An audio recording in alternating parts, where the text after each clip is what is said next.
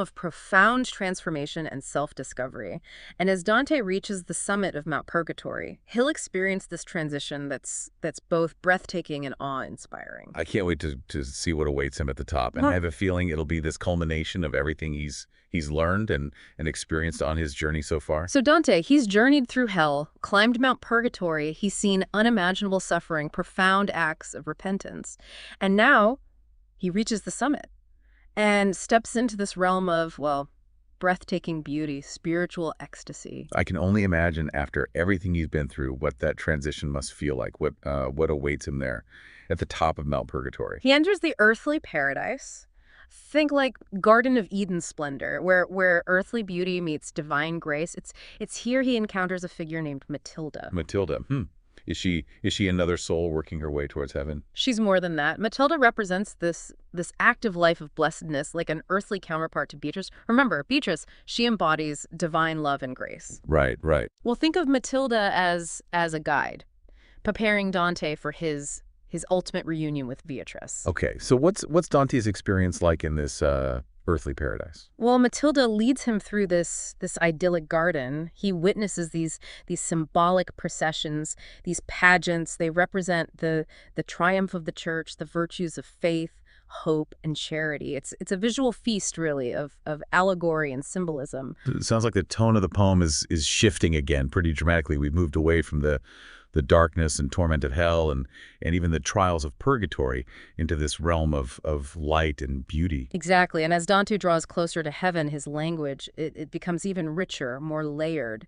filled with this vibrant imagery that evokes a sense of, well, spiritual ecstasy, the earthly paradise. It's a transitional space, a taste of the divine glory that awaits him. So does he finally reunite with his beloved Beatrice in this paradise? He does, and it's a moment of, well, profound emotional and spiritual significance. Imagine, you're overcome with awe and love as Beatrice appears, radiant, divine, surrounded by angels, bathed in heavenly light.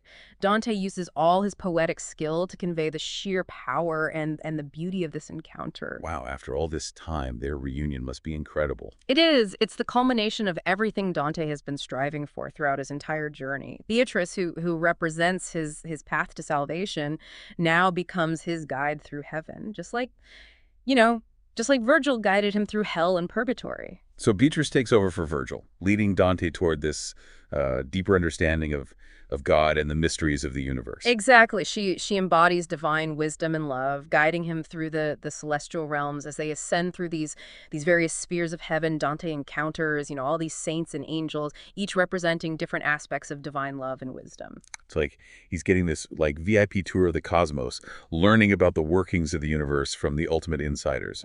Exactly. Dante grapples with these complex theological concepts. He explores the nature of time and eternity. And ultimately, he reaches this state of ecstatic union with God, described as this vision of blinding light and an overwhelming love. That sounds like an experience it's almost impossible to put into words. It is. Dante's attempt to describe his vision of God is one of the most, powerful and moving passages in all of literature. He's trying to articulate the ineffable, to capture the essence of transcendence and divine union. So after all the trials, the tribulations, the darkness, the despair, Dante finally achieves this state of pure bliss, spiritual enlightenment. Yes. And it's a reminder that even in the midst of our own, struggles and suffering, there's always this possibility of redemption and transcendence. Dante's journey it's a testament to the enduring power of hope, of faith, and the human capacity for love and spiritual growth. What an incredible deep dive this has been. I mean, we followed Dante from the fiery depths of hell to the sublime heights of heaven. What's the biggest takeaway here? What can we learn from Dante's epic adventure? I think Dante's Inferno, it reminds us that life is a journey. And even when we're faced with, adversity and temptation, we have the power to choose our path, to seek forgiveness, to strive for a higher purpose. It's a call to self-reflection, to confront our inner demons and embrace the transformative power of love, of grace, and the pursuit of truth. It's a message that resonates, even centuries after Dante wrote it. Yeah. As we wrap up our deep dive into the Inferno, I encourage you to consider, what lessons you can apply to your own life. What demons do you need to confront? What paths to redemption might you seek? The journey, as Dante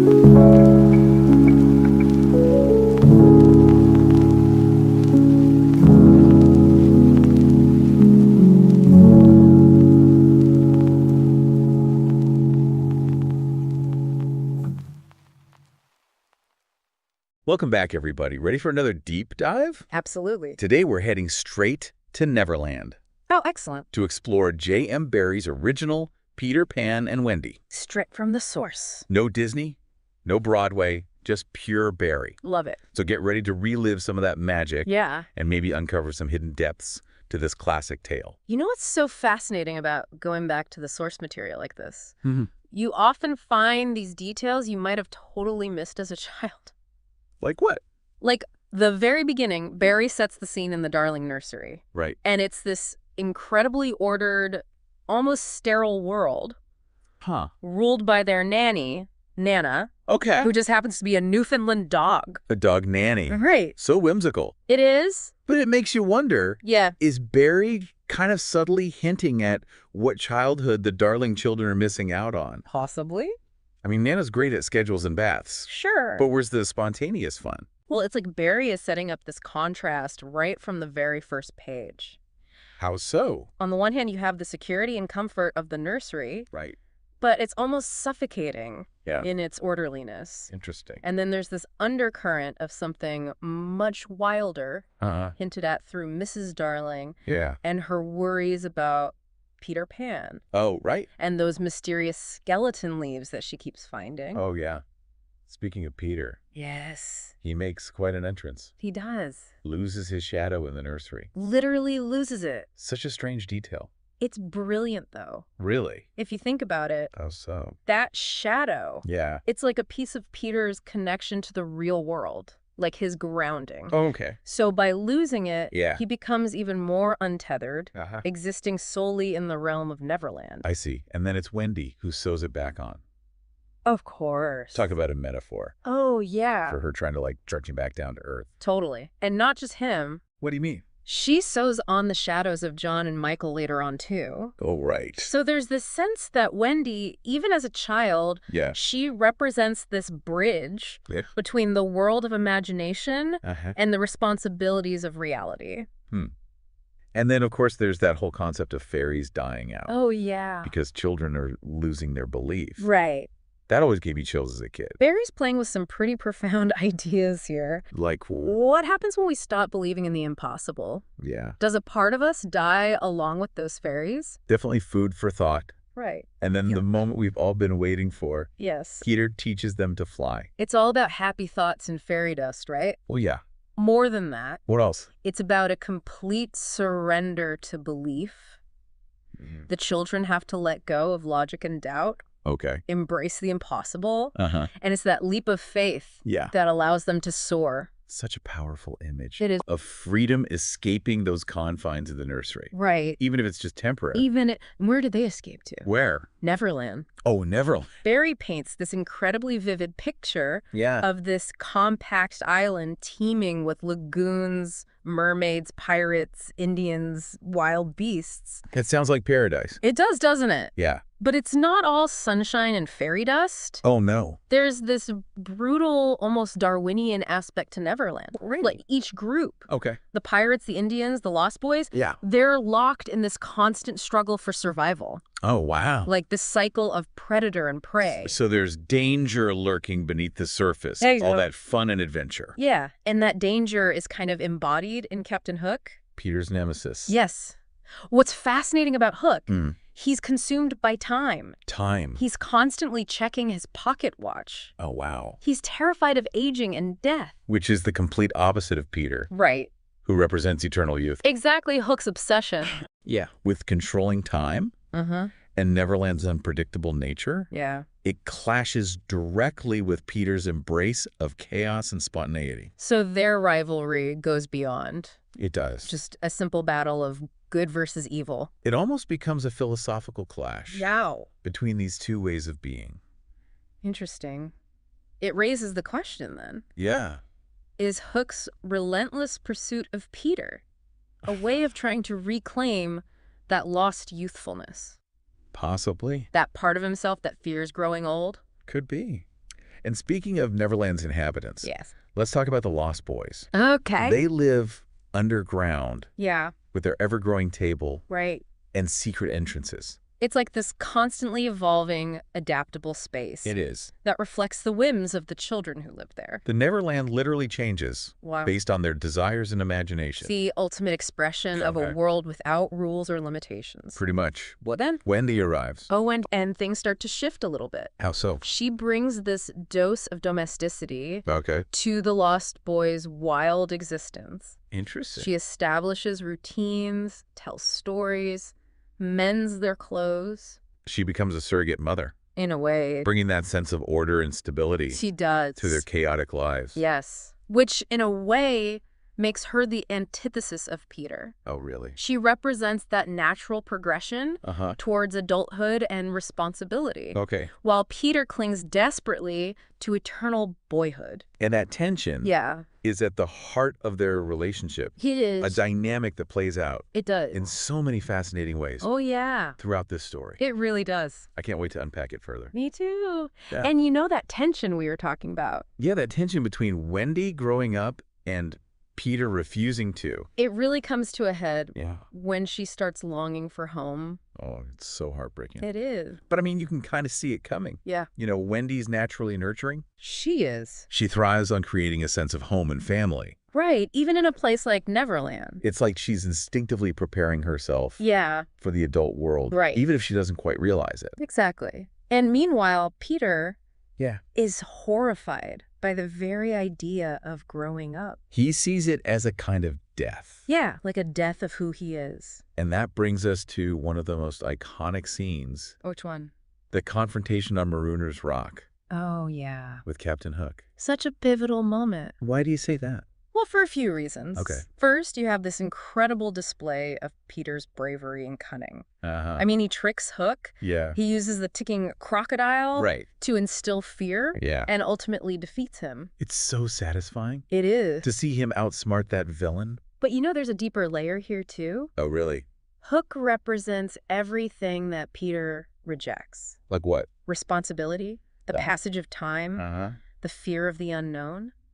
So by vanquishing Hook, Yeah. Peter is symbolically conquering those fears. At least for a while. But those fears are still lurking, aren't they? Oh, absolutely.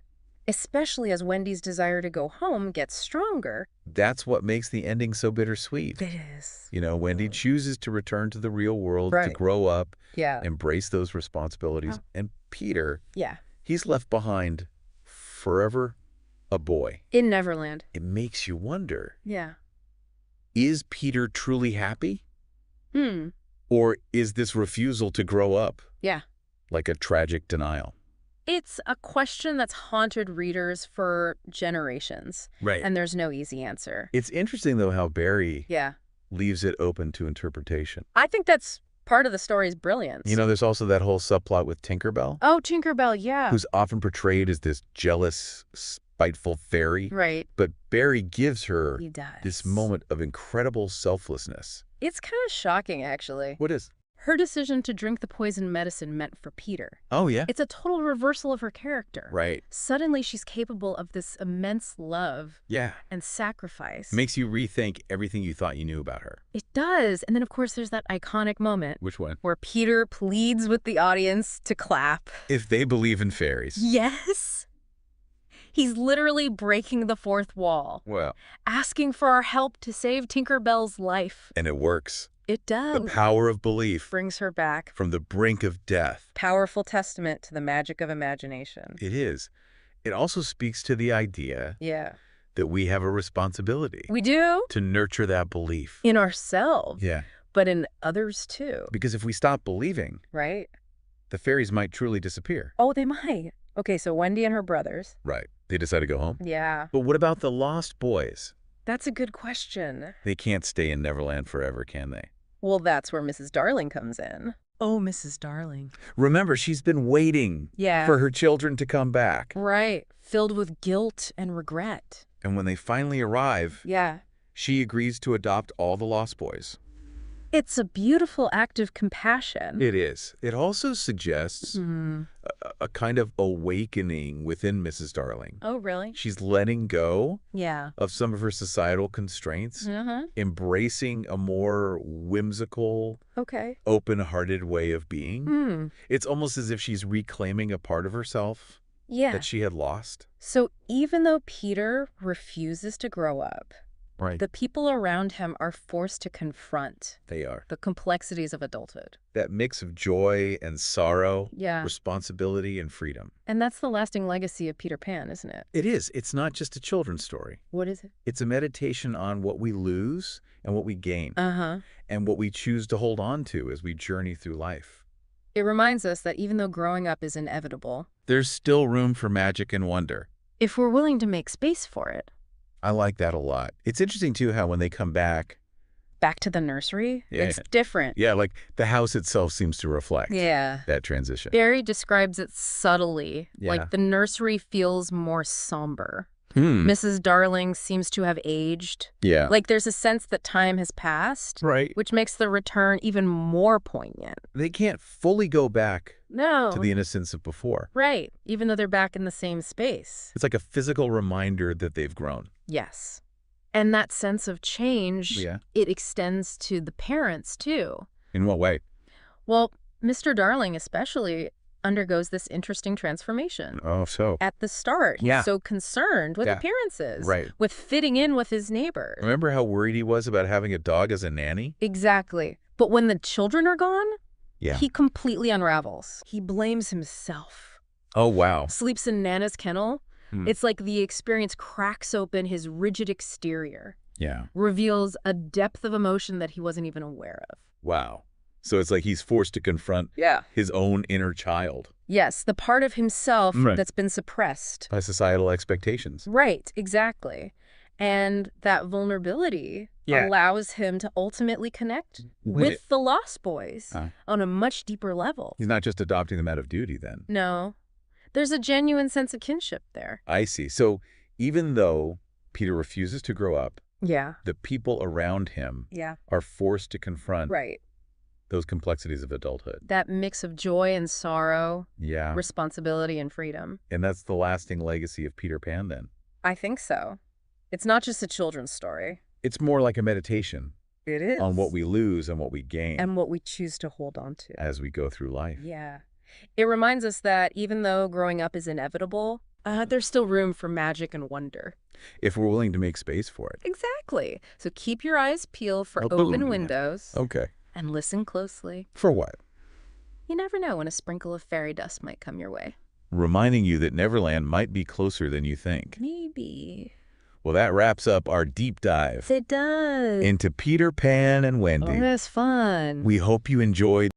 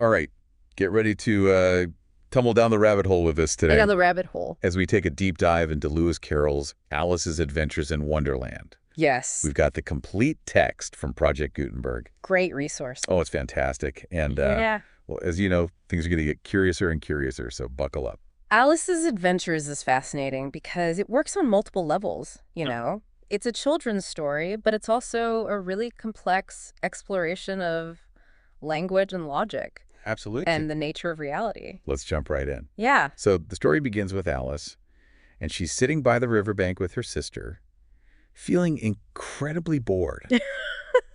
I mean, haven't we all been there? Just, Well, that yearning for something. Absolutely. It's crucial, that boredom, because it makes her receptive to the impossible. Yeah. When the white rabbit rushes by, pocket watch in hand, she's immediately intrigued. She doesn't even hesitate to follow him, even though he's clearly not your average rabbit. No. Right. Her curiosity overrides any sense of caution. Yeah. It's like she's been waiting for an adventure, and this is her chance to seize it. And what an adventure it is. I mean, the fall down the rabbit hole is so sudden, so disorienting. It is. One minute she's on solid ground, and the next she's, Yeah. plummeting into the unknown. The description of that fall is so vivid, you know. Carol has her passing cupboards and bookshelves and maps as she's falling. Yeah. It's like a whirlwind tour of the world that she's leaving behind. What do you think is going through her mind as she's falling? Well, I think there's a sense of wonder, but also apprehension, right? I mean, she's entering a world where the ordinary rules no longer apply. For sure. And that becomes very clear Yeah. very quickly as she starts shrinking and growing. Right. And first, we've got the drink me potion. Yeah, even though she's curious, Yes. she's also cautious. Yes. She checks for a poison label first, Uh-huh. which shows a level-headedness, I think, Yep. that you wouldn't necessarily expect from a child. She's already thinking things through. Yeah, it's an early indication that Alice, despite her youth, isn't going to blindly accept everything she encounters in Wonderland. Right. She's going to question, she's going to analyze, Yeah. and she's going to try to make sense of it all. But making sense of Wonderland is, well, it's a challenge. Her size is changing so unpredictably. Yeah, And it's so physically uncomfortable. right. I mean, can you imagine growing so tall that you hit your head on the ceiling and you have to stick your arms out the windows? Carol's use of physical comedy here is brilliant. Yeah. I mean, he grounds the fantastical in the relatable, you know. We may not have experienced sudden growth spurts, Right. but we've all felt awkward and Yeah. out of place at times. And then there's the pool of tears. Oh, yeah, Literally, she cries a river, creates a sea of her own tears. exactly. It's such a powerful image of, I think. It's as if Carol is saying that our feelings, especially as children, can have a profound impact on how we experience the world. Yeah. And swimming through this sea of tears, she encounters all these strange creatures. Yeah. The dodo, the lorry, the mouse. Yeah. Like a bizarre parade of personalities, It is. each one more peculiar than the last. It's here that we really start to see Carol's love of wordplay and nonsensical humor. Yeah. Like when the mouse tries to tell a dry history lesson, that ends up being completely unrelated to the situation. And poor Alice, she's trying so hard to follow the conversation, Yeah. to be polite. But she ends up offending the mouse. Yeah, it's so relatable. It is. It's like trying to navigate a social situation Yeah. where the rules have vanished. Miscommunication is a recurring theme in Alice's adventures. Yeah. It highlights those challenges of understanding and being understood, especially in a world where language itself seems to be playing tricks on you. And just when you think it can't get any stranger, Alice encounters the white rabbit again. Yeah.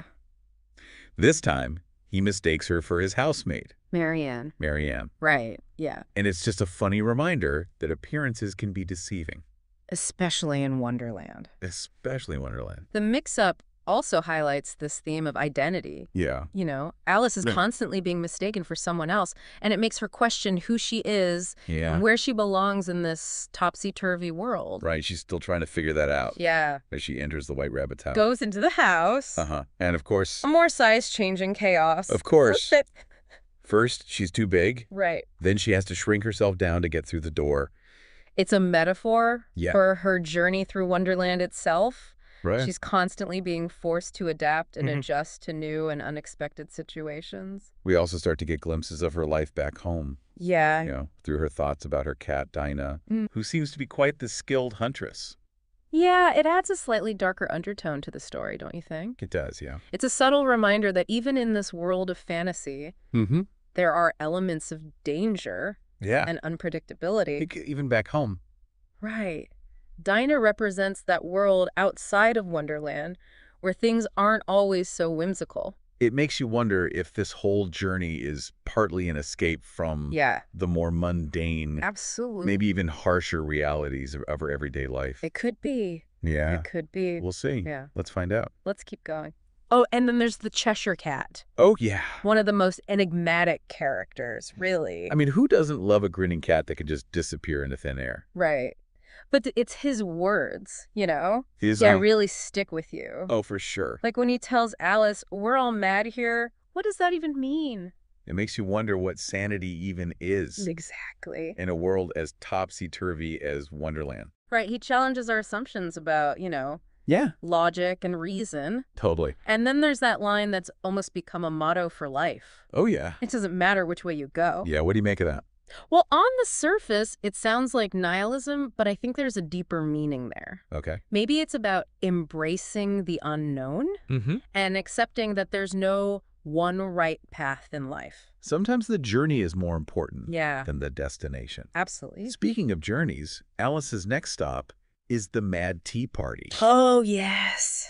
This is where things get really interesting. The Mad Tea Party, one of the most iconic scenes in literature. It's brilliant. It really is. It's this perfect blend of humor and absurdity and social commentary all in one. It's like Carol just took all the rules of polite conversation, right? Yeah. Threw them out the window. Next 'em. And then invited us to this tea party where time stands still. Uh-huh. Whittles make no sense. Yeah. A dormouse is used as a cushion. I mean, come on. What is going on? The scene is just full of wordplay and double meanings. Yeah. You know, the Hatter and the March Hare constantly interrupting each other, Right. asking nonsensical riddles, Yeah. shifting places at the table. It's madness. It's a satire of social conventions Okay. and these meaningless rituals that we often find ourselves trapped in. And poor Alice. Yeah. Trying to make sense of it all. It's like trying to solve a puzzle Yeah. with missing pieces. Exactly. And I think that's something we can all relate to, right? Oh, absolutely. We've all been in those conversations Yeah. where it's like the rules of communication have vanished. Where words lose their meaning Yeah. and logic takes a backseat to absurdity. Makes you want to scream. It really does. Or maybe that's just me. Maybe. So speaking of madness, Oh, yeah. Alice's next encounter Here we go. is with the Queen of Hearts. Yeah. The Queen of Hearts. Not exactly known for her, Patience, forgiving nature. off with their heads. Her favorite phrase. It's a little terrifying. It is, even though the Griffin later suggests that she never actually carries out those threats. Right. But still, that constant threat of execution Yeah. creates this atmosphere of fear and obedience. And nowhere is that more apparent than in the Queen's croquet game. Oh, the croquet game. Togs for balls, flamingos for mallets. It's hilarious. It's kind of unsettling, though. It is. It highlights the absurdity of trying to impose order Mhm. on a world that's inherently chaotic. It makes you wonder about rules, Yeah. and who gets to make them. Yeah. It's enough to make anyone want to escape, Yeah. which is exactly what Alice tries to do. She tries to get away. She does, but then she runs into the Mock Turtle and the Griffin. Oh, these two. What do you make of them? They're fascinating, They exist in this world of perpetual sorrow, Yeah. and their tales of woe are both funny and heartbreaking at the same time. It's that Melancholy. melancholy, yeah. But also, like you said, funny. The Mock Turtle story about his education. Oh, yeah. Lessons in uglification and mystery. Come on. It's like Carol is poking fun at the traditional education system. I think so. The way it prioritizes rote learning Yeah. over true understanding. I'd see that. And he's also highlighting the way that language can be used to obfuscate rather than illuminate. It's true. And then there's the lobster quadrille, Oh, my goodness. a dance so strange and nonsensical. What is that? It could only exist in Wonderland. I mean, really, what was Carol thinking?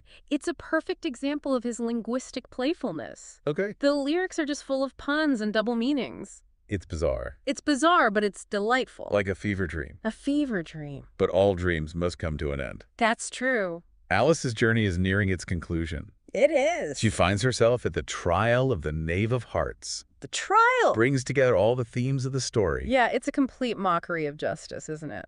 It is. The evidence is nonsensical. The witnesses are unreliable. The judge is biased. It's a satire of the legal system. The Yeah. way that truth and fairness can be manipulated. By those in power. By those in power, exactly. And it's during the trial that Alice finally finds her voice. She does. She stands up to the queen. She challenges the absurd proceedings. She refuses to be silenced. It's a pivotal moment Yeah. in her journey. She's not that passive little girl anymore. Right. She's She's learned. She's learned. And she's ready to assert herself. Yeah, But defiance has consequences. it does. The queen orders her execution, Oh, no. and Alice is surrounded by a pack of cards. And And she wakes up she wakes up. back on the riverbank with her sister. Was it all a dream? That's the question, isn't it? The question that lingers. That lingers. So was it all just a dream? It's the question that lingers, right? Yeah. Was it all in her head? Was this just, A figment of her imagination. a product of her boredom?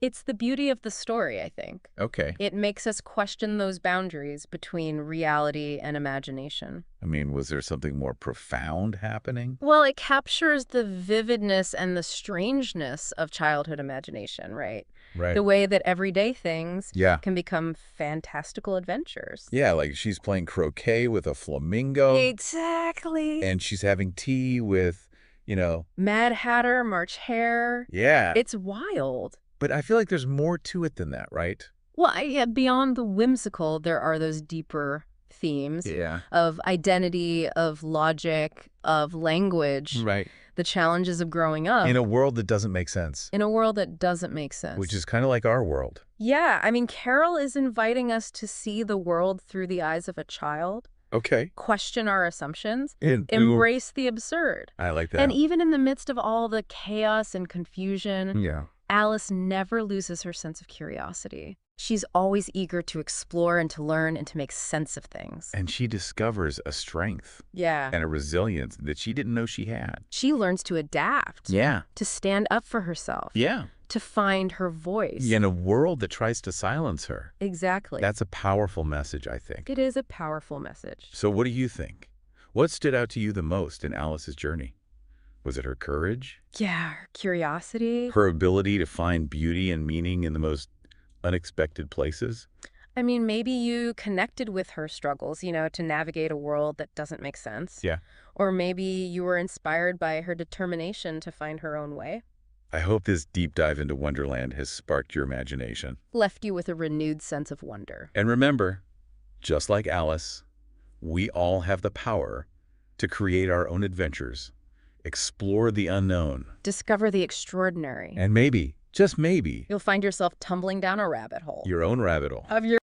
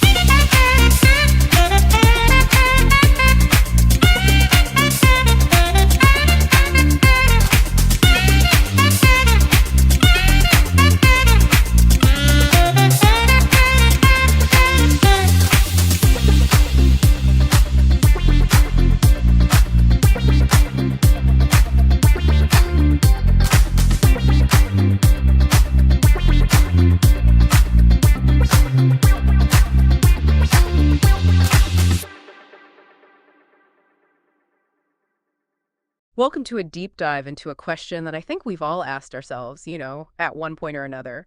What am I meant to do with my life? What's my purpose? Luckily, we've got Paulo Coelho's The Alchemist to help us out here, plus all sorts of insights into the book and even Coelho himself.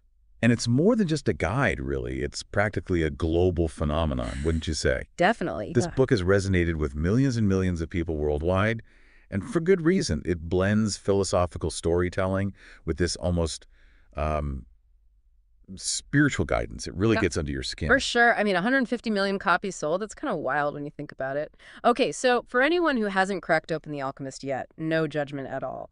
Let's start with the story's soul, right? We meet Santiago, this Andalusian shepherd who keeps having this recurring dream about, wait for it, treasure at the Talk pyramids. about ambitious, right? Yeah. But this isn't just about literal treasure. Hmm. Coelho uses Santiago's journey as a metaphor Mm. um, Yeah. for anyone chasing their deepest aspirations, that thing they were, meant to do. He calls it your personal legend. Right, your personal legend. Okay, so how does this shepherd boy even begin to chase this personal legend? I mean, it's not like he can just book a flight to Egypt on kayak or something. Right. And that's where this idea of omens comes in. Melchizedek, this wise old king Santiago, meets early on. He tells him to pay attention to the signs and symbols that appear in his life. They act as these guideposts, see?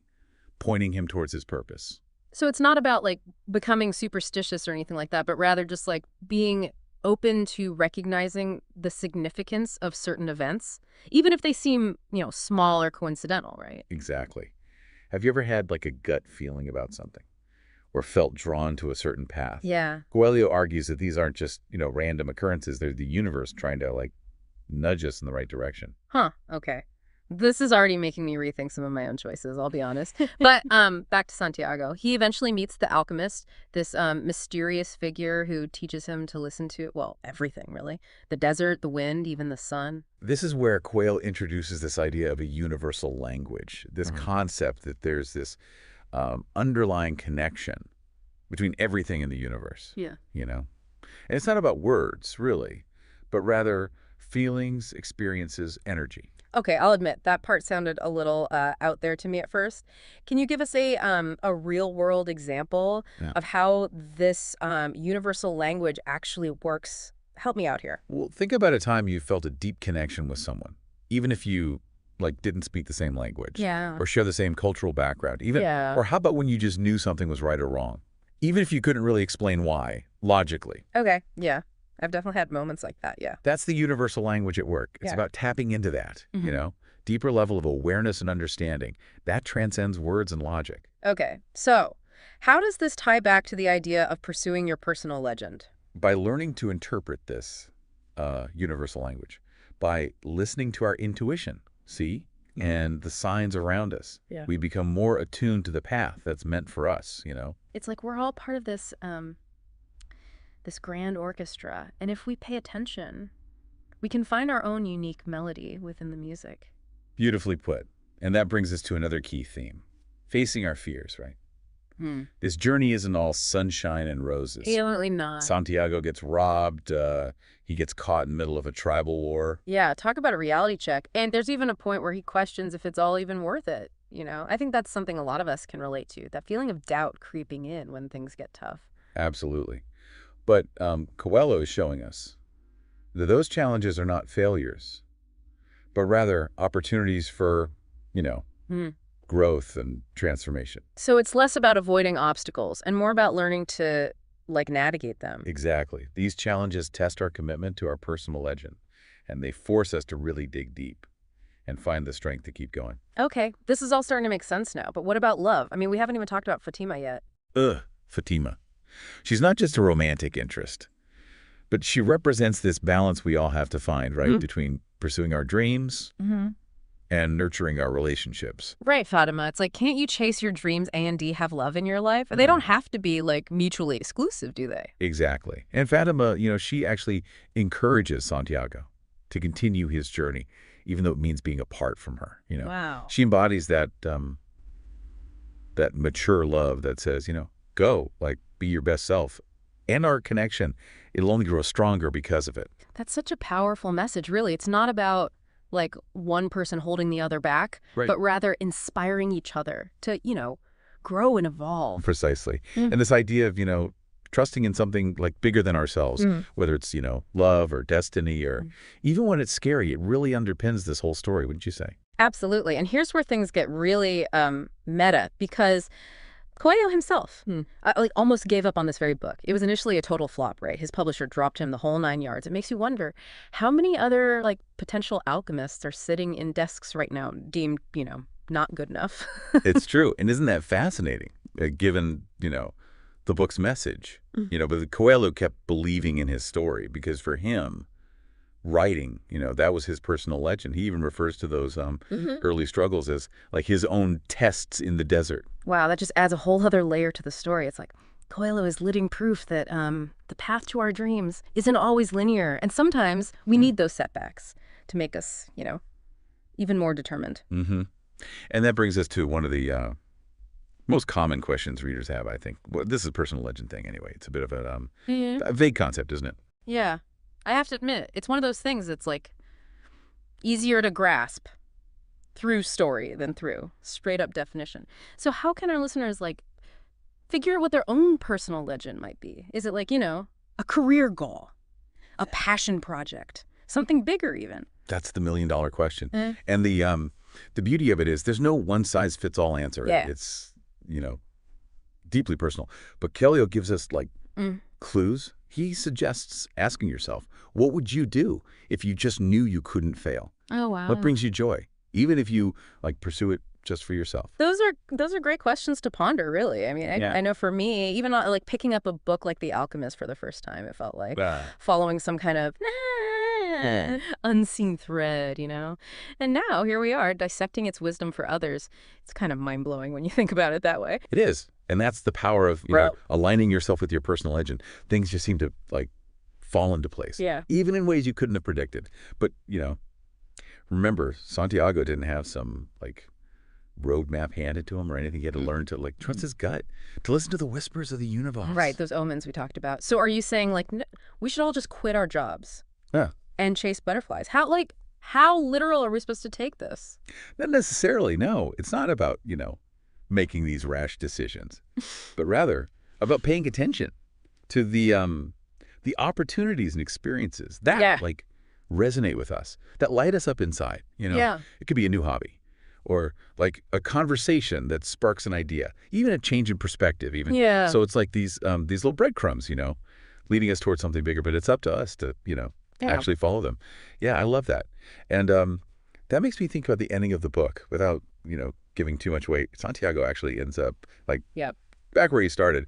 That's right. Yeah. He literally circles back to his starting point. And I think I think that trips a lot of people up, actually. I didn't expect this, like this grand finale, this, pot of gold at the end of the rainbow. Yeah, totally. Because, I mean, on the surface, it sounds like he went through all that for nothing. Right. But that's not really the message, is it? Not at all, no. Remember what we were saying about, the journey being just as important as the destination. Right. By going through all those, trials and transformations. Santiago becomes the kind of person who's like ready for his personal legend, who can, actually recognize it and receive it, even if it even if it appears in a way he didn't expect. Yeah. Yeah. Okay. I'm starting to see how all these pieces like fit together now. It's like the real treasure was, inside him all along.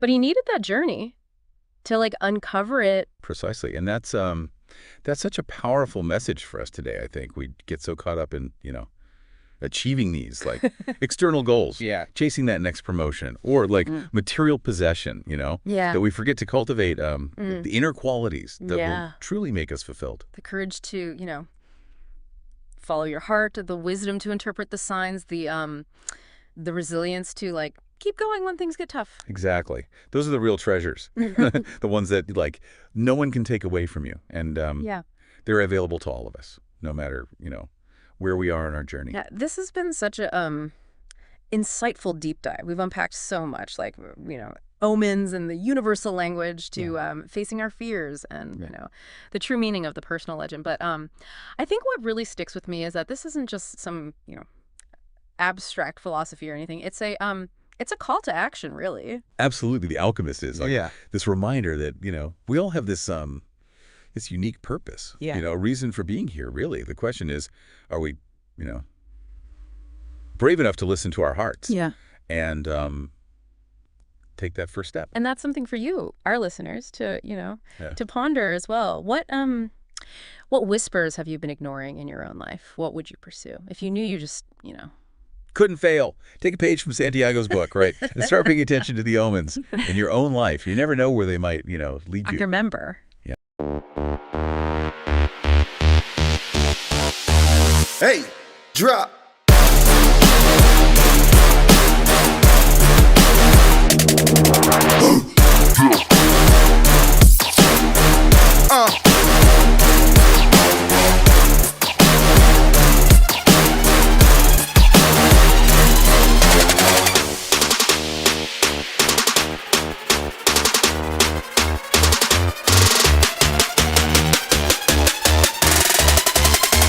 Yeah, hey, drop.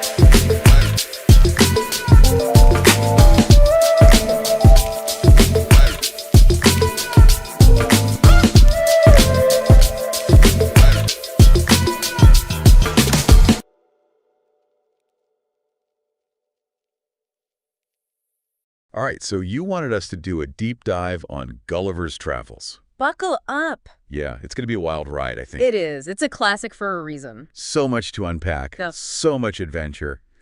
And as always, we're going to be diving into the original text. So Oh, yeah. Straight from the source. straight from the source, no adaptations, no modern interpretations. Yes. Just Jonathan Swift in all his satirical glory. Absolutely. And our mission, if you will, is to sort of guide you through Gulliver's journey. For beginning to end. Yeah, to really kind of chart his adventures. Each one is unique in its own way. Yeah. So to start, let's talk about that first voyage. Okay. He's an experienced sailor, Right? thinks he's going on just another routine journey when, bam, his ship is wrecked Classic. in a crazy storm. He washes ashore and wakes up, and he is tied down by these tiny, tiny people. The Lilliputians. The Lilliputians, can you imagine? I mean, what a way to wake up. Seriously, I'd freak out. So he's this big, seasoned sailor, and suddenly he's a giant, Right, like totally vulnerable. totally vulnerable, at the mercy of these, 6-inch tall people. It's such a great image. Oh, the imagery that Swift uses is so vivid. Like they have to build this massive platform just so their emperor can even talk to him. And all those tiny cooks making his meals. Oh, yeah. 600 of them, right? Yeah. Like, could you picture that? With these tiny, tiny beeves? It's comical, but it also makes you think about Gulliver's situation. Oh, for sure. Mm. He's utterly dependent on them for everything. And then there's the language barrier, right? Oh, that hic in it to go. I can only imagine what that sounded like. It must have been so bizarre. But he actually manages to pick up their language and customs.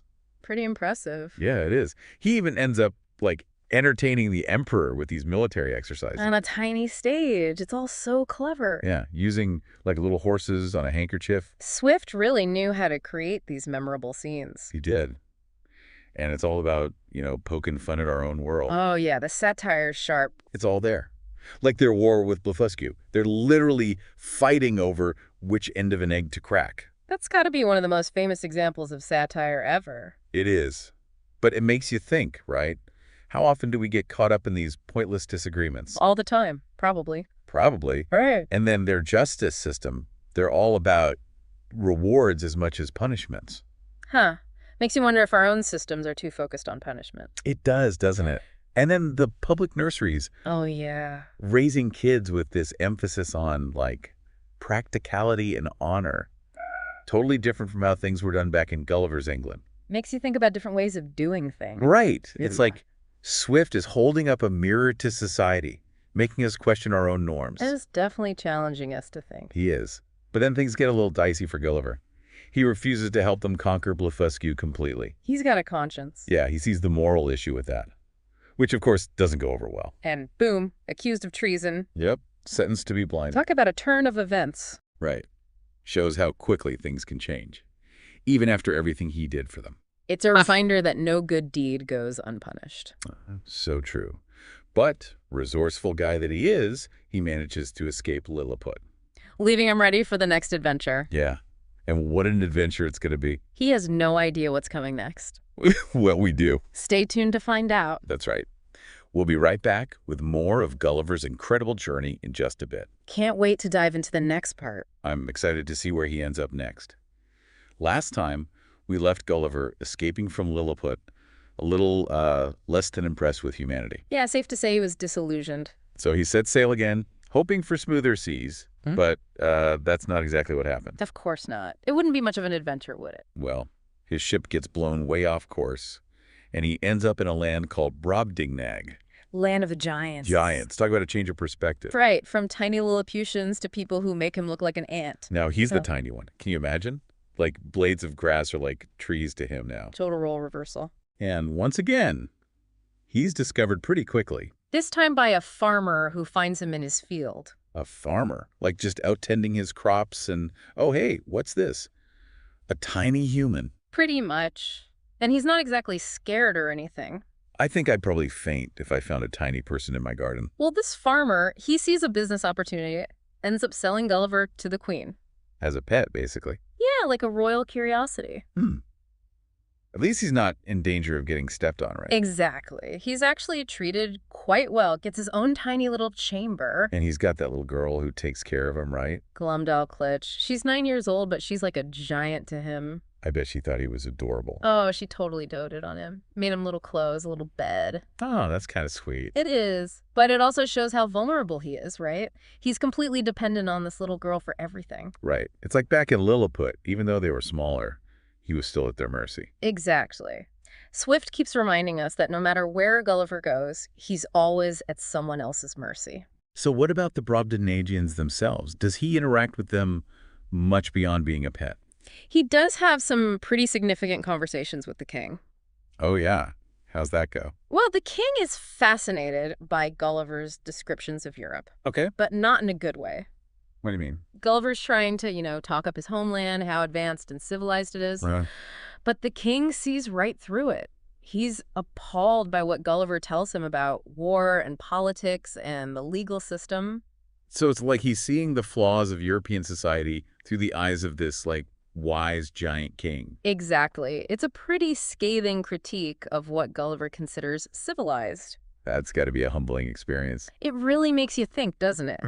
About what we consider progress and what truly matters. It makes you question your perspective. That's what's so great about Gulliver's travels. Yeah.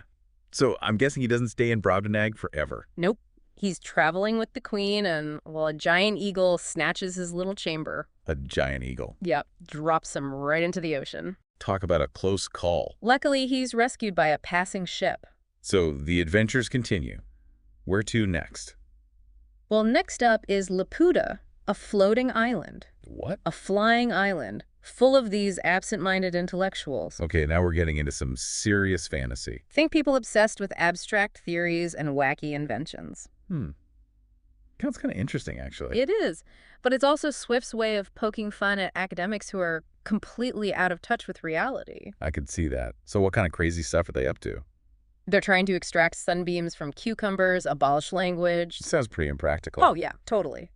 But Gulliver visits their academy, and it's a real eye-opener for him. In what way? He sees all these bizarre experiments and meets these scholars who are more interested in theories than, actually helping people. It sounds like Swift is criticizing knowledge for knowledge's sake. Yeah, he's saying it should have some practical value, benefit society in some way. Makes you think about research today, right? Is it all useful?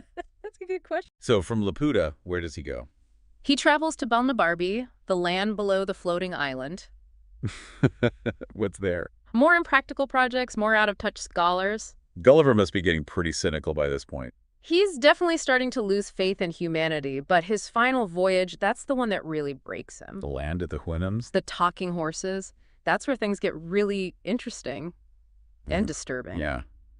Can't wait to dive into that one. Okay, so we've gone from tiny Lilliputians to giant Brobdingnagians, even a flying island full of wacky intellectuals. And now for the grand finale. The land of the Houyhnhnms. This is where Swift really takes the gloves off. Yeah, the satire gets pretty intense in this one. It's all about confronting those uncomfortable truths about human nature. And we meet the Yahoos. Not exactly our most flattering portrayal, is it? I mean, they're basically brutish, uncivilized humans, right? Yeah. Swift is using them to represent the worst of humanity, like everything the Houyhnhnms find repulsive. So you got these noble, rational horses running things. Living by reason and virtue. And then the Yahoos embodying all those base instincts. Greed, lust, violence, you name it. And poor Gulliver is caught in the middle. Yeah, he's disgusted by the Yahoos. Rightfully so. But the Houyhnhnms, they just see him as a slightly smarter Yahoo. Ouch. That's gotta sting. I mean, he's trying to show them that humans aren't all bad. He's desperately trying to prove that we're capable of reason and virtue. But they just can't get past his appearance. I can't imagine how frustrating that would be. He spent his whole life thinking of himself as civilized and rational. And now he's being lumped in with these, like, filthy, irrational creatures. He tries to explain human society to them, our customs and institutions. Oh, that must have been interesting. Well, it just ends up horrifying them. Like, imagine trying to explain war to a horse that only understands pure reason. It would be like trying to explain modern art to a toddler. It just wouldn't compute. Exactly. Their minds just can't grasp that level of, well, irrationality. It goes against everything they believe in. So does he ever manage to win them over? Not really. He comes to admire their way of life. Yeah, their simplicity and virtue. But they ultimately see him as a threat. A threat. Because he's a Yahoo at heart. Basically. They can't accept that he could be any different, despite his intelligence. So they kick him out. Pretty much. He's forced to leave, rejected by the creatures he's come to admire. What a way to end his journey. Rejected by the most rational beings he's ever met. He goes back to England a broken man. Really? Yeah. Can't stand the sight of other humans, even his own family. Wow. After all his adventures, he ends up completely disillusioned with his own species. It's a bleak ending, but it's a powerful one. It really makes you think about what it means to be human. Right. Are we capable of being rational like the Hununs? Or are we doomed to be ruled by our baser instincts, like the Yahoos? That's the question Swift leaves us with. And it's a question that's still relevant today. Definitely. Well, this has been quite the deep dive. It's a journey you don't soon forget. Gulliver's Travels takes you to these amazing places, Makes you laugh, makes you think. and it definitely challenges your perspective. That's the power of satire. So if you haven't read it yet, I highly recommend it. It's a classic for a reason. It'll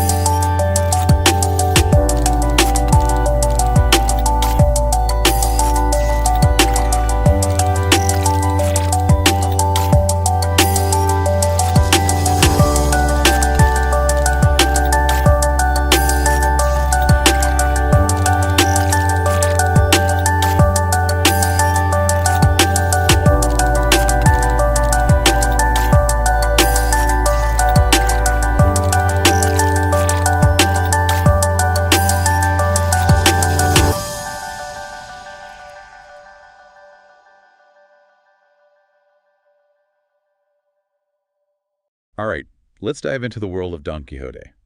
We've got excerpts from the novel, and trust me, this is no ordinary story. You know, what's fascinating is that the author, Miguel de Cervantes, led an adventurous life, too. Oh, really? Tell me about that. Well, he was a soldier, got wounded in battle, even captured by pirates. Wow, that's incredible. It's no wonder his writing is full of action and intrigue. Definitely. So he takes that experience and writes this story about an aging bookworm, Alonso Quijano, who becomes obsessed with chivalric romances. Right, obsessed to the point he decides to become a knight-errant himself. He takes on the name Don Quixote, and that's where the adventure begins. But it's important to remember Cervantes isn't just writing a funny adventure story. Oh, what else is going on? He's writing during a period of great change.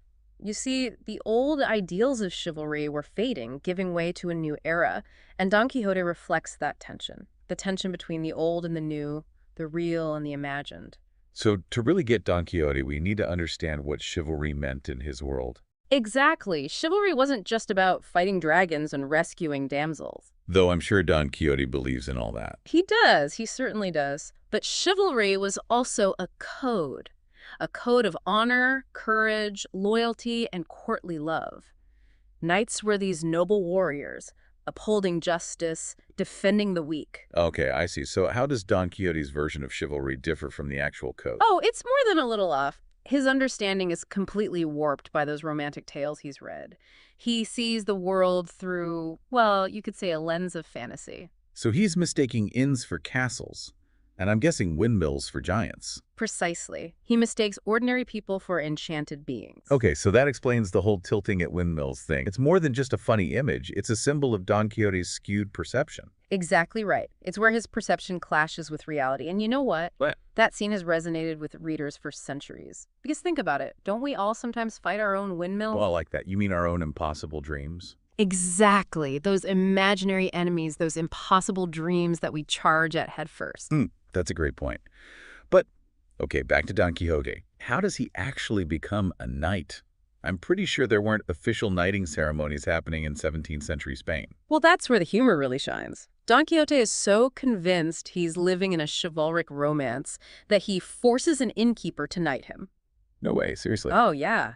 He stumbles into an inn, mistakes it for a castle, and demands the innkeeper, who is obviously bewildered by this, perform the ceremony. Wait, so he makes the innkeeper do it? He does. It's a scene full of comic brilliance. You have Don Quixote, deadly serious in his delusion, kneeling before this completely ordinary, flustered innkeeper. I can only imagine the poor innkeeper. I know, right? It really sets the tone for the whole novel. This perfect blend of humor, adventure, and a deep exploration of how we perceive the world. So once he's knighted, he sets off on his adventures. Oh, yes. And he's got company. He convinces a local peasant, Sancho Panza, to be his squire. Sancho Panza, of course. He promises him riches and a governorship in return. Yes. So Sancho Panza, he's the voice of reason in all this.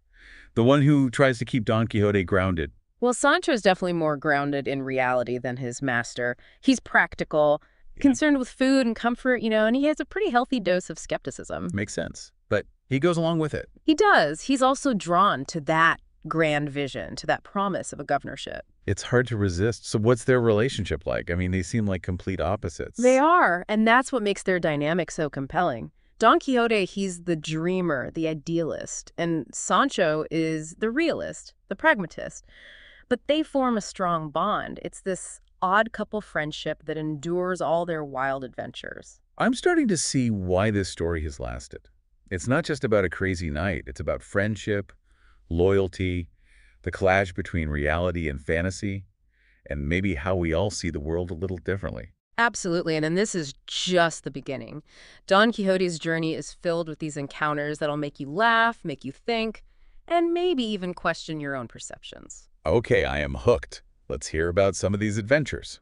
All right, so Don Quixote is a self-made knight-errant. He is. And he's got his squire, Sancho Panza, at his side. What happens next? Well, one of the first and most iconic encounters is with windmills. Don Quixote sees them in the distance and is convinced they're giants. Ah, the tilting at windmills scene. It's such a famous metaphor. It is. I'm curious, how does it actually play out in the novel? Oh, it's a brilliant scene. Hilarious and thought-provoking. He charges at the windmills with his lance, believing, of course, that he's engaging in a heroic battle. Horn. But his lance gets caught in the blades and he's thrown from his horse. Ouch. That sounds painful. But he doesn't give up his delusion, right, even after that. Not at all. He rationalizes the failure, claiming a magician must have transformed the giants into windmills to rob him of his victory. Wow. So even in defeat, he holds on to that worldview. Absolutely. It's a classic example of how Don Quixote's mind works. He's constantly reinterpreting reality to fit his chivalric worldview. But he's living in a completely different dimension, Right. where logic just doesn't apply. What about Sancho Panza? What's he thinking during all of this? Well, Sancho, ever the pragmatist, tries to tell him. He tries to tell Don Quixote that those are just windmills, but his master won't listen. Of course not. And this difference in perception, it becomes a recurring theme throughout their journey. Sancho sees the world for what it is. Don Quixote sees what he wants to see. That's such a great point. It's like this constant push and pull between those two perspectives. But their adventures don't stop at windmills, do they? Oh, no, they don't. They have all sorts of encounters, each one more outlandish than the last. Like what? Well, they meet a group of friars whom Don Quixote mistakes for kidnappers. Kidnappers. They come across a flock of sheep that he believes is an army, and he even gets into a fight with muleteers over a barber's basin. Wait, a barber's basin. What's so important about a barber's basin? Well, to Don Quixote, it's not just a basin. He becomes convinced that it's the legendary helmet of Mambrino. The helmet of Mambrino. A magical object from chivalric lore, supposed to make the wearer invincible. So he's walking around with a basin on his head thinking it's this magical helmet. He is. That's amazing. It's like his imagination takes these ordinary objects and transforms them into something extraordinary. You got it. And it's not just objects. He encounters real people and reimagines them, too, to fit his fantasies. He meets this peasant woman named Aldonza Lorenzo. Okay. But in his mind, she becomes Dulcinea del Toboso, his idealized lady love, worthy of his knightly devotion. So he creates this whole chivalric romance in his head, Right? casting himself as the hero, Dulcinea as his damsel, and everyone else just plays along in his story. Exactly. But here's the thing. Yeah.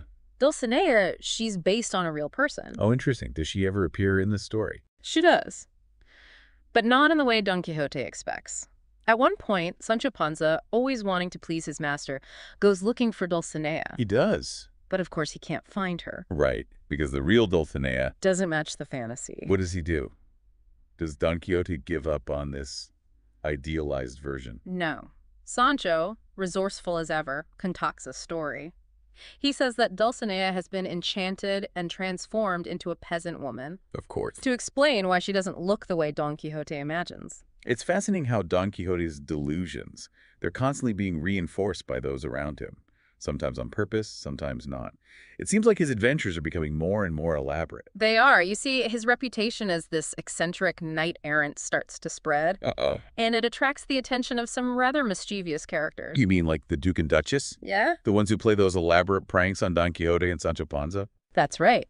The Duke and Duchess hear tales of Don Quixote's exploits, and they decide to have a little fun at his expense. They invite him and Sancho to their castle, pretending to believe that Don Quixote is a genuine knight-errant. That's when things take a turn toward the surreal, right? Oh, absolutely. They orchestrate all these elaborate hoaxes. Fake adventures, staged battles. They even create this flying wooden horse called clavileño, all for their own amusement. It makes you wonder, are they being cruel? Or is there something else going on here? Are they mocking Don Quixote, or are they indulging his fantasies? That's a great question. It's a question that's puzzled readers for centuries, really. There's a fine line between mockery and admiration in the way they treat him. They exploit his delusions, but they also seem to recognize something, maybe a certain nobility, in his unwavering belief in his own heroic narrative. It's a complex dynamic. On the one hand, you've got Don Quixote, this figure of ridicule.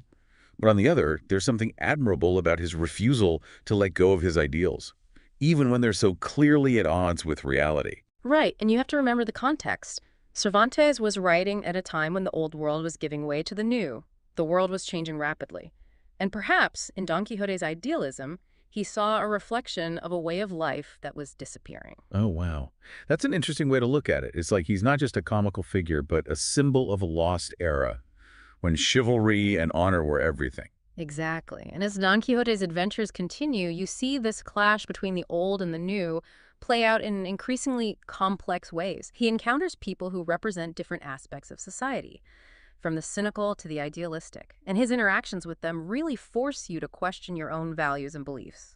So Don Quixote is so much more than just a funny story. It is. It's like a satire of chivalric romances, a commentary on a changing world, and this deep exploration of human nature. You've got it. And as we get to the final stages of Don Quixote's journey, we'll see all those themes come together in a truly unforgettable conclusion. Last time, we left Don Quixote and Sancho Panza with that Duke and Duchess. Yeah. And all their pranks. What happens next? Well, the Duke and Duchess keep it up with their games, but something interesting happens with Sancho Panza. You know, he's always been the practical one. But they decide to test him. Oh, how do they do that? They appoint him governor of this small island. It's called Barataria. Hold on. They actually make him a governor. Like, as a joke. Yeah, pretty much. But here's the thing. Sancho, he actually takes his duties seriously. Wow. He governs with this wisdom and compassion. You wouldn't expect it. He shows this natural sense of justice. It surprises everyone, maybe even Sancho himself. So the bumbling squire, always looking for a place to rest and a good meal, he turns into a wise and just ruler. He does. And it really shows Cervantes' genius that he gives this seemingly simple character so much depth. Sancho is more than just comic relief. He represents the common man, you know, with all his flaws and his goodness. That's really interesting. Makes you wonder, is there a little Don Quixote in Sancho, too? Has some of that idealism rubbed off on him? But what about Don Quixote? How does he react to Sancho's governorship? He's proud of him, of course, and he offers Sancho advice, tells him how to rule justly, but Don Quixote, his mind is still fixed on his own quest. Right. He keeps having these adventures, some funny, some sad, but he starts feeling the weight of his illusions. So he's starting to realize maybe the world isn't like those chivalric romances. Yeah, you see these moments of disillusionment, glimpses of the real world breaking through that fantasy he's built, and these moments, they become more frequent as the story goes on. I see. What about Dulcinea? Does he ever see her again? The real Dulcinea, not the one in his head. He does, and it's a sad encounter, really. Sancho tries to protect his master from reality. He keeps up that charade, you know, that Dulcinea has been enchanted, but Don Quixote, he sees through it this time. He is devastated. Oh, wow. This woman he's worshipped from afar, just an ordinary woman, not the great beauty he imagined. That must have been a huge blow for him, like the foundation of his fantasies crumbling. Yeah. It's a turning point in the story. After that, Don Quixote's adventures, they become less about glory and more about looking inward and realizing he won't live forever. So how does it all end? Does Don Quixote ever fully come back to reality? In the end, he goes home, defeated and disillusioned. He lets go of those chivalric delusions, and he dies peacefully in his own bed. It's bittersweet, but it also feels right somehow. It does sound a bit sad. But is it really? He lived his life the way he wanted. He chased his dreams, even if they weren't real. And that's the amazing thing about Don Quixote. It leaves you with more questions than answers. Was he a fool chasing windmills? Or hero? Is it better to live in a fantasy? Or to face reality? Cervantes doesn't tell you what to think. He wants you to figure that out for yourself. What an incredible journey. From those hilarious first steps as a self-made knight to the end with Don Quixote accepting reality. This story has taken us through so many emotions. And it still resonates with people centuries later. His quest might be over, but his spirit, his idealism, his beloved imagination, it's still inspiring. Thank you for joining us as we took this deep dive into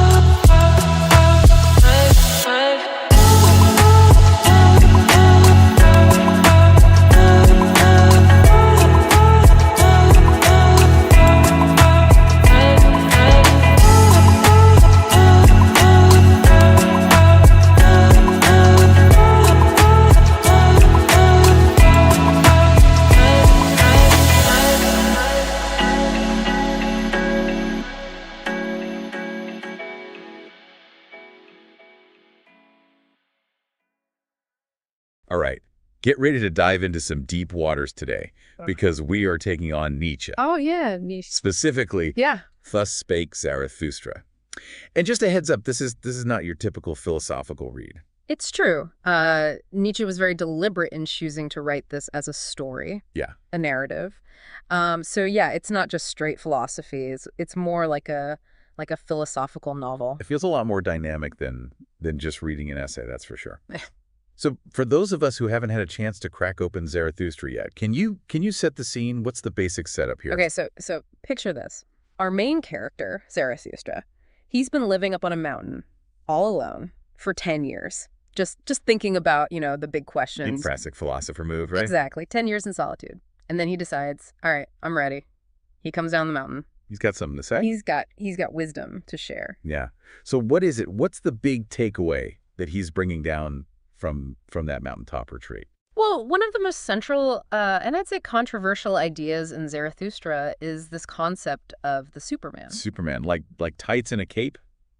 Not quite. Yeah, it's not a literal superhero that Nietzsche's talking about here. Okay. The Superman is more like an ideal, a philosophical ideal. It's about reaching the full potential of what it means to be human, Okay. transcending our current limitations. So it's almost like humanity's next evolutionary step, Yeah, that's a great way to put it. reaching a new level of consciousness and power. Right. And for Nietzsche, it's not going to happen passively. He actually talks about rearing the Superman, which suggests a deliberate effort Interesting. to cultivate. So what needs to change? What's holding us back from reaching this Superman ideal? Well, for Nietzsche, one of the major things that was holding humanity back was the morality of his time, and in particular, the influence of Christianity. He was very critical of things like pity, humility, self-sacrifice. He felt like those values actually weakened humanity. He's definitely going against the grain there. Oh, yeah. Those are pretty widely accepted virtues. He saw those values as promoting weakness and hindering the development of strength, Right. individuality, and the will to power. Okay, there's another one. Will to power. That's a loaded term. What did he mean by that exactly? The will to power is really central to Nietzsche's philosophy, and it's often misunderstood. Yeah. It's not about, brute force or dominating other people. It's a much more fundamental drive, like a life force. Yeah. It's a yearning for growth, for self-realization, for overcoming obstacles. So it's more about mastering yourself than mastering others. Precisely. It's Yeah. about pushing your own boundaries, striving for excellence, Okay. becoming the best version of yourself. All right, so Zarathustra comes down from the mountain. He's got this radical vision of the Superman and the will to power. What happens next? Who does he meet on his journey? Well, this is where the story gets really interesting. Zarathustra's journey is full of these encounters with all these different characters who represent different sides of human nature, different philosophical viewpoints. I love that. Yeah. It's almost like he's going through these trials or tests Yeah. as he makes his way back to civilization. Yeah. Give me an example. What's one of these pivotal encounters? Okay, so one that really stands out is his meeting with this wise old man Right. who, as Nietzsche puts it, knoweth well how to sleep. You knoweth well how to sleep. Okay, that's a little cryptic. What's the deeper meaning there? It's a metaphor for the ability to find peace, contentment in life, even in the midst of struggles and uncertainty. So this wise man, he represents a balance between striving for greatness, but also, finding serenity in the present moment. That's a nice counterpoint to the intensity of the Superman idea. Yeah. It's like, you don't have to be constantly striving and pushing yourself Yeah. to reach your full potential. Yeah.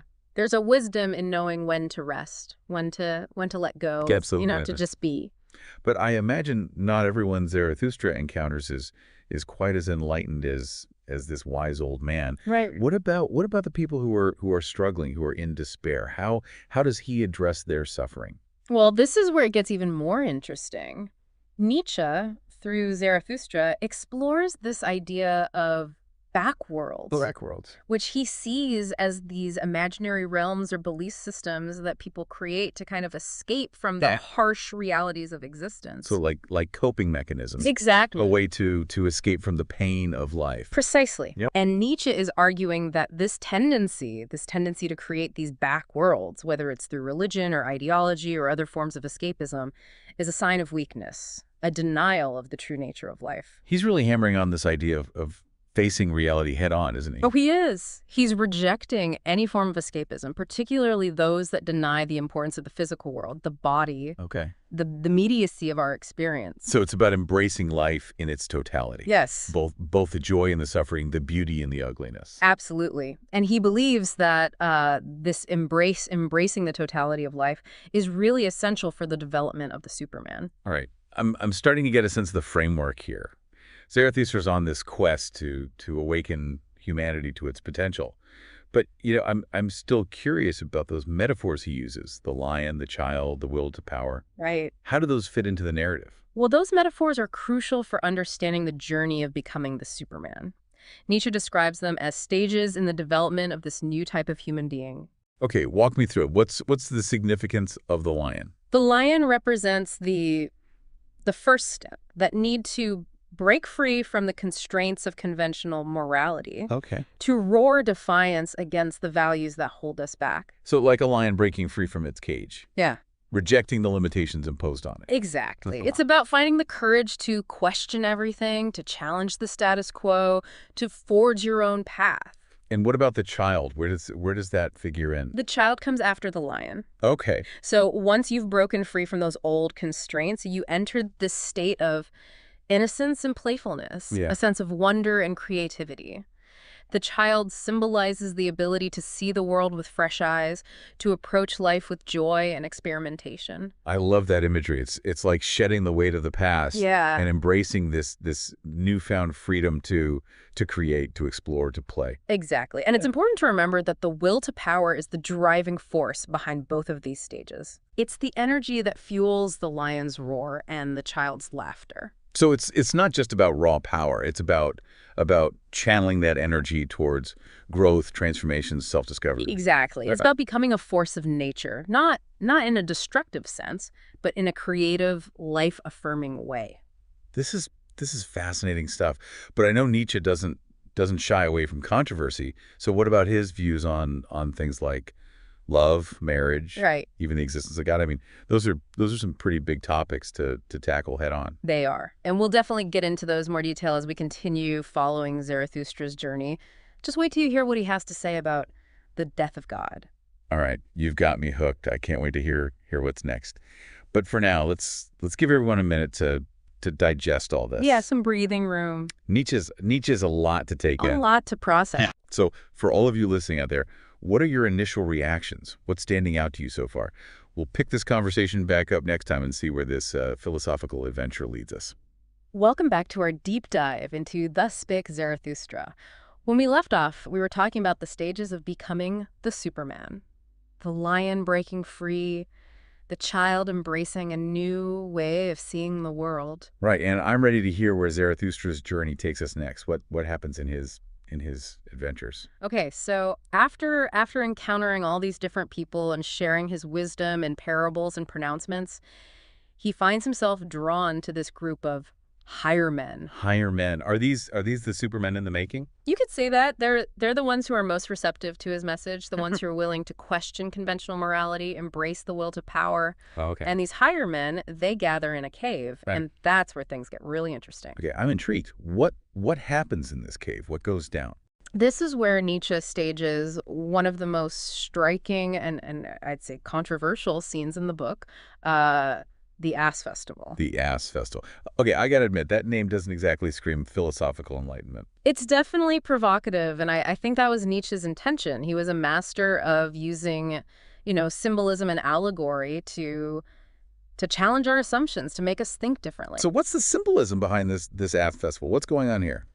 On the surface, it's a scene of revelry and celebration, almost like a mockery of traditional religious rituals. Okay. So the higher men are on their knees worshiping an ass, which, is a clear symbol of what Nietzsche sees as the absurdity of blind faith, of herd mentality. He's not pulling any punches. Not at all. Directly challenging the sacred cow, so to speak. Exactly. He's trying to shake us out of our complacency, to make us confront the irrationality of clinging to beliefs that no longer serve us. But there's going to be more to it than just poking fun at religion, right? Yeah. What's the deeper meaning that he's trying to convey? Right. So the Ass Festival is also about celebrating life in all its fullness, embracing the earthly, the sensual, the Dionysian. Okay. It's about breaking free from the constraints of asceticism and embracing the body, the instincts, the raw energy of existence. So it's about saying yes to life, So even in its most absurd and chaotic forms. exactly, and it's about recognizing that joy and celebration can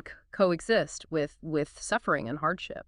That's a powerful message, especially in a world that so often tells us to repress our desires and deny the darker aspects of our nature. Right. And Nietzsche's challenging that kind of repressive morality. He's advocating for a more holistic view of human experience, one that embraces both the light and the shadow.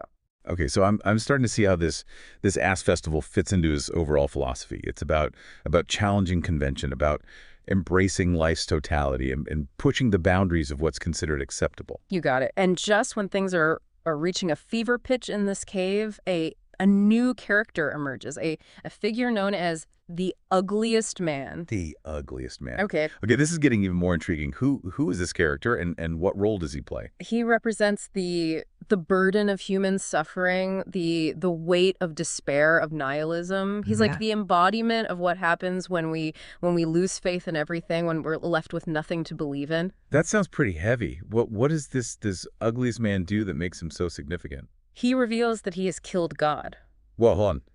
He killed God, like literally. Not literally, of course. It's a metaphor for the death of traditional belief systems, the collapse of the old order, the loss of meaning in a world that no longer has a fixed center. Okay, so he's talking about the decline of religion, the rise of secularism, Right. that feeling that everything's up for grabs, that there are no absolute truths anymore. Exactly. And this death of God, it's a pivotal moment in Zarathustra's journey because it forces him to confront the implications of his own philosophy. So if there's no God, no preordained morality, no fixed set of values, then what's left?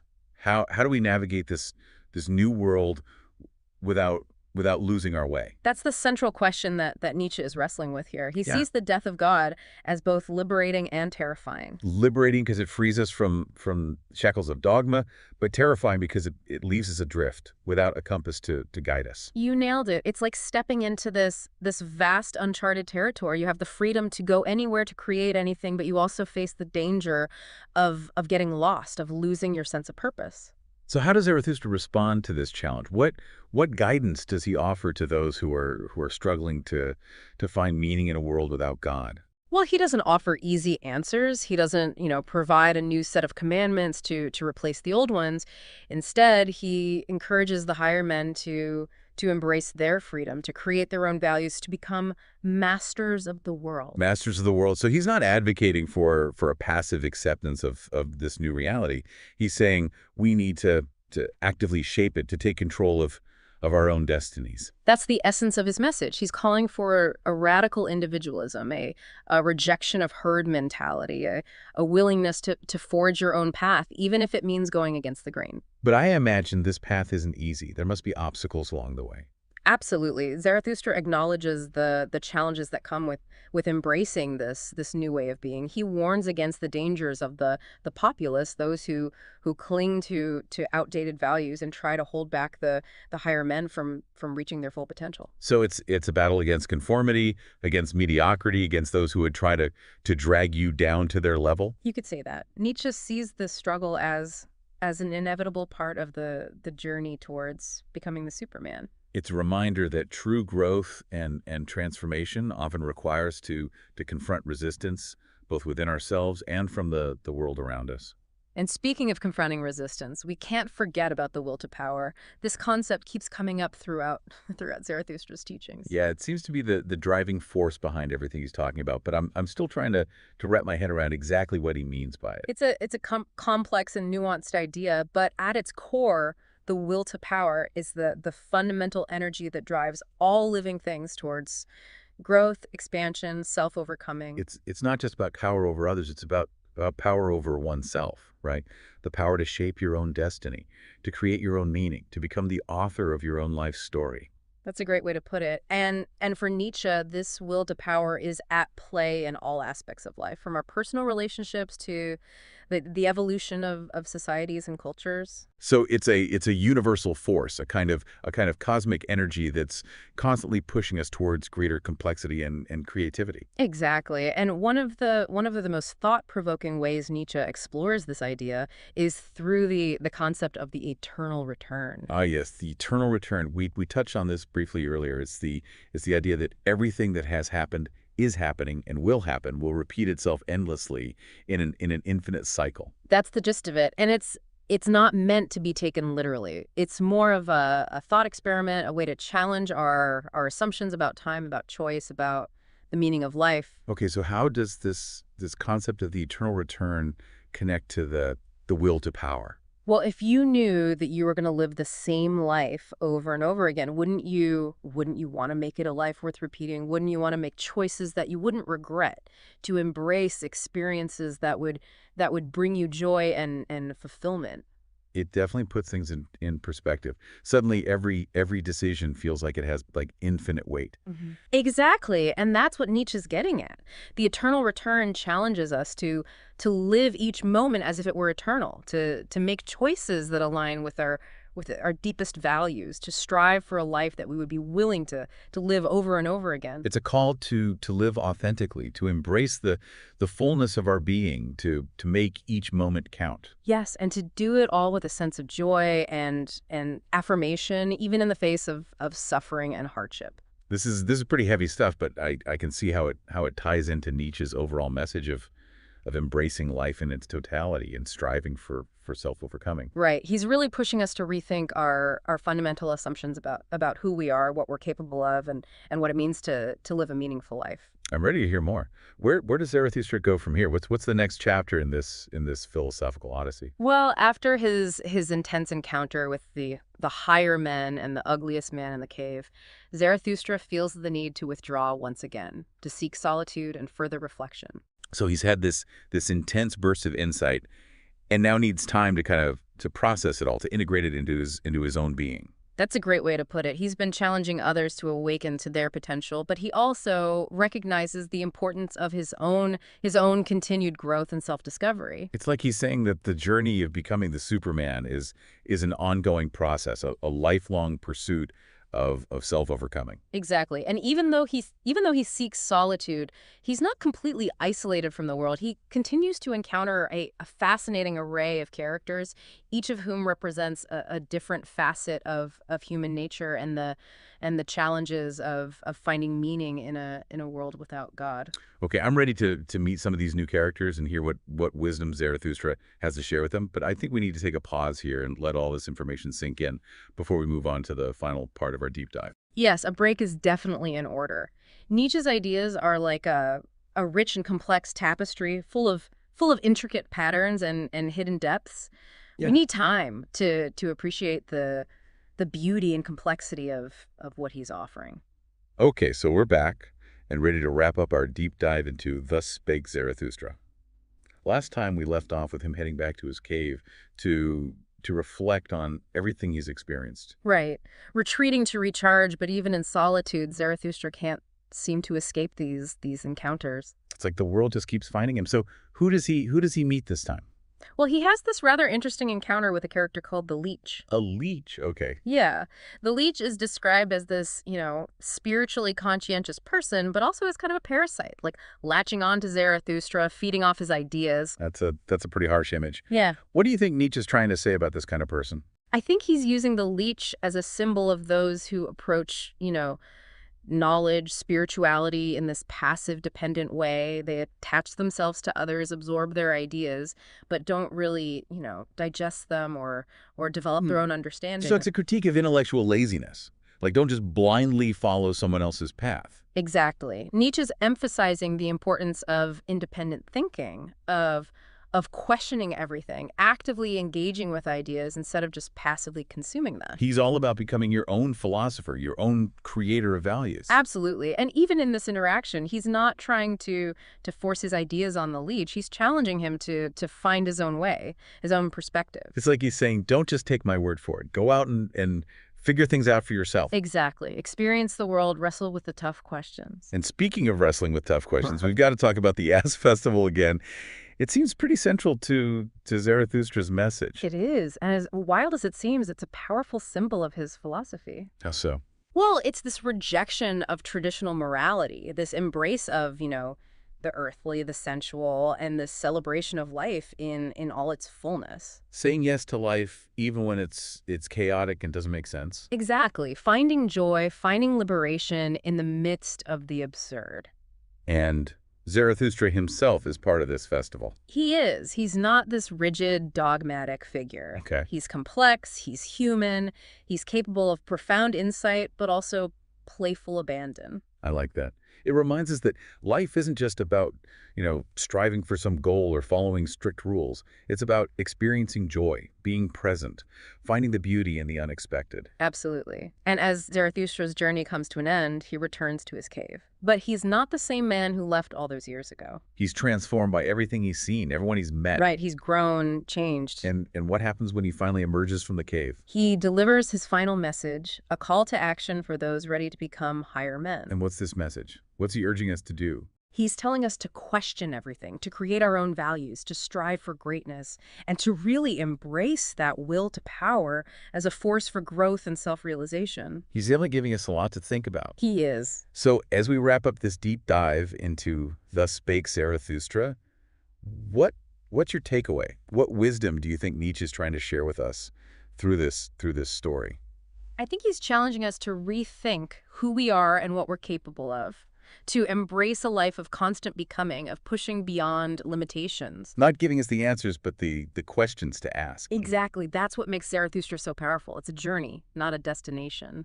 I don't know about you, but I'm feeling pretty energized after this deep dive. Nietzsche definitely has a way of shaking things up and making you see the world in a new way. He does. That's the power of great philosophy. So for everyone listening, what will you take away from this? How will you embrace this will to power, create your own meaning in a world without easy answers? You know it, the Lord, you know it, for someday, you know it, the Lord, you know it, for someday, you know it, the Lord, you know it, for someday, you know it, the Lord, you know it, for someday, you know it, the Lord,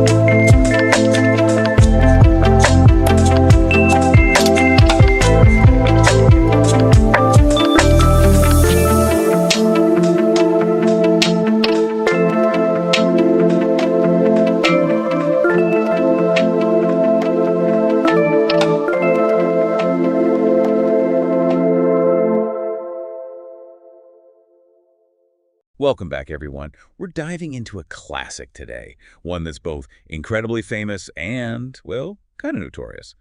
George Orwell's 1984, A book that has definitely sparked its fair share of conversation over the years. to say the least. We've got the novel itself, of course, and that appendix, the one about Newspeak. Can't forget that. It definitely adds another layer to things. So, ready to jump into Winston Smith's world and explore this vision of the future. See just how chilling Orwell could be. Absolutely. One of the most striking things is how quickly Orwell pulls you in. I mean, that first line, it was a bright, cold day in April and the clocks were striking 13.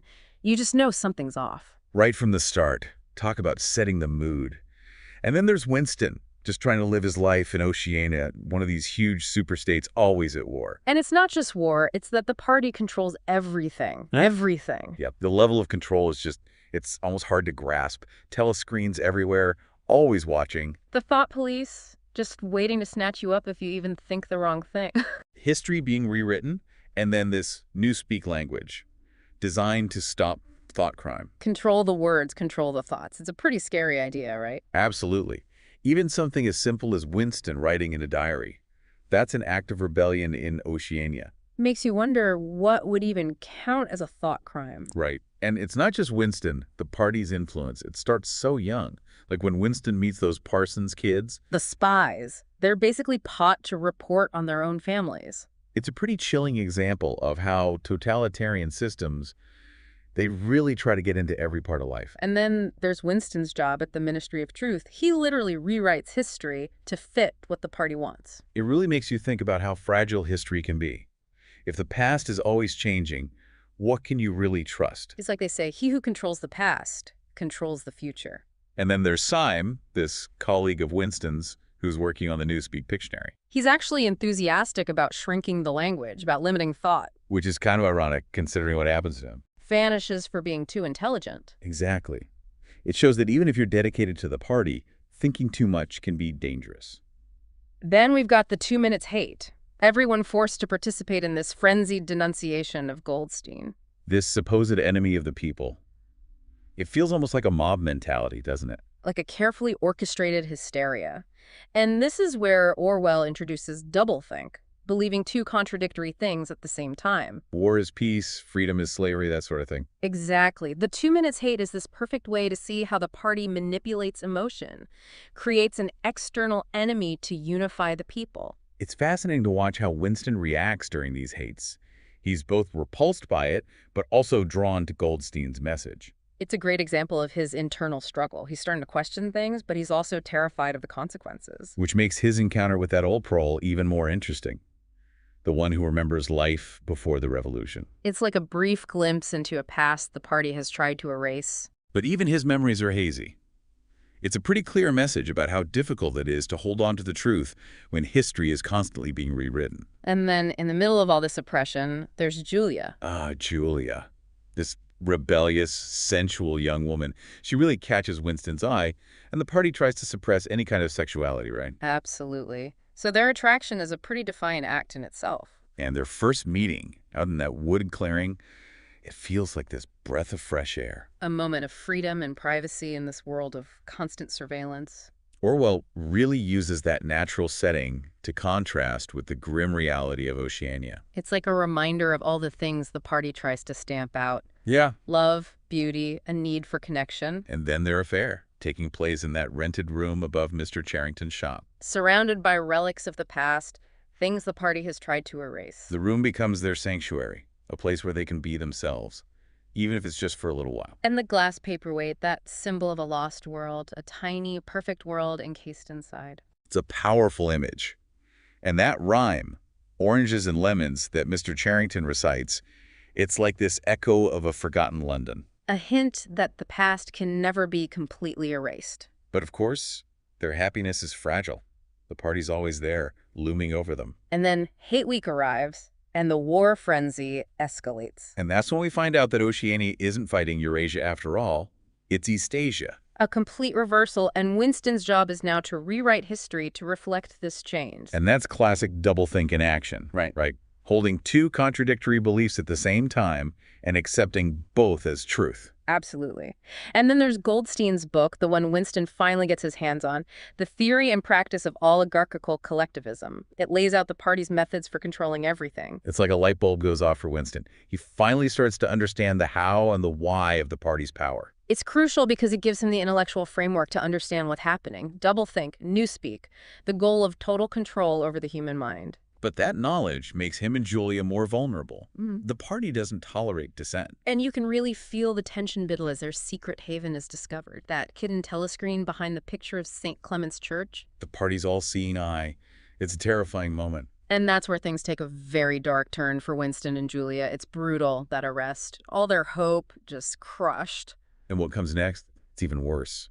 Winston being imprisoned, tortured in the Ministry of Love. It's truly horrific. Physical pain, psychological manipulation, constant interrogation. And O'Brien, he's the one who orchestrates it all.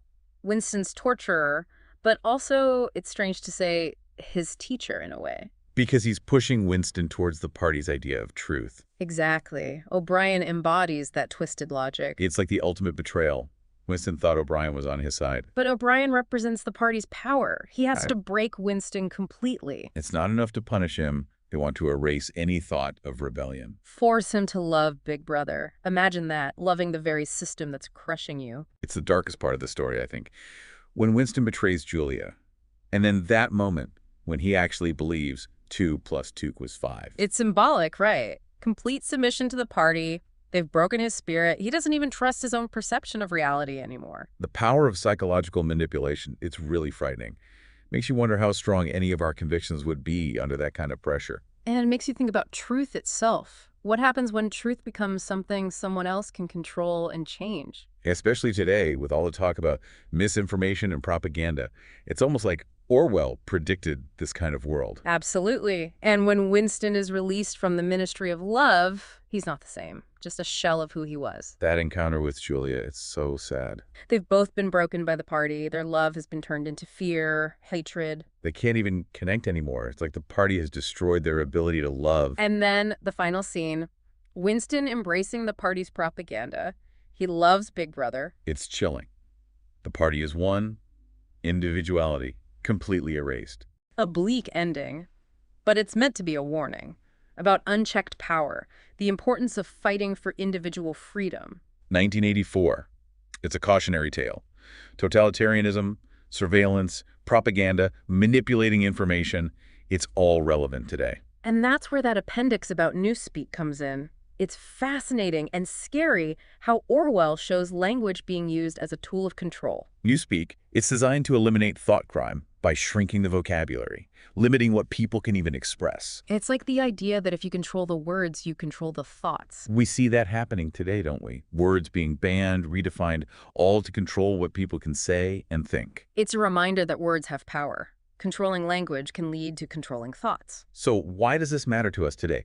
Why should we care about a book written over 70 years ago? It's a reminder to be vigilant, to defend freedom of thought, expression, information, because once those things start to erode, we're on a dangerous path. It's like Orwell was giving us a warning, showing us what to look out for, how to spot the signs of, things becoming less free, even if it's subtle. Definitely. 1984, it's a wake-up call. We can't just assume we'll always have these freedoms. We have to defend them, don't we? Yeah. Challenge anyone who tries to limit our right to think, to speak, to question. Exactly. It's on all of us. We can't just sit back and think someone else will take care of it.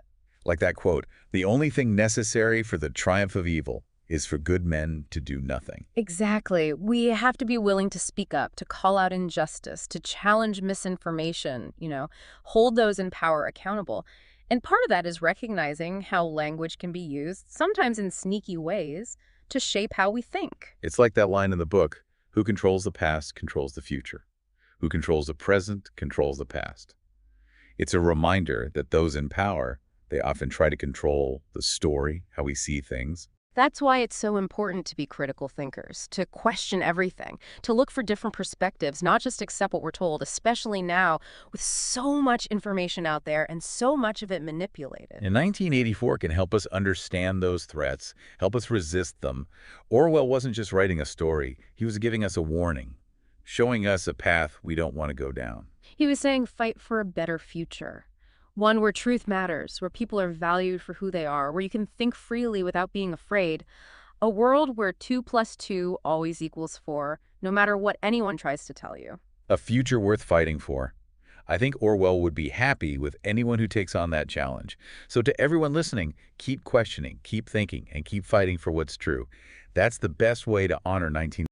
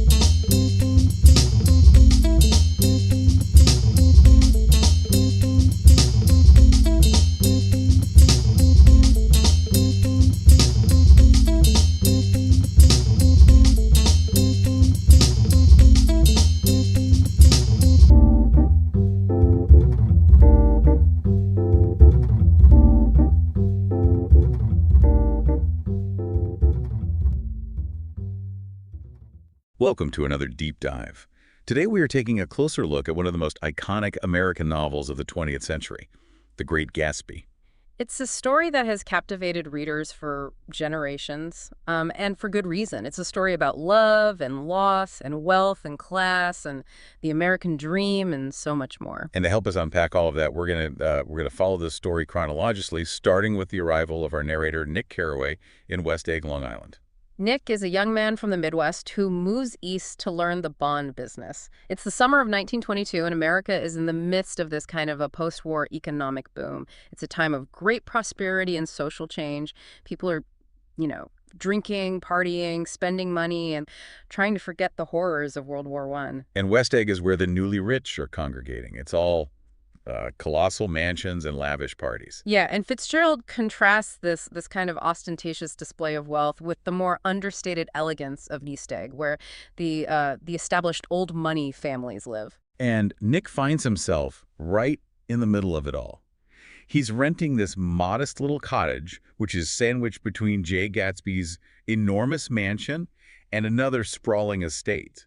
It's really symbolic, isn't it? Like he's caught between these two worlds, the world of new money and the world of old money. And he's observing it all from this unique vantage point. And then there's Gatsby, this mysterious figure who throws these legendary parties that attract hundreds of guests. Every weekend, his mansion is just overflowing with people. But no one seems to know who he is or where he comes from. There are all these rumors swirling around him, right? Oh, all kinds of crazy rumors. Some say he was, others say he's a bootlegger.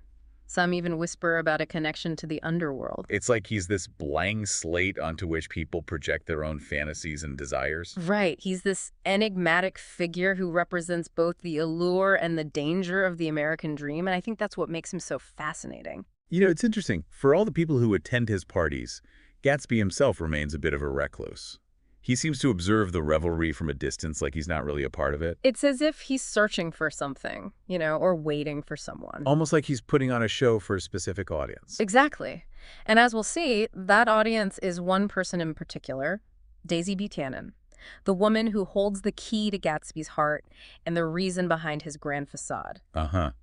So Gatsby is in love with Daisy. Obsessed might be a better word, and that's what we're going to explore in the next part of our deep dive. We'll delve into their past and how their love affair, cut short by war, became the driving force behind Gatsby's relentless pursuit of wealth and status. Welcome back. So we left off with this image of Gatsby gazing across the bay at the green light at the end of Daisy's dock. That green light, by the way, it's become one of the most enduring symbols in American literature. It represents Gatsby's longing for Daisy, his yearning for the past and for a future with her. Right, and it also represents the allure of the American dream, this idea that anything is possible if you just reach far enough. But as we dig deeper into Gatsby's story, we learned that the past isn't quite as golden as he remembers it. And that the American dream, well, it often comes with a hefty price tag. So let's talk about Gatsby's past. Who was he before he became Jay Gatsby? Well, his real name was James Gatz. He was born into poverty in North Dakota. His parents were farmers, and Gatsby, or I guess James at the time, he never accepted that life. He always wanted more. He had this grand vision of himself, this idea of who he could be, and he was willing to do whatever it took to make that vision a reality. So he reinvented himself, he changed his name, he learned how to move in wealthy circles, and he amassed a fortune. Right, and this transformation is really central to understanding Gatsby's character. He's a self-made man, but he's also a man who's built his life on a lie. And it's all for Daisy, isn't it? Yeah. He wants to win her back, to prove that he's worthy of her. Exactly. He believes that if he can recreate the past, if he can become the man she once loved, then she'll leave Tom and they can be together. But Daisy is married to Tom Buchanan, a man who represents everything Gatsby despises. Tom is old money, he's entitled, and he's utterly careless with the lives of others. And yet Daisy stays with him. Why? Well, I think it's partly because she's afraid to leave the security and comfort of her life with Tom, and I think there's also a part of her that's drawn to Tom's power and status. So what happens when Gatsby and Daisy finally meet again? Well, Nick arranges a tea party at his cottage. It's awkward at first, but then the spark between Gatsby and Daisy, it starts to reignite. Gatsby takes Daisy on a tour of his mansion. He throws these lavish parties for her. He wants to impress her with his wealth. Yeah, but it's all very calculated, isn't it? It feels almost desperate, like he's trying to buy her love. And that's where the cracks in Gatsby's facade start to show. Tom becomes increasingly suspicious. He senses the connection between Gatsby and Daisy, and he's not happy about it. There's this one scene where Tom and Gatsby, they have this kind of confrontation at George Wilson's gas station. Remember George Wilson? The husband of Myrtle, Tom's mistress. Right. And it's during this confrontation that Gatsby reveals the truth about Tom's affair. Talk about adding fuel to the fire. Right. And from there, things just spiral out of control. You have the showdown at the Plaza Hotel where Gatsby demands that Daisy tell Tom that she never loved him. Which, of course, she can't bring herself to do. No. And then you have the tragic car accident where Daisy, driving Gatsby's car, accidentally kills Myrtle. That's the turning point in the story, isn't it? Everything changes after that. Absolutely. Gatsby's dream is shattered. So, we ended last time on a pretty devastating note. Myrtle Wilson dead, Gatsby taking the blame for Daisy, and George Wilson, I mean, he's consumed with grief and rage. It's a recipe for disaster, right. And that's exactly where the story takes us in this final act. It doesn't take long for the truth about the accident to get out. I mean, this is a small town, and rumors spread like wildfire. Of course. And Tom Buchanan, well, he sees an opportunity to manipulate the situation to his advantage. He tells George that Gatsby was the one driving the car, and implies that Gatsby was also having an affair with Myrtle. He's essentially sending George on a path of revenge. And George, blinded by grief and rage, he believes Tom. He sets out to find Gatsby and exact his revenge. It's a tragic misunderstanding, a series of events set in motion by Tom's callous disregard for the truth. It culminates in Gatsby's death. George finds him at his mansion and shoots him dead in the pool. It's a brutal and senseless end to a man who dreamed of a better life, a life filled with love and beauty. And what about Daisy? Did she even know what happened? She and Tom, they flee Long Island shortly after the accident. They retreat back into their world of wealth and privilege, leaving behind the wreckage they've created. It's almost as if they just erased Gatsby from their lives, as if he never even existed. And that's the real tragedy, isn't it? That Gatsby dedicated his life to winning Daisy back, only to realize in the end that she was never truly worth the sacrifice. And what about Nick? He's the one who witnesses this whole tragedy unfold. How does he react? Nick is deeply affected by Gatsby's death. He sees it as a waste, a symbol of the American dream gone sour. He realizes that the world he's been a part of, this world of lavish parties and careless wealth, it's all an illusion. Yeah, so he decides to leave West Egg. He goes back to the Midwest, disillusioned by the experience and carrying the weight of Gatsby's story with him. It's a sobering ending to a story that started out with such promise and excitement. The Great Gatsby is a powerful novel that explores the dark side of the American dream. It's a story about love, loss, obsession, and the corrupting power of wealth. It's a story that continues to resonate with readers today because it speaks to some universal truths about human nature, our desires, and our capacity for both great love and great destruction. Thanks for joining us on this deep dive into The Great Gatsby. We hope you found it insightful and thought-provoking. We encourage you to pick up the book if you haven't already and explore the world of Jay Gatsby for yourself. We'll be back soon with another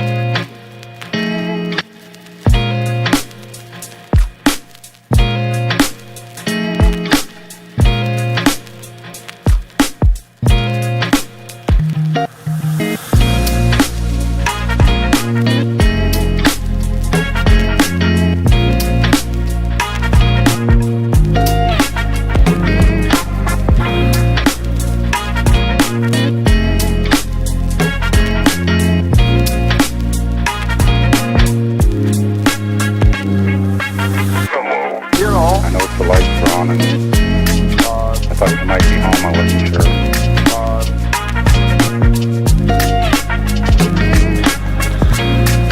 I know the lights are on, and I thought you might be home. I wasn't sure.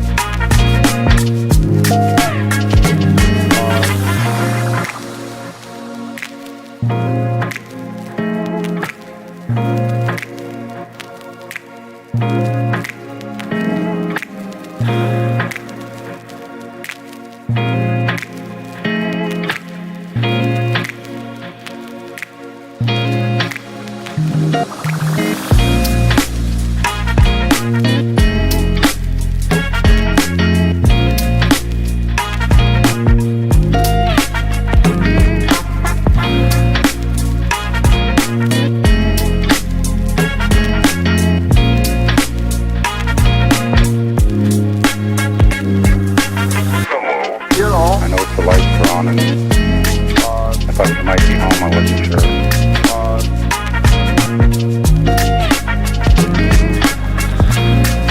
I know the lights are on, and I thought you might be home. I wasn't sure.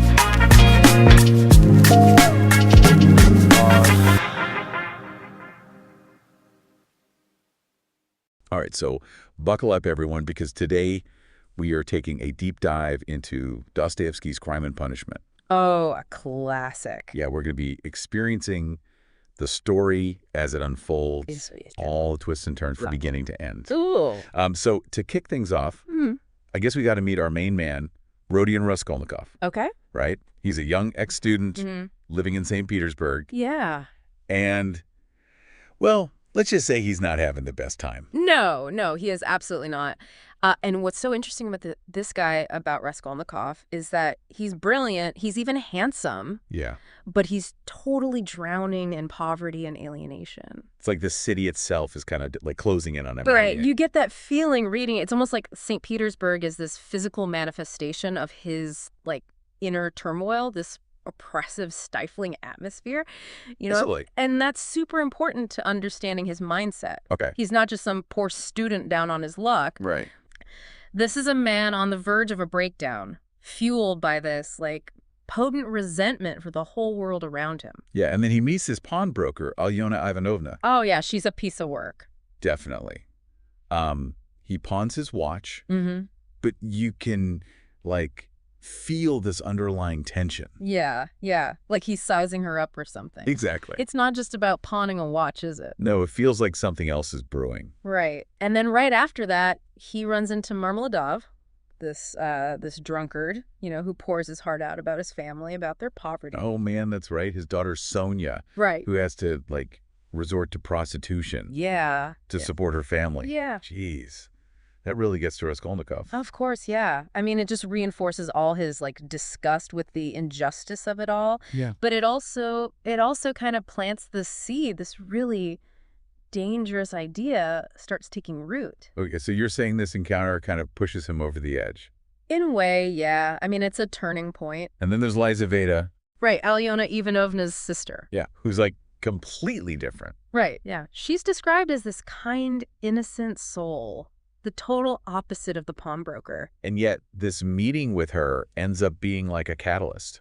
Yeah, it really solidifies his warped justification for what he's about to do. Wait, are you talking about the murder? Mm-hmm. He kills Alyona Ivanovna with an axe. Yep. And Dostoevsky does not shy away from the details. It's brutal, the tension is unbearable, and the aftermath. Pure psychological chaos. Wow. So does he get away with it? Well, he escapes the scene, but he's far from free. Right. He goes into this total spiral. Paranoia, guilt, near madness. I can only imagine.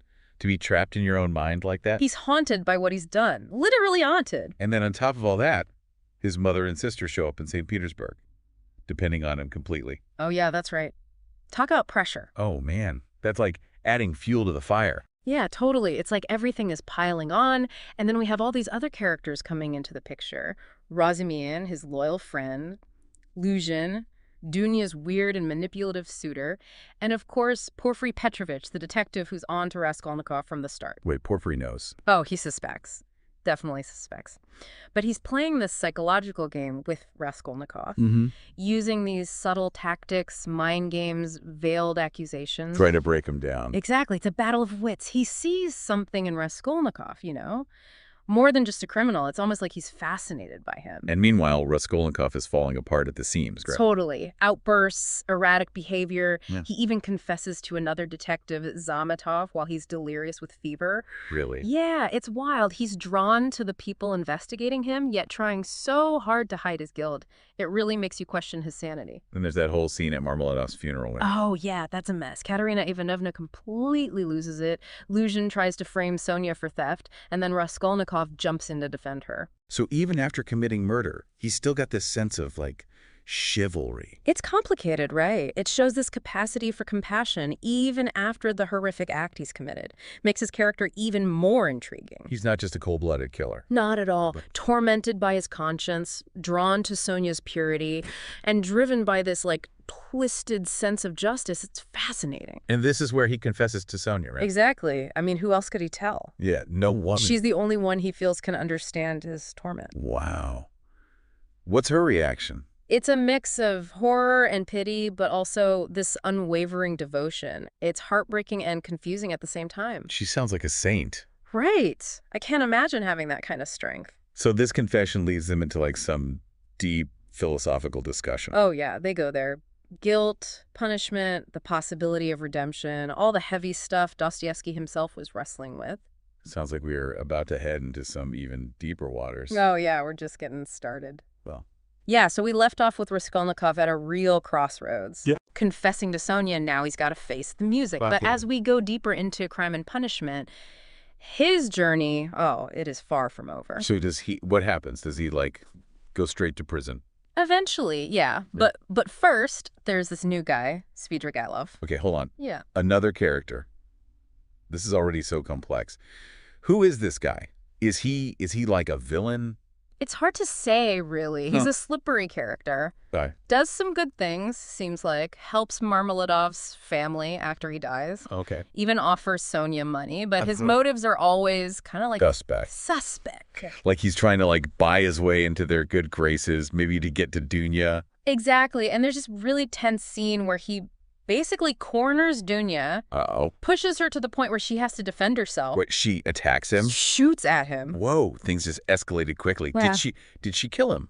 No. He survives, but it shakes him up, makes him kind of face his own demons. Yeah. So what's he do after that? Does he give up on Dunya? No, his actions get even weirder. Actually, buys himself a young fiancée with money, but then releases her from the engagement, just wanders off. It just walks away. What was the point of all that? It's like he's trying to find redemption, Okay. but he's going about it all wrong. Ends up giving Sonia money for Raskolnikov in Siberia, and then in a cheap hotel room, he takes his own life. Wow, that's dark. Tragic end. I don't know, he was such a confusing character, capable of good things, but then also evil things. I don't know what to make of him. He really embodies that moral ambiguity that runs through the whole novel, forces us to question our own judgments about people, acknowledge that people are complex. Right. Yeah. So, meanwhile, I guess Raskolnikov ends up in prison in Siberia, right? Yeah, you'd think the physical hardship would be the worst part. Yeah. But Dostoevsky shows us that it's really his internal battle that's truly torturing him. Really? So not the hard labor, the isolation. Oh, they're hard, sure. Yeah. But what really breaks Raskolnikov is his pride, Humiliation of his fall from grace. Remember, he saw himself as special, above the rules. All right. Now he's got to face the consequences, see himself as others see him. A criminal, a failure. That's got to be crushing, to have your whole world view shattered. Totally. And it leads him to question everything, even why he didn't end his own life like Svidrigailov did. So is he just totally consumed by despair then? Is there any hope for him at all? There is, and it comes from a surprising place. Sonia... Oh, right. She followed him to Siberia, didn't she? Yeah, talk about devotion. Yeah. Yeah. How can she possibly help him now, though? Their relationship is strained at first. Oh. Raskolnikov pushes her away, wallows in self-pity. Okay. But Sonia never gives up on him. Wow. She visits him, shares news from home, reads to him from the Gospels. It's like she represents this pure, unconditional love, such a stark contrast to the the bleakness surrounding them. Absolutely. And slowly through her, he starts to change, begins to see his actions in a new light, to grasp the real weight of his crime. So the extraordinary man who thought he was above it all finally starts to feel remorse. Yeah, he realizes his crime wasn't just breaking the law, it was breaking something much deeper, human connection, empathy itself. That's a powerful realization. But is it enough for him to find redemption? Can he ever truly forgive himself? Yeah.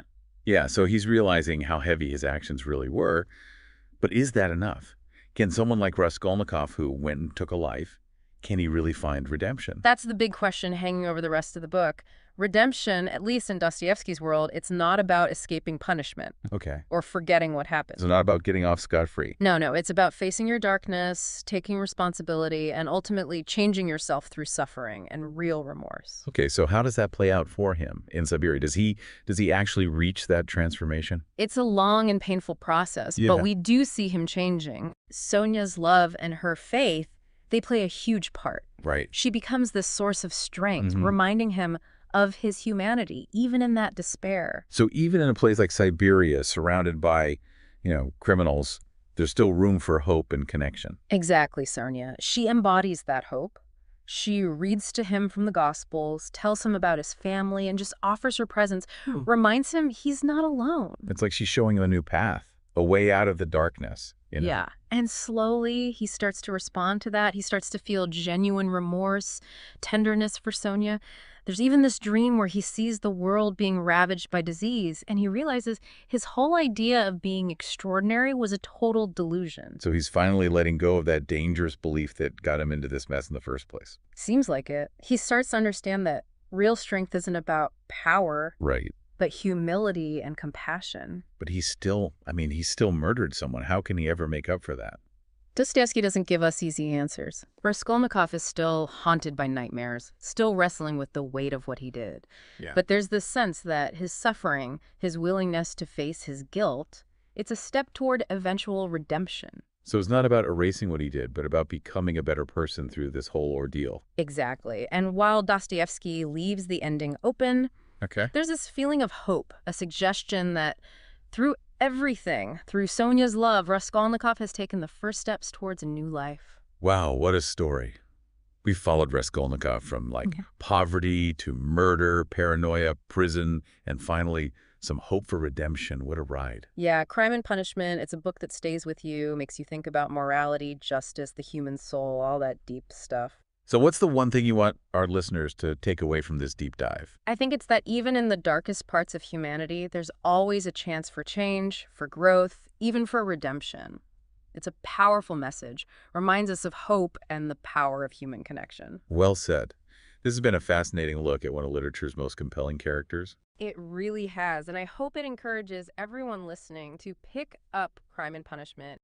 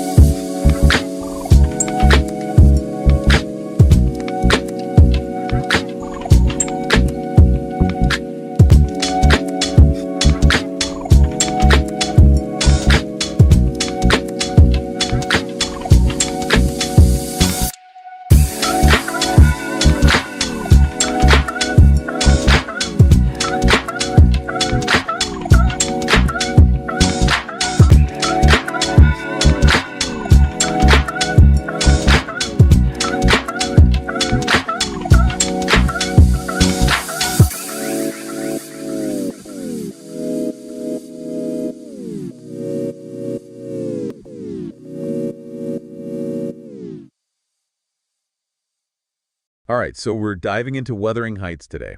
I think we all know this one's going to be a wild ride. Oh, yeah. Definitely not a simple love story. No, not at all. Passion, revenge, ghosts. Where do we even begin with this one? Well, I think the best place to start is with that outsider, Mr. Lockwood, right? He kind of stumbles onto the scene at Wuthering Heights And immediately gets this creepy vibe, right? Right. He meets Heathcliff, this dark and brooding figure. And Hareton Earnshaw, who's not exactly welcoming either. It's like walking into the middle of a family drama that's been going on for centuries. Exactly. And poor Lockwood, he gets caught in a snowstorm and ends up stuck there, right? Yep. Bedridden thanks to those aggressive dogs. But that's where things get interesting. Because that's when the housekeeper, Nellie Dean, steps in to tell the story. She's our main narrator, basically. Okay, so it's a story within a story. Exactly. And through Nellie, we get this epic tale of two families. The Earnshaws, who live at Wuthering Heights. And the Lintons, who are from this fancy place called Thrushcross Grange. Right. You got it. And then, of course, there's Heathcliff. He shows up as this mysterious orphan. Total game changer for the Earnshaw family. Oh, absolutely. Things were never the same after he arrived. So we have Catherine Earnshaw, who forms this intense bond with Heathcliff. But her brother, Hindley, is super jealous and treats Heathcliff terribly. And then you throw the Linton children, Edgar and Isabella, into the mix, and it's like... A recipe for disaster. Right. All these different personalities, social classes clashing. It's a powder keg just waiting to explode. And what's so cool is we get these glimpses into Catherine's thoughts through her diary entries. So we see how these relationships, this whole social pressure cooker, is affecting her. Exactly. It adds this whole other layer to the story. And then, of course, we have that pivotal moment. Catherine decides to marry Edgar Linton. Heartbreak for Heathcliff. Oh, yeah. He's devastated. And it's not just about love, it's about society.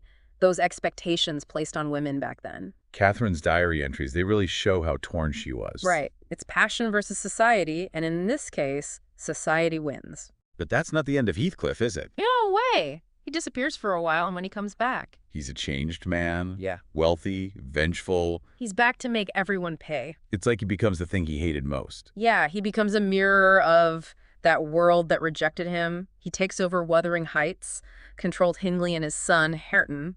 And then there's Isabella Linton. Oh, Isabella! She falls for Heathcliff despite all the warnings. Bad idea. You said it. Their marriage is a total disaster. She does manage to escape, though. She does, thank goodness. But she leaves behind their son, Linton, who's a sickly kid. And Heathcliff doesn't really care for him, does he? No. He just sees Linton as another pawn in his game of revenge. So by now we have a new generation entering the scene. Catherine and Edgar have a daughter, Kathy. Kathy grows up, shielded from all this dark history. But of course, Heathcliff finds a way to drag her into it. He arranges for her to meet his son, Linton. He's manipulating them, even though they're just kids. That's all part of his plan. Oh, absolutely. And tragically, it works. Kathy and Linton get entangled. And then Edgar dies.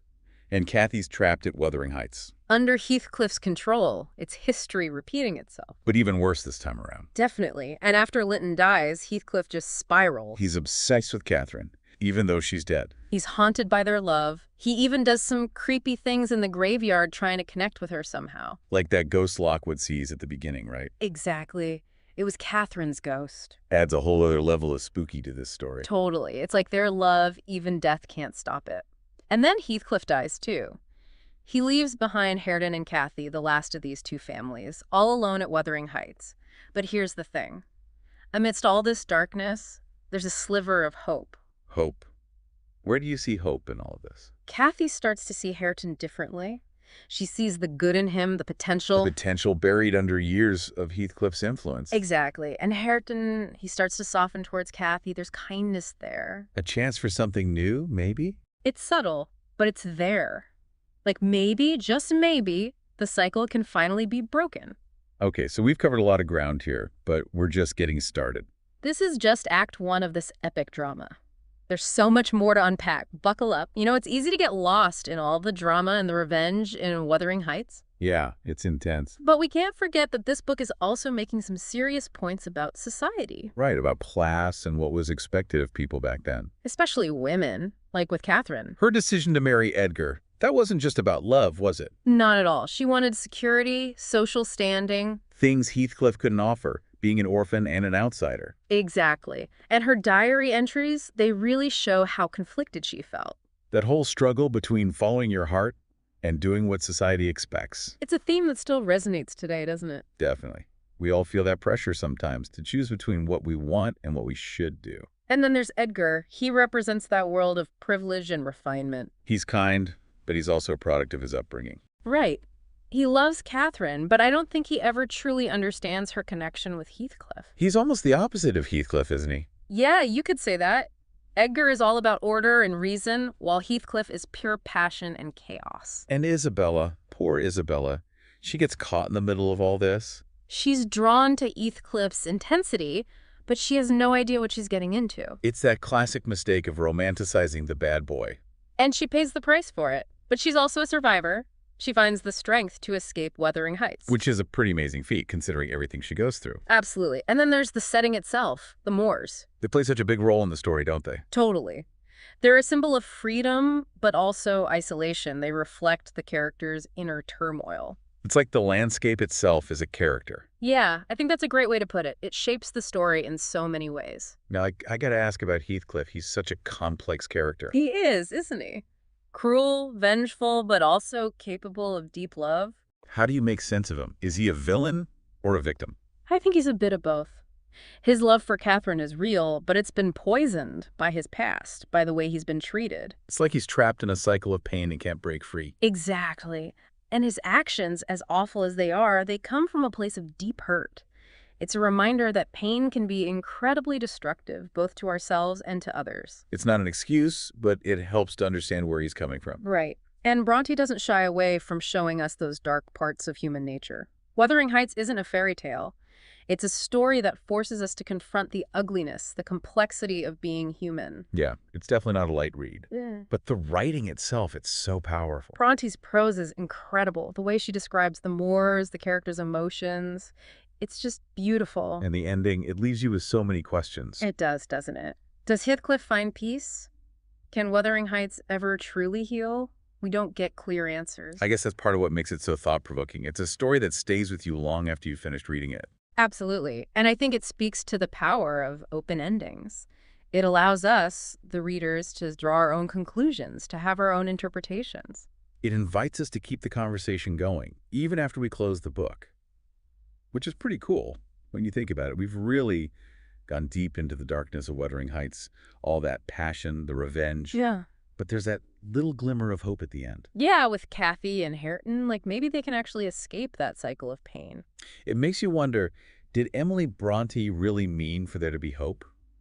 Or is that something we, as readers, bring to the story? I think that's what makes Wuthering Heights so brilliant. It's not giving us any easy answers. It leaves us with those big questions. About love, loss, whether we can ever truly escape our past. And whether good can actually overcome all that bad. Those are things people have been struggling with forever, right? Definitely. Yeah. It's a story that makes you think, makes you feel, and it sticks with you.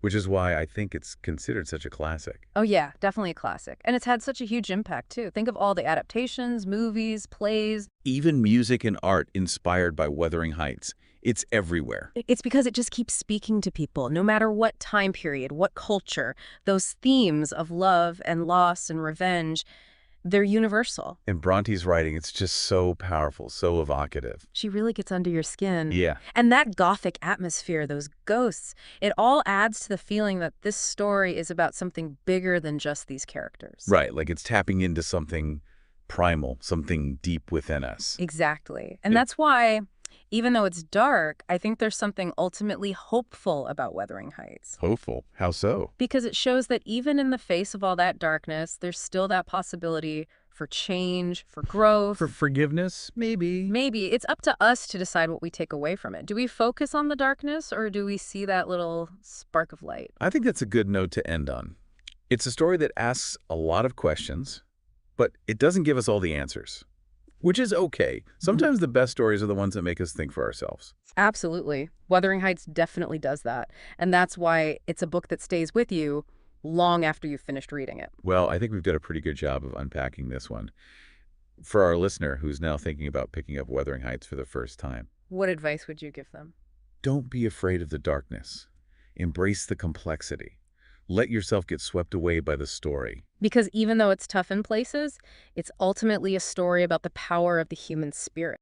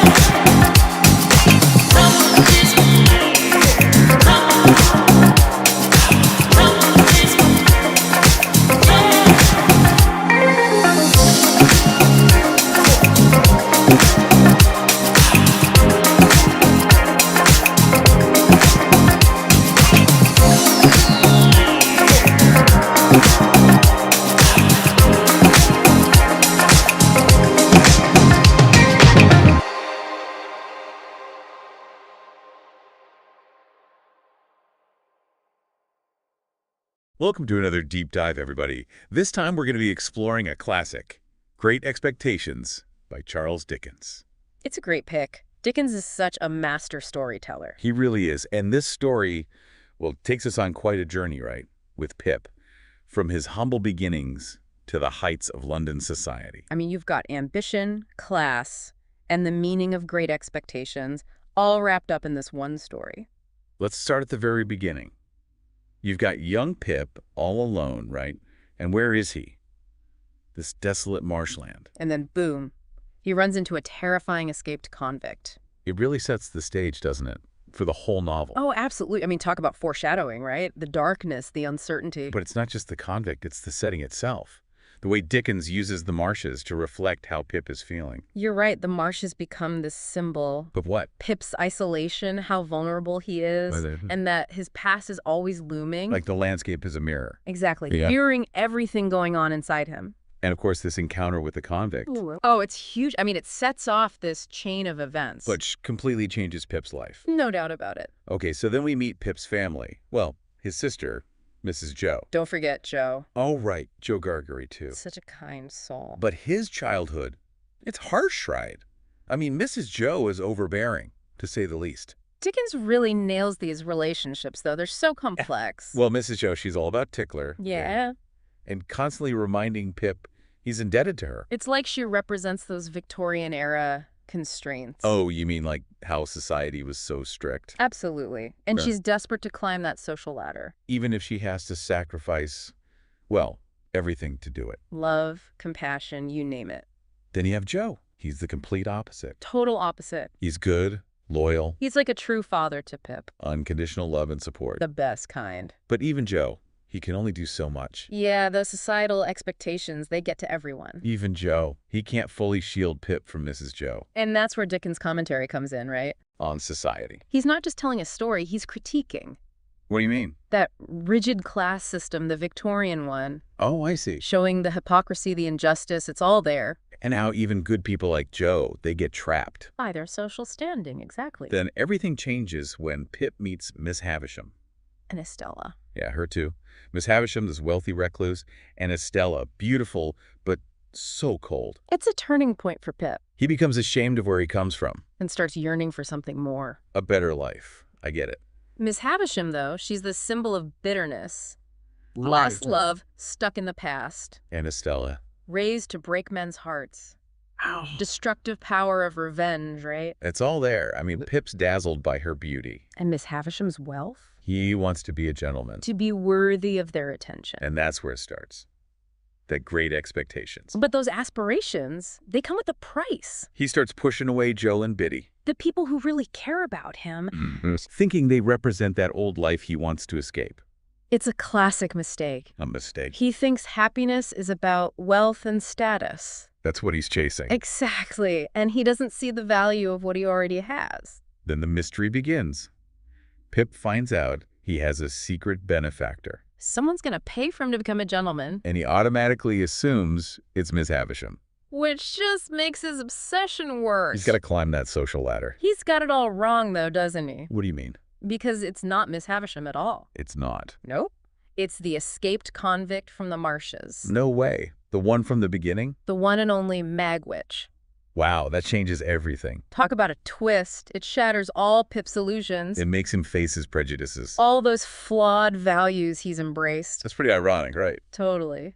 Magwitch, this convict, he's actually a complex character. In what way? He represents the brutality of the justice system.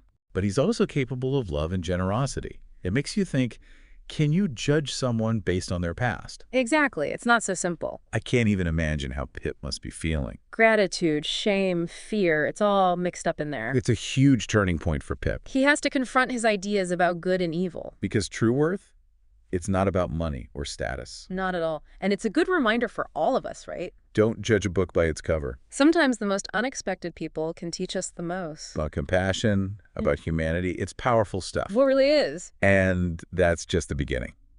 We'll dive deeper into Pip's transformation and all the twists and turns along the way in our next part. Can't wait. There's so much more to unpack. So stay tuned, folks, and we'll see you back here for part 2 of our deep dive into Great Expectations. Now, as Pip navigates this new world, London society, That's a whole different ballgame, right? Dickens does a brilliant job, Of what? painting this picture of the city. To contrast, right? Totally. The wealthy, the elite. Versus the slums, the poverty. It's like two different worlds. And Dickens isn't afraid to show it. Show what? The dark side of Victorian England. The hypocrisy. The corruption hiding beneath the surface. He's really challenging us to think about it. Absolutely. Questioning those values. Pip, though, he gets sucked in. He does, doesn't he? And he starts to change. It's sad to He see. becomes arrogant, judgmental. He looks down on his old friends. It's like classic corruption almost. You said it. Pip's blinded by his ambition. And his vanity, can't forget that. Dickens is so good, though. At what? Creating characters that are flawed. But you still kind of feel for them. You get why Pip's doing it. Trying to escape his past. But his choices, they have consequences. They do. It reminds us, right, Of what? that chasing wealth and status can cost you. Yeah, you can lose the things that really matter. Love, integrity, compassion. Just good stuff. Exactly. And then there are the other characters. Oh, yeah. They're so important to Pip's story. Like Mr. Jaggers, his guardian. Oh, he's a trip. So eccentric. And he represents the legal world. Cold, calculating. But he's interesting, isn't he? So interesting. He's full of contradictions. Like how? Well, he's a lawyer, but he defends criminals. But he's so detached from it all. It makes you think about justice. What do you mean? Is it always so black and white? Maybe not. And the legal system itself. Oh, without it. Sometimes it perpetuates the injustice. That's deep. It does. And then there's Miss Havisham. Oh, she's unforgettable, stuck in the past. Still using Estella as a weapon. To hurt men, it's tragic. And so unsettling. Revenge, heartbreak, it's powerful stuff. Makes you think about forgiveness. And healing, can you ever really move on? She's a prisoner in her own home. Her own mind, really. And Estella, she's caught in the middle. Unable to connect with anyone. Her heart's just closed off. It's like Dickens is showing us the impact of trauma. Yeah, from childhood, it can really affect you. Estella, she's a victim of Miss Havisham's manipulation. There are those moments. Where you see a glimmer of something. Like she wants more than this empty life. To break free from the cycle of pain. It's subtle, but it's there. Again, Dickens does it again.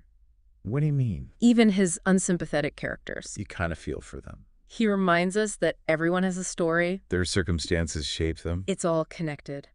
It is. So Pip, as he gets deeper into this mess... He starts to realize something. What's that? This world he's chasing. Yeah. It's not what he thought it would be. He's isolated. Disillusion. And the great expectations. They're not so great after all. And then, boom, Magwitch gets captured. Sentenced to death. Talk about high stakes. And Pip, he's torn. Between loyalty and fear. He owes Magwitch everything. But being associated with a convict. It could ruin him. It's a real test of his character.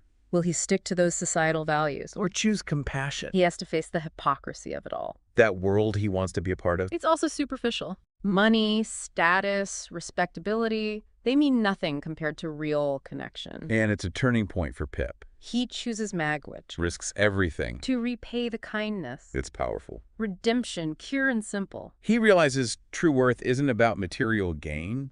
It's about those acts of compassion and loyalty. In those final moments with Magwitch. You see the real Pip. The one he could have been. Stripped of all the pretense and arrogance. Embracing humility. Gratitude. Compassion. It's a reminder for all of us. Learn from our mistakes. Acknowledge the harm we've caused. And choose integrity. Choose love. Even when it's hard. Even when it's hard. Because that's where true growth comes from. And in the end, Pip, he goes back to the forge. Back to his roots. To Joe and Biddy. It's like he's shedding all that pretense. The social ambition, it's all gone. He sees what's important now. Yeah.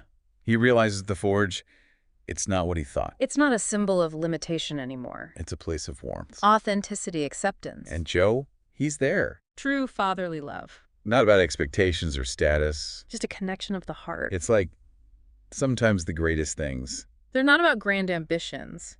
It's the simple joys. Human connection, familiar places. The things that make you feel grounded. Exactly. But his reunion with Estella. That's a whole different story. Years have passed. They've both been through a lot. She's not the same Estella. No, Miss Havisham's gone. And Estella, she's changed. She's not that cold beauty anymore. She's experienced loss, heartbreak. She understands the pain she caused. But the question is, Have they really changed? can they overcome their past? Can they build something new? Dickens, he leaves us hanging a bit. There's hope, but also regret. A sense of what could have been. But maybe a new beginning. It's up to us to decide. It really makes you think. About love, Wait. forgiveness. And how our choices shape us. That's the brilliance of Dickens. He gives us these characters, these stories. And they stay with you. long after you finish the book. It makes you reflect. On your own life, your ambitions. The things that really matter. It's a powerful message. Cherish the good relationships. Pursue your goals with integrity. Don't lose sight of the simple things. The things that make life worth living. So if you haven't read Great Expectations, You're missing out. go find a copy. Take the journey yourself. It's an experience you won't forget. It really is.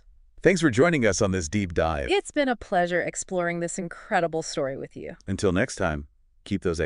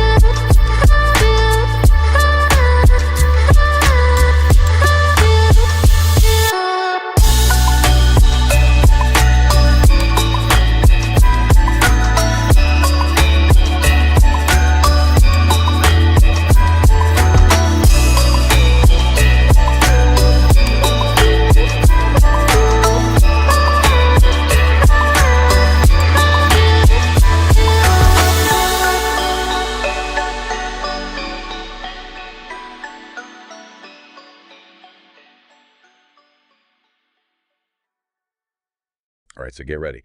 Because today we're going to be jumping into a universe where towels are like the most important thing you can have. Oh, yeah. And 42 is the answer to life, the universe, and everything. The ultimate answer. We're deep diving into Douglas Adams' The Hitchhiker's Guide to the Galaxy. Such a classic. Now I got to ask, Yeah. what exactly are Vogons? Okay, so picture like the most bureaucratic people you can possibly imagine. Oh, yeah. Like just unpleasant. Uh-huh. And then give them a love for just the worst poetry imaginable. And then just get rid of any like joy or fun that they could possibly have. Wow.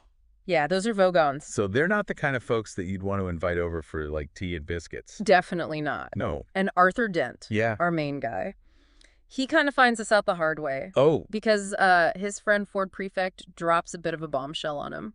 does he ever? He says, oh, by the way, I'm not actually from Guildford. What? I'm an alien researcher, and I've been stuck on this planet. Oh, my goodness. And by the way, the planet's about to be destroyed by these Vogons.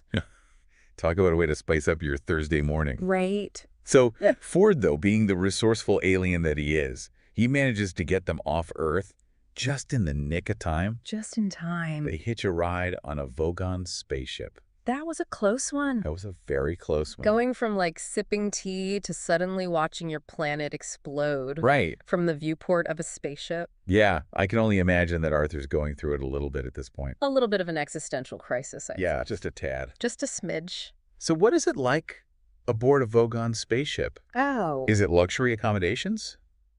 Or is it more like a budget airline? Vogons are not known for their like interior design, Right. their hospitality. Oh, okay. Think like cold steel, Ah. harsh lighting, and definitely no comfortable seating. So not exactly a cruise liner then?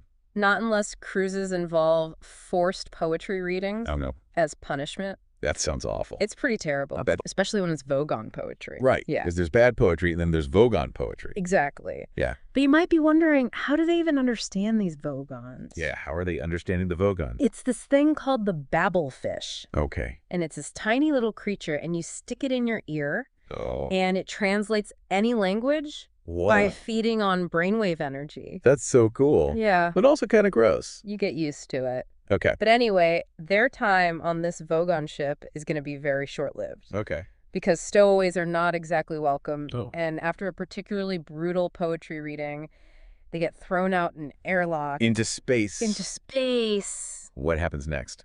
Well, this is where things get really interesting. Yeah. Remember how we said that the Hitchhiker's Guide to the Galaxy says that a towel is like the most important thing you can have? Oh, yeah. And Arthur just so happens to have his towel. Never leave Earth without your towel. It's practically the motto. Yeah. So adrift in space, facing certain death, Oh, yeah. they are saved by the heart of gold. Oh, wow. This ship is powered by something called the infinite improbability drive, Okay. which means it can basically travel anywhere in the universe instantaneously. What? Yeah. That's amazing. Big upgrade from the Vogon ship. For sure. Yeah. So who is piloting this marvel of improbability? That would be Zaphod Beeblebrox, Zaphod Beeblebrox. the two-headed, three-armed, semi-galactic president. Now, that's a name you don't forget. No, you don't. And a friend of Ford's from way back. Oh, yeah. Okay. So So Zaphod's kind of a big deal. he is, he's charming, he's reckless, he's always got some big plan going on. Yeah. And actually stealing the heart of gold was his whole reason for becoming Well, president. always one step ahead. Always one step ahead. That's awesome. Yeah. So, But he's yeah. got this stolen spaceship. Yes. What's he going to do with it? He's on this quest to find the legendary planet Magrathea, which is this world where they make custom planets for the super rich. A planet that makes planets? I know. That's incredible. It's a little bit mind-blowing. Yeah. But why Magrathea? Even he doesn't really know. He just kind of feels like there's something important there. So he's just going on vibes? He just goes on vibes. He's a little bit eccentric. That's awesome. But, you know, there's a certain brilliance to his madness. I like him already. Right. Okay, so who else is on this cosmic treasure hunt? So there's Trillian. Okay. She's a woman Zaphod met back on Earth. Mm-hmm. She was going by Trisha McMillian back then. Okay. Yeah, she's a brilliant astrophysicist. Nice. And honestly, she's the voice of reason on this ship. Right. And then we have Marvin, Well, then. the perpetually depressed robot. Oh. He's got a brain the size of a planet, Wow. but he's just plagued by existential ennui. So like Eeyore, but a robot. Pretty much. Got it. Yeah. Every adventure needs a pessimist. That's true. Right. Yeah. So they set off for this legendary planet. Do they find it? They do. Okay. But Magrathea is not what they expected. Oh. It's desolate, it's quiet, and it's seemingly been inactive for millions of years. So it's like a cosmic ghost town. Kinda, yeah. Oh, that's a little bit of a bummer. Yeah, but this is Douglas Adams. Sure. Things are never quite what they seem. Right. So just as they're about to give up Yeah. and leave, Yeah. they accidentally trigger the planet's ancient defenses, Oh. which causes the Heart of Gold to crash land on Magrathea. Oh, no. And to make matters worse, So- the infinite improbability drive malfunctions Oh, no. and creates a sperm whale and a bowl of petunias a few miles above the planet. A whale and a bowl of petunias. Yes. Where did they come from? That is the beauty of the infinite improbability drive. Okay. It can literally turn anything into anything else. Wow. So in this case, a cup of tea becomes a spaceship or a whale, and some flowers just pop into existence. That's crazy. Yeah, it's all part of the absurdity of this universe. Poor whale. Poor petunias. I don't know. Poor Arthur. Yeah. He has come a long way from that quiet Thursday morning He really has. on a planet that was about to be demolished. So where does the story go from here? Well, you'll have to wait until part 2 to find out. Yeah? So they're stuck on Magrathea, Yeah. this planet that's supposed to be this planet-making factory, Right. but it's like a ghost town. Totally. And they've set off these crazy defenses. Rough landing. Yeah, it really is. But you know what I think is so cool? What's that? Is how Adams uses this like sci-fi adventure Uh-huh. to explore all these deeper themes. Oh, like what kind of themes? Well, remember those mice that Trillian brought with her? Oh, yeah, from Earth. Yeah, they're not just ordinary mice. Okay, now I'm intrigued. Tell me more about these mice. They're these hyper-intelligent, pan-dimensional beings, What? and they actually commissioned Earth To be a young. giant computer. Hold on, you're saying Earth was just a big organic computer built by mice? Pretty much, yeah. What? Their whole mission was to calculate the ultimate question of life, the universe, and everything. Wow, so the mice were basically running the show the whole time. They were pulling the strings, yeah. And they were so close to getting the answer. They were this close. So what happened? Why was Earth destroyed 5 minutes before the calculation was finished? The Vogons needed to build their bypass. Oh, right. Classic case of cosmic irony. Yeah, that's some really bad timing. It really is. Talk about a major setback for these mice. Yeah, but they still need to find the ultimate question. Of course. And Earth is gone, Right. so they need a new planet, Makes sense. a new computer. So that's where Magrathea comes in. That's where Magrathea comes in. Okay, it's all starting to make sense now. It is right. But here's another twist. Okay, hit me with it. Remember that deep voice we heard right before the Heart of Gold crashed? Oh, yeah. That was Deep Thought, Deep thought. the supercomputer who calculated the answer. The answer is 42. 42. That's it. That's the answer to life, the universe, and everything. that's what deep thought came up with. Wow. But get this. Yeah. Deep thought couldn't tell them what the actual question was. Oh, no. It's like having the answer to a math problem, Right. but not knowing the problem itself. That's so frustrating. It really is. So they've got the answer, but no question. Exactly. That's a very strange place to be. But the mice haven't given up. Of course not. And now they think Arthur might be the key. Arthur, our average Englishman. Yep. They think because he was on Earth right before it was destroyed, Okay. some part of his subconscious might still have a trace of the question. So they want to dissect his brain to find the ultimate question. That's the plan. Wow, these mice are intense. They're very dedicated to their mission. Yeah. So what about Zaphod? Mm-hmm. Is he on board with this whole brain dissection idea? He actually finds it kind of amusing, Of course he does. but Arthur, not so much. I can't imagine why. Right. So Yeah. there's this whole chase, standoff with the Magrathian police, What happened? and then Marvin, our depressed robot. Yeah. He kind of saves the day. How does a depressed robot save the day? Well, he depresses the police ship's computer into suicide. Only Marvin. I know, right? So they escape the mice, Uh-huh. the cops in Magrathea. So do they ever find out what the ultimate question is? That's the thing. Yeah. The story doesn't really give us all the answers. What do you mean? The mice, they reveal that they've actually been offered a ton of money to host a 5D chat show. What? Yeah, so they decide to take the money and run. Well, they just give up. After all this time. They kind of realize that the universe might be run by maniacs. Okay. And if that's the case, maybe it's bigger to just enjoy the ride. I guess that makes sense. Yeah. So Arthur's left with the answer 42. 42. Yeah. But no question. Wow. So it's like the journey is more important than the destination. Exactly. So we've reached the end of this wild I know. and crazy adventure, Totally. and we're left with more questions than answers. It happens. So what's the takeaway here? What does it all mean? Maybe there isn't one answer, you know? Okay. Maybe it's about embracing the absurdity of it all Uh-huh. and finding your own meaning in the chaos. I like that. Yeah.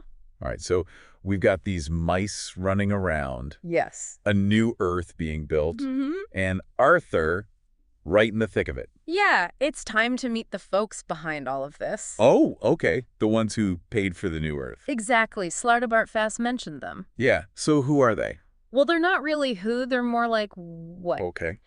Imagine beings from another dimension, Okay. and they're completely obsessed with the ultimate question. So it's not just the mice who want to know this question. Nope. These beings hired the mice Really? to create Earth, that giant computer. To get the question. Yeah, they've been in charge the whole time. So the mice are like middle management for this massive project. Pretty much they're the ones who got Magaraya to build the new Earth. Right after the first one was demolished for that hyperspace bypass. Let's talk about adding insult to injury. I know, right? But do the mice ever get to Arthur's brain? They try. Oh, they definitely try. What do? They have this weird dinner party. Okay. And that's where they say they want to dissect his brain. What? Yeah, they're hoping to find a little piece of the question in there. That's a little intense even for these mice. Right. But they say they'll give him a new brain. Oh, really? An electronic one. And what will this new brain do? Oh, just basic stuff like what? And where's the tea? They think no one will notice. That's what they say. I'm not so sure about that. Yeah, and Zaphod thinks it's hilarious. Zaphod. Warzer, not so much. I can imagine. Yeah, so they end up having to escape. Of course they do. How do they get away from brain-probing mice? There's a chase, a standoff with the McGrothian police, Oh, no. and then Marvin, our depressed robot, he saves them. Marvin. How does he do that? He depresses the police ship's computer, Okay. so much so that it commits suicide. Only Marvin. Only Marvin, they get away from the mice, Yeah. the cops and Magrathea. So do they finally figure out the ultimate question? That's the funny part. It just doesn't happen. They never find out. The mice get offered a ton of money For what? to host a 5D chat show. Seriously? Yeah, so they decide to just take the money. After millions of years, they just give up. They figure the universe is run by maniacs anyway. Okay. Might as well enjoy the ride. I guess that's one way to look at it. So Arthur's left with the answer 42. But no question. No question. It's like Adams is saying the journey is what matters. So we've reached the end of this crazy adventure. I know, it's been a wild ride. And we still have so many questions. That's kind of the point, though, isn't it? What do you mean? Maybe there isn't one right answer. Okay. It's about enjoying the absurdity and finding your own meaning. That's a good point. It's like the Hitchhiker's Guide says, don't panic. Exactly. And always know where your towel is. This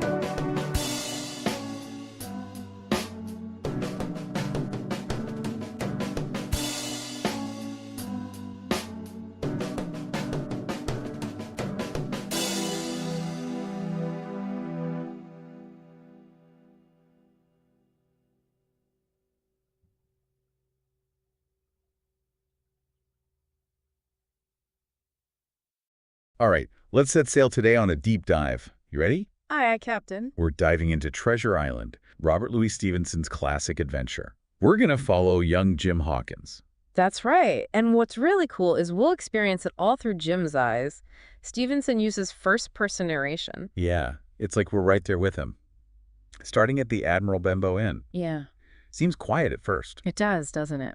But then this old sailor shows up, Captain Billy Bones. Rough around the edges, you know. Spends his days drinking rum and singing sea shanties. Exactly. But there's this feeling like something's off, a sense of foreboding. And then he warns Jim about a one-legged man. That warning sticks with you. It does. And things get even creepier with these other characters showing up. Black Dog, all menacing, and then Pew. Pew, the blind man. He's terrifying. Oh, absolutely. And they're after Captain Bones relentlessly. Then that attack on the inn happens. Wow, that really throws Jim into the deep end. It does. It's Stevenson's way of saying, the adventure's starting, folks. And after that night, Jim has something. Captain Bones' treasure map. The map promises riches, but also danger. It becomes Jim's ticket to a whole new world. Pirates, uncharted islands, the whole shebang. And it's not just about finding gold, Reddy. It's about Jim finding himself, his courage. You got it. It's like the map represents uncharted territories within Jim himself. So he takes the map to Dr. Livesey and Squire Trelawney. They're pretty important guys in his town. Respected figures, yeah. And they don't waste time. They outfit a ship, the Hispaniola. They're assembling a crew for this big expedition. And one of those crew members is Long John Silver, the ship's cook. One-legged, charismatic. Seems like a good guy at first. He does, doesn't he? But Stevenson's clever. He hints that there's something more to Silver, something beneath that friendly surface. Yeah, you get this feeling like something's not right. The excitement of the treasure hunt mixes with this unease, and then, boom. Jim overhears Silver talking. He's actually a pirate captain, planning a mutiny. Hiding in an apple barrel. Talk about suspense. Poor Jim. He admired Silver, looked up to him. Now his world is shattered, forced to see the darker side of things. It's a big turning point for him. He goes from watching to taking action. He warns the captain and the loyal crew. Absolutely. And that sets the stage for the battle at Treasure Island. The mutineers, led by Silver, take the Hispaniola. The loyal crew has to find refuge.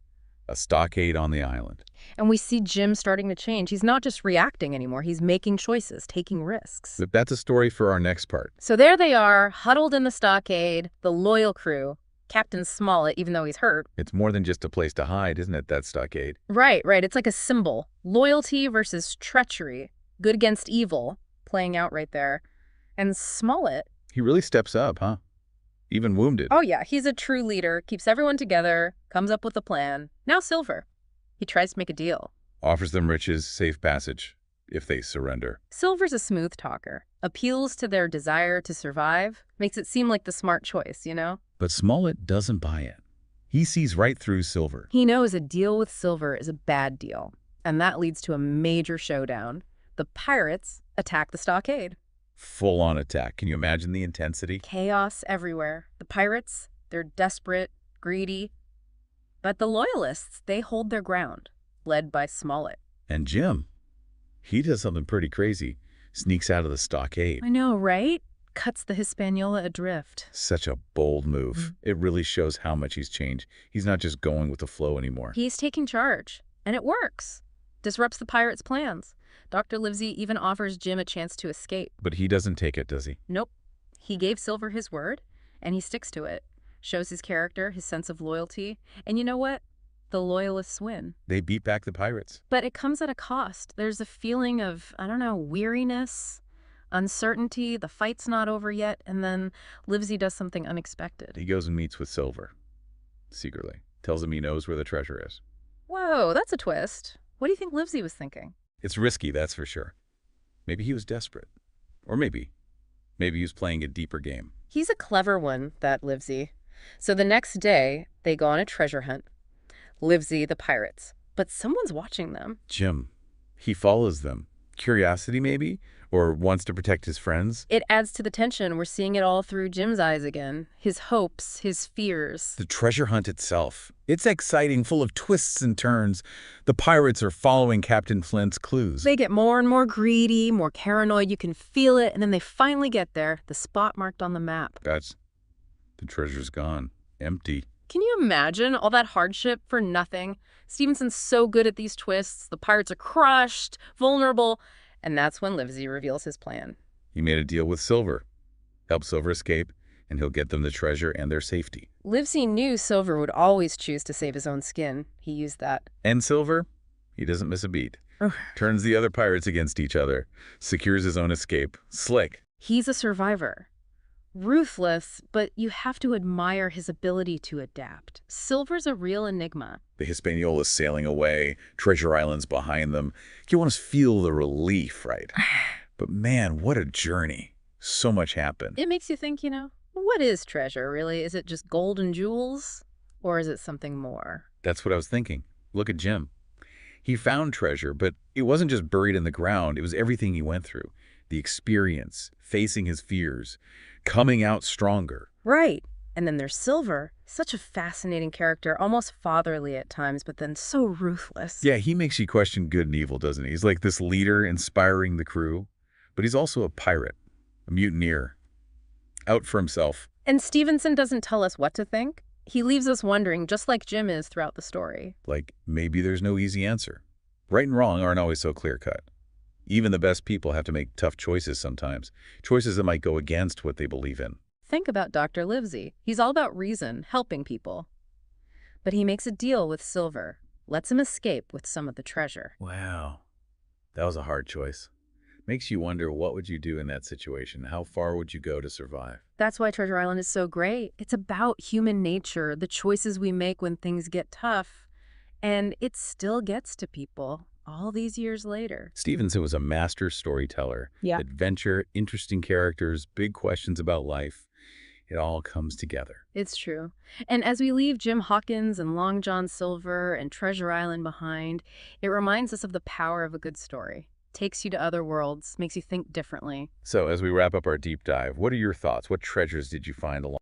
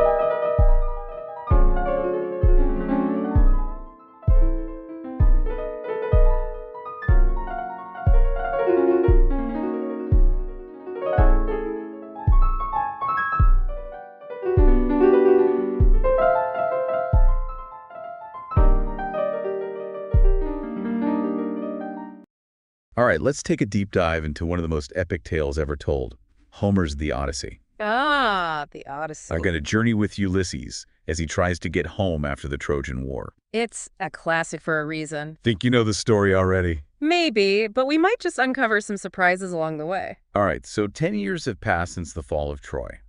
Ulysses should be home celebrating, right? Well, not exactly. He finds himself stuck, you could say, on Calypso's island. Calypso, now who's that? She's not just any island nymph. Okay, so then who is she? She's a goddess, smitten with Ulysses, offering him immortality. Immortality, I mean, who would turn that down? You would think so, but Ulysses, despite everything he's gone through, yearns for home. Home, or is that? Ithaca, back to his wife Penelope, his son Telemachus. So he chooses a perilous journey home over eternal life on a paradise island. Exactly. It shows you how powerful the pull of home of family really is. I can imagine. But let's be real. His journey home is anything but smooth sailing. It definitely wasn't. He faces the wrath of Poseidon. Yeah, the god of the sea. He's furious with Ulysses for blinding his son, the Cyclops Polyphemus. Oh, yeah, I remember that story. So Poseidon throws every obstacle he can at Ulysses. You bet. Storms, monsters, you name it. That's where the real adventure kicks off. So first up, it's those sirens, right? Yeah. Those enchanting creatures who lure sailors to their doom. Ah, yes. The sirens. Imagine their voices, sweet and irresistible, drawing men to shipwreck on the rocks. Ulysses was warned, so what did he do? He got creative. He knew his crew wouldn't be able to resist the song, so he had them plug their ears with wax. Smart. But what about him? He was curious. He wanted to hear the song too, but he knew the danger. So he had himself tied to the mast of the ship. Wow, talk about willpower. So he could hear the song but couldn't steer the ship towards the siren. That's right. It's like he recognized the beauty and the danger, that pull between desire and knowing better. It's a theme we see throughout the Odyssey. Absolutely. So he survives the sirens, only to run into Scylla and Charybdis. Talk about a tough choice. On one side, you have Scylla, this six-headed monster who snatches sailors from passing ships. Yikes. And on the other side. Charybdis, a whirlpool that could swallow a whole ship in an instant. So what does he do? He had to choose which horror was less horrifying. He figured it was better to lose a few men to Scylla than risk the whole ship in the whirlpool. Talk about a leader's burden. He's always thinking strategically. Always. But even the best strategies can't always outmaneuver the gods. That's right. Ulysses can't totally escape Poseidon's wrath. Nope. A massive storm hits, shipwrecks him. He's left clinging to debris, totally the mercy of the sea. He washes ashore on the island of the Phaeacians, collapses on the beach, stripped of everything. What a stroke of luck. It was. The Phaeacians were known for their hospitality to strangers. So he's found by Nausicaa, right? The daughter of King Alcinous. Yes, she takes him to her father. And they give him food, clothes, a place to rest, a real break from all the hardship. But he's still far from home, right? He is, and carrying the weight of his journey, the loss, the uncertainty. But for the moment, he's safe in the palace of Alcinous. And safe with the Phaeacians who, as luck would have it, love a good story. Oh, they do. And they have no idea who they've just welcomed into their midst. They invite Ulysses to this grand feast and ask him to tell them about his adventures. And Ulysses, being Ulysses, has quite a story to tell. Ulysses safe and sound in the palace, surrounded by the Phaeacians. They're about to hear some tales that'll blow them away. They have no idea who he really is, this shipwrecked stranger. During this lavish feast, a blind bard, Demodocus, starts singing. Demodocus. He sings of the Trojan War, the heroes, the battles. Ulysses must have been fighting back tears, all those memories flooding back. Totally, and he weeps openly. So that's how they figure out who he is. It is. The Phaeacians are stunned. This isn't just some random guy. He's lived through the events Demodocus is singing about. What a powerful way to reveal his identity. Not a boast, but raw emotion. It makes him human. Not just a hero, but a man carrying a heavy past. Of course, the Phaeacians are even more intrigued. So he tells them everything. He starts with the Cyclops Polyphemus. The reason Poseidon is so angry with him. Right, the Cyclops. Back in the cave, the stench, the terror. It's a brutal story. But Ulysses, he's resourceful. He blinds the Cyclops with a burning stake and escapes by clinging to the underbelly of a ram. Oh man, what a story. It shows just how clever he is, how he thinks on his feet. But that's only one adventure, right? What about Circe, the sorceress who turns his men into pigs? Oh yeah, Circe. Imagine that, seeing your friends transformed into animals right before your eyes. How did he handle her? with brains and courage. He uses the herb Molly, given to him by Hermes, to resist her magic. So he outsmarts her. He does, and forces her to change his men back. I would thought she'd be furious. You would, but Ulysses, he has this knack for turning enemies into allies.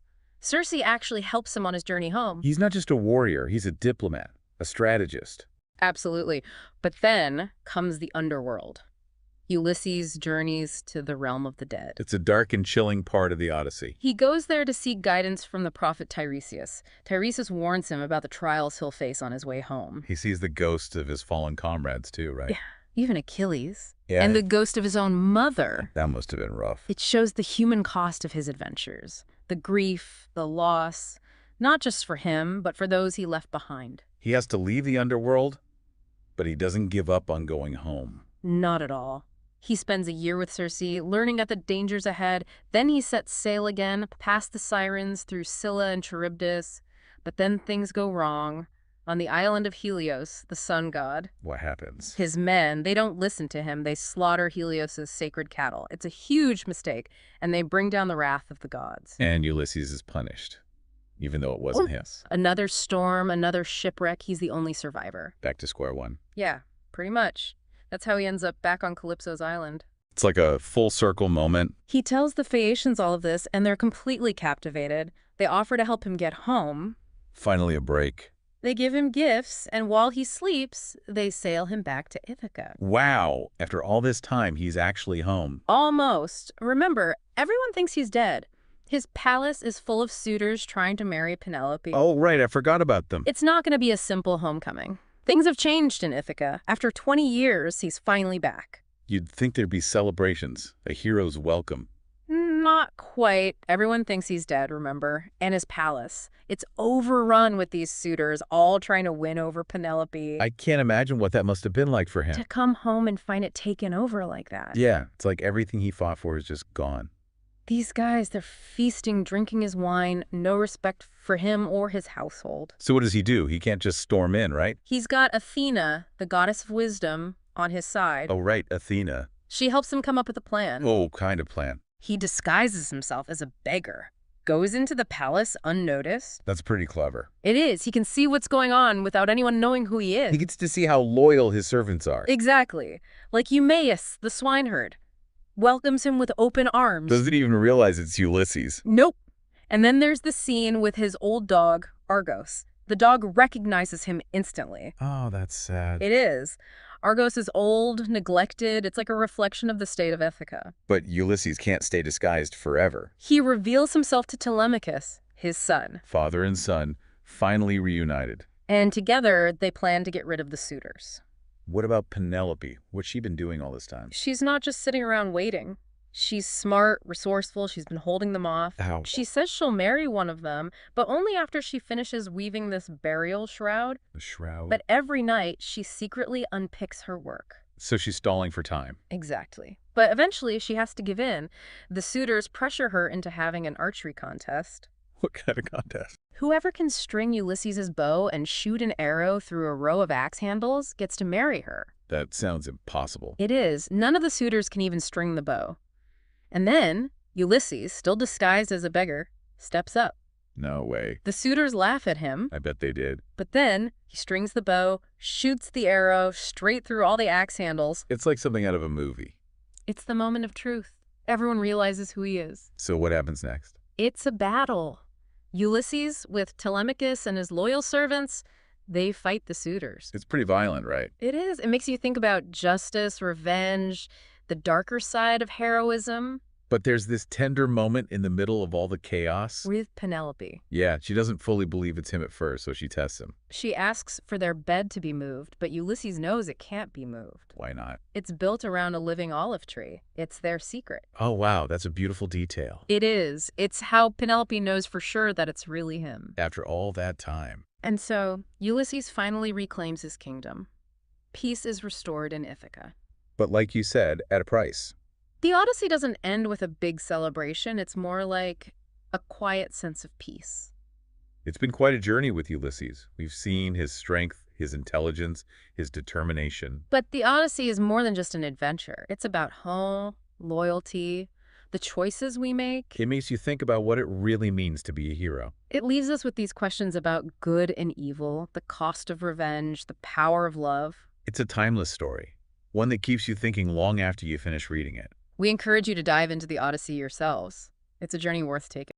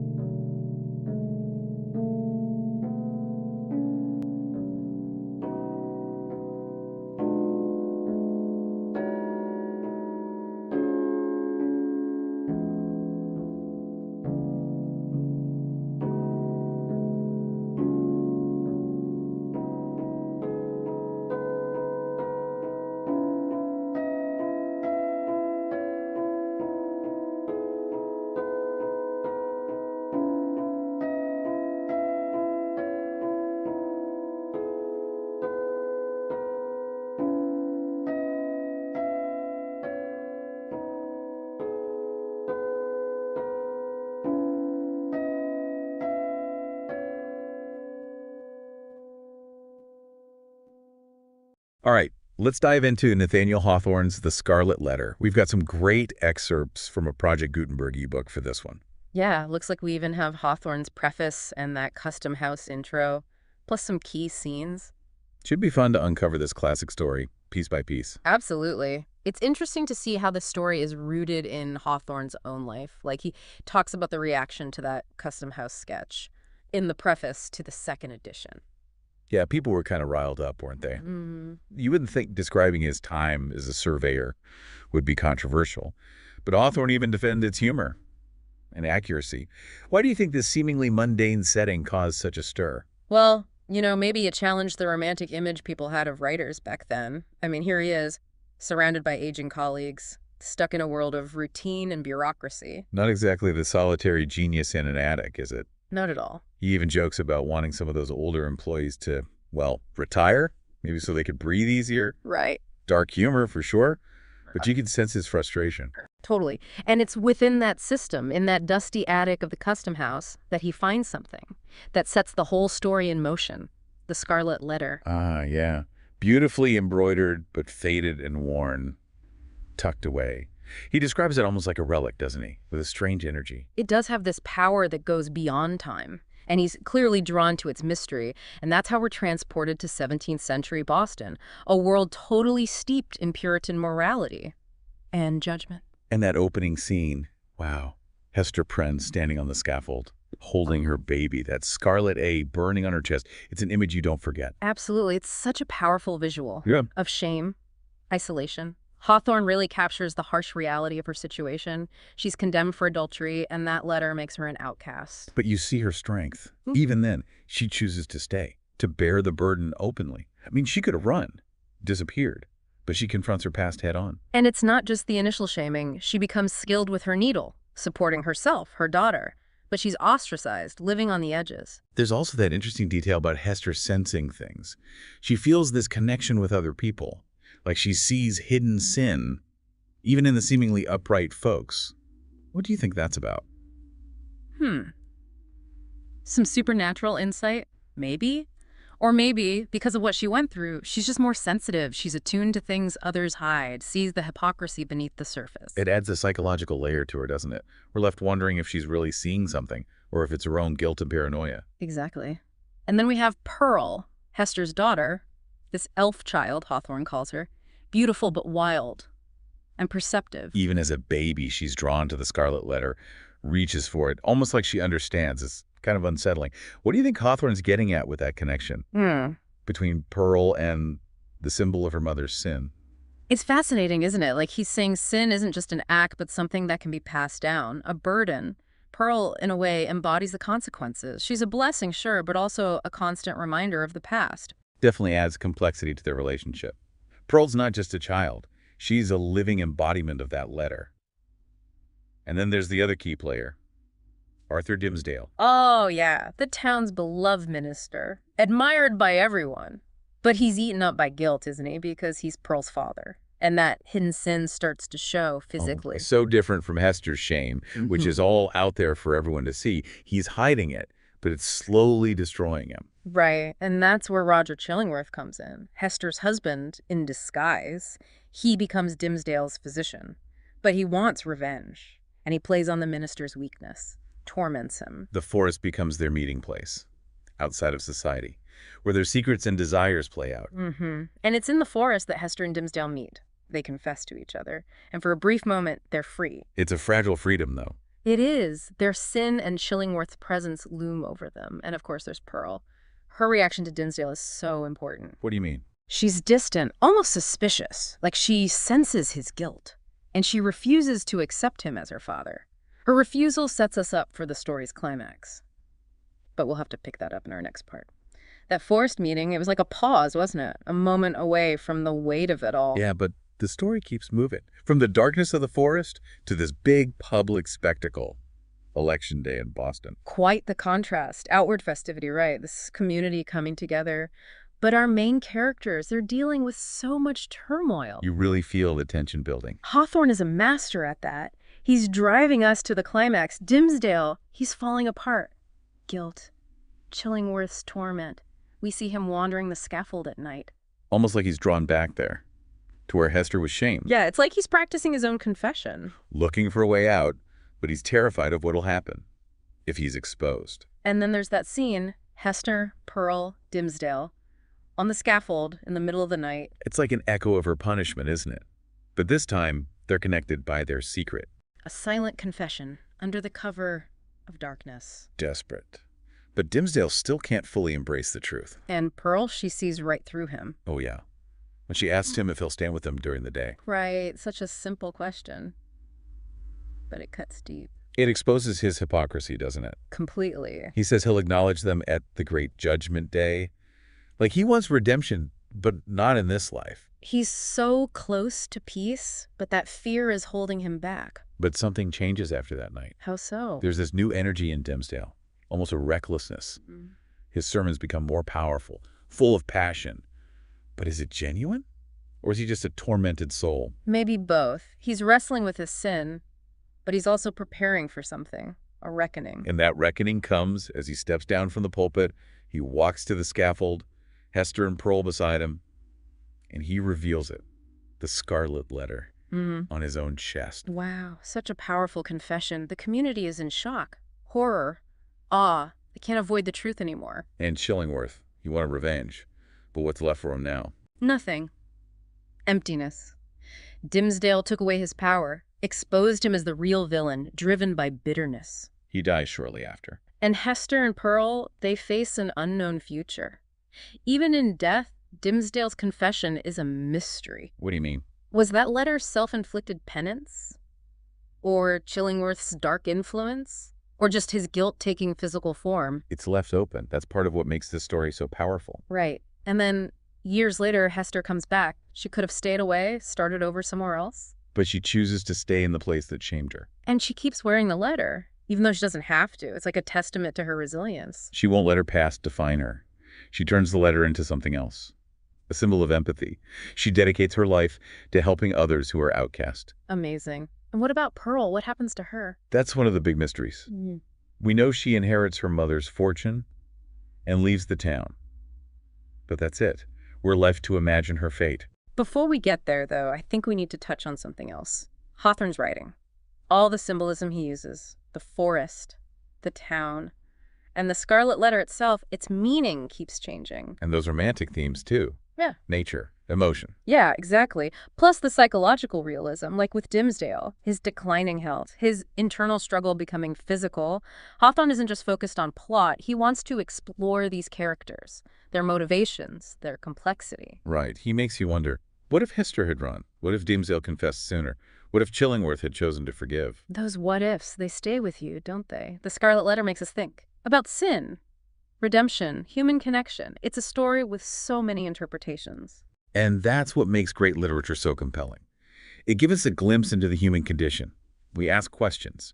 We connect with the characters. All right, let's move on to our final part. We'll explore these themes even more and consider what the Scarlet Letter might tell us about ourselves and the world around us. We've been through so much with Hester, with Dimsdale, seeing the web of relationships, the choices, the consequences. But what does it all add up to? Why does this story, The Scarlet Letter, still feel relevant, even centuries later? It's a great question. What makes it more than just a historical novel? A morality tale. I think it's those universal themes that Hawthorne captures, the ones that speak to us no matter the time period. Like the way that Scarlet Letter itself changes throughout the book, starting as a symbol of shame, of sin, but it becomes something else, doesn't it? Exactly. It becomes part of her identity, her strength, and ultimately her compassion. Hester takes that symbol and turns it into something she can use to connect with others who are hurting. And Dimsdale, well, he's just eaten alive by his hidden guilt. He can't find that redemption because he's trapped by what society expects, by fear. Right. And his story really makes you think about the nature of truth, the cost of hiding it. Is it better to suffer openly, like Hester, or to be destroyed by a secret, bit by bit? Tough question. And then there's Chillingworth, wanting revenge so badly that it destroys him. He becomes this warning, almost, about what hate and obsession can do. Hawthorne doesn't give us easy answers, does he? No simple judgments. He gives us these characters. They're flawed, complicated, and we have to wrestle with their choices. That's what makes it so interesting, right? We were talking about Hawthorne's style before, the symbolism, the forest as hidden desires, the town as these societal rules. and how the meaning of that letter shifts and changes. Yeah, all those romantic themes, too. The power of nature, those raw emotions. It all adds up, and his psychological realism, the way he gets inside the characters' minds, like with Dimsdale, how his guilt makes him physically sick. Hawthorne goes beyond the plot. He wants us to understand why things happen, the impact on the characters. It makes you think, what if Hester had run away? What if Dimsdale had spoken up sooner? What if Chillingworth had tried to forgive? Those are the what-ifs that make this book stick with you. Exactly. The Scarlet Letter stays with you.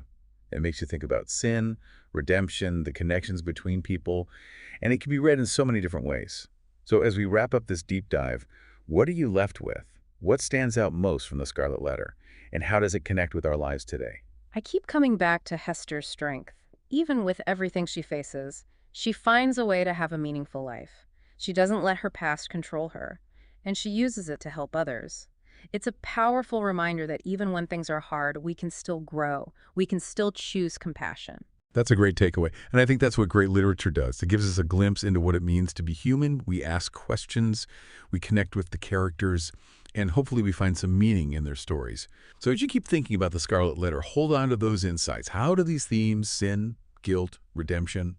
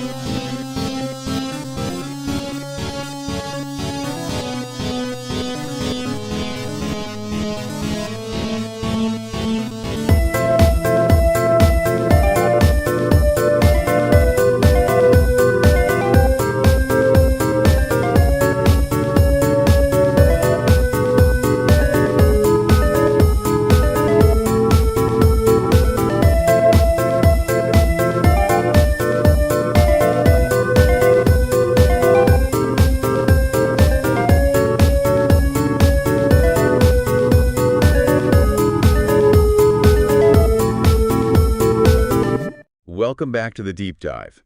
Today, we're going to be diving deep into Oh, yeah. some of history's most impactful conquerors. Big topic. We're talking the figures, the empires they built, and ultimately how those empires crumbled. And we're not just talking about like the typical like Alexander the Great, Right. Julius Caesar. Yeah, We're going deep. we're going deep. Charlemagne, Yeah. the Ottoman Empire, even the Spanish conquistadors, Right. and Napoleon Bonaparte. Whoa, okay, so we got excerpts here from The World's Leading Conquerors, Uh-huh. which is a title that, like, already has me intrigued. Yeah, no, it's a good one. What are we hoping to uncover? Well, we're going to be looking at how these conquerors rose to power, Okay. the tactics they used, Yeah. what they did with that power, the empires they forged, and like ultimately what they left behind. So looking at those legacies. Yeah, the legacies and how they still impact us today. Okay, so let's unpack this, Yeah. starting with Alexander the Great. Okay. I mean, his story is practically Shakespearean. Oh, it is. Ambition, betrayal, military brilliance. The whole 9 yards. It's almost hard to believe he was only 20 years old when he took the throne. I know, right? And it's so fascinating how intertwined his story is with his dad, Philip of Macedon. Oh, interesting. Philip had this vision, right, of uniting all the Greek city-states Okay. under Macedonian rule. And by the time Alexander came around, much of Greece was already under Philip's control. Right. But didn't Philip's assassination set the stage for Alexander's rise to power? Absolutely. It created this power vacuum. Yeah. And Alexander, being 20 years old at the time, he was ruthless. He consolidated his power so quickly, Wow. eliminated rivals, and really secured his position as the new leader. And there are whispers that Alexander's own mother, Olympias, might have been involved in Philip's murder. Oh, yeah, totally. Yeah. Talk about family drama. I know, right? Okay, so he yeah. takes the throne under this cloud of suspicion, Uh-huh. eliminates his rivals, Yeah. and then what? Does he just decide to go and conquer Persia? Not quite. He had to deal with some rebellions in Greece first. Oh, right, okay. Like the city of Thebes. They revolted against Macedonian rule, Makes sense. and Alexander had to respond. He responded swiftly and brutally crushed the rebellion Right. and made an example of Thebes. It's sending a message. Don't mess with me. And then that's when he turns his eyes to Persia. Right. But before he could launch his grand campaign against the Persian Empire, he had to deal with another threat. Go. The Persian fleet. The Persian fleet. This fleet was commanded by this brilliant General Memnon, Okay. and they were winning over some Greek islands and stirring up all this anti-Macedonian sentiment. Oh, so a real threat. It was a big threat. So Alexander is caught between this rock and a hard place, Yeah. rebellion at home, and this powerful enemy fleet threatening his rear. Yep. What does he do? Well, this is where I think luck or maybe fate plays a role. Okay. Memnon dies unexpectedly, Oh, why? which throws the entire Persian fleet into disarray. Okay. And this is the moment Alexander needed. He finally has the space to launch his invasion of Persia in 334 BCE. And thus begins one of the most legendary military campaigns in history. It really does. His first major victory comes at the Granicus River. Okay, I've heard of that one. Imagine this Alexander facing the Persian cavalry head-on. Oh, wow. He leads the charge with unbelievable courage and wins. Wow. His victory sends shockwaves through the Persian Empire and sets the stage for all his future conquests. Okay, but I got to ask about the Battle of Issus. Oh, yeah? Like, he takes on the Persian king at Issus. Yeah. That's next level. I know, right? But that's Alexander for you. So how does he win that one? Well, the Battle of Issus was a tactical masterpiece.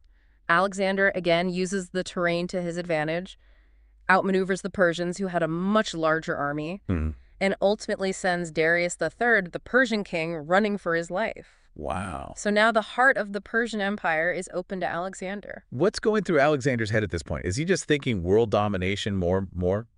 Probably. I mean, he certainly wasn't slowing down. He goes on to conquer key cities like Tyre and Gaza. I mean, those are huge. Huge wins, and then gets himself declared pharaoh in Egypt. What? Yeah, he's becoming a legend in his own time. Wow. Attracting followers, amassing wealth, becoming this god king in Egypt. Okay, so he's unstoppable. Pretty much, but his biggest challenge still awaits him. Okay. Darius and the Persian army, they're regrouping for a final stand I'll go. at Gaugamela. Gaugamela in 331 BCE. This is the Clash of the Titans. It's a big one. Alexander, outnumbered yet again, uses the setting sun to blind the enemy archers. Okay. That's not just conquest. That's 4D chess. That's Alexander for you. He crushes Darius's forces and becomes the undisputed ruler of the Persian Empire. This is amazing. I mean, talk about ambitious. So what's next? Does he just hang out in Persia and enjoy his spoils of war? Not Alexander. Yeah. He has limitless ambition. Oh, boy. He continues eastward, pushing into what is now modern-day Afghanistan and even parts of India. Okay, so this is where it gets interesting, right? This is where things start to unravel a little bit. Okay, I'm intrigued. Tell me more. His eastward expansion starts to create challenges. In managing this massive and diverse empire, the further he gets from his Macedonian base, the more he has to rely on local rulers. And some of them prove to be less than loyal. Oh, it. And remember how he made himself pharaoh in Egypt? He tries to do something similar in Persia. What does he do? Tries to integrate Persian customs and traditions into his empire. Okay. But his Macedonian troops aren't happy about it. I mean, I can imagine why. They're tired from the constant campaigning and resentful of his attempts at cultural blending. So it sounds like his vision of this unified Macedonian Persian Empire wasn't working out so well. Pretty much. And then at the height of his power, at only 32 years old, Alexander dies in Babylon. Wait, what? Just dies. How? The exact cause is still a mystery. Oh, wow. Could have been malaria, typhoid fever, maybe even poison. Oh, wow. Either way, his death throws the entire empire into chaos. Makes sense. His generals start fighting amongst themselves for control. Yeah. And the vast empire he built so rapidly fractures just as quickly. It's almost tragic in a way.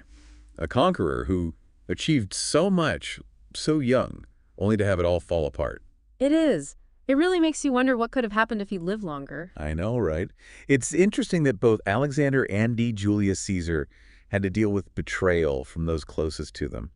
Makes you think, right? It really does. And speaking of Julius Caesar, his rise to power is just as compelling. Okay, let's hear it. Full of political intrigue, shifting alliances, and of course, betrayal. Of course. He emerged when the Roman Republic was falling apart. Oh, interesting. You've got internal divisions, social unrest, the old order crumbling, and ambitious figures like Caesar are ready to seize the opportunity. So how does Caesar play into this? We all know he ended up ruling Rome, but how did he even get there? Well, Caesar was a master strategist from the get-go. Okay. Early in his career, he formed an alliance with two of the most powerful figures in Rome, Who are we talking about? Pompey and Crassus. Oh, wow, okay. This became known as the First Triumvirate. The first triumvirate. Essentially, these three guys decided to run Rome together.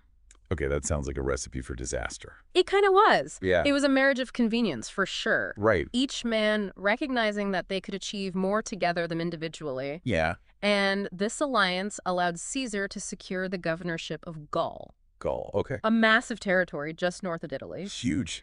This became his proving ground. Oh, so Gaul is where he really built up those military skills. Exactly. He honed his skills, amassed incredible wealth, and gained prestige. And built an army. Oh, yeah. He built a fiercely loyal army. So he's got the money, the fame, the army. The trifecta. It sounds like he's ready to take on Rome itself. Well, he was, but remember the triumvirate falls apart. Oh, that's right. I forgot about that. Yeah, Crassus dies in battle. Oh, wow. And the rivalry between Caesar and Pompey just explodes. Okay. Things get so bad that Rome plunges into a civil war. Wow. Caesar and his legions march on Rome while Pompey flees east. Okay, so this is a fight for control of Rome. Oh yeah, big time. This civil war is a clash of the titans. Whoa. Caesar's strategic brilliance was put to the test time and time again. Okay. He faced challenge after challenge, but he ultimately emerges victorious. Defeats Pompey's forces and takes control of the Roman Republic. I mean, talk about a power move. So he goes from being part of this triumvirate to being the sole ruler of Rome. Yeah, it's a pretty incredible story. What happens next? Does he just like kick back and enjoy being dictator? Not exactly. What does he do? He implements a series of reforms, Like what? including the famous Napoleonic Code. Wait, Napoleonic Code? Isn't that Napoleon? Oh, shoot. Yeah. You're right. The Julian calendar. I meant to say the Julian calendar. That makes way more sense. Yeah, my bad. And he initiates a bunch of ambitious building projects. So he's trying to stabilize Rome, Yeah, and really establish his legacy. but we all know how this story ends, right? Oh, yeah. Stabbed to death by his own senators. An ultimate betrayal. What happened there? Did they just fear his power that much? I think it's more complicated than that. All right. It was a classic tale of ambition and betrayal. Yeah.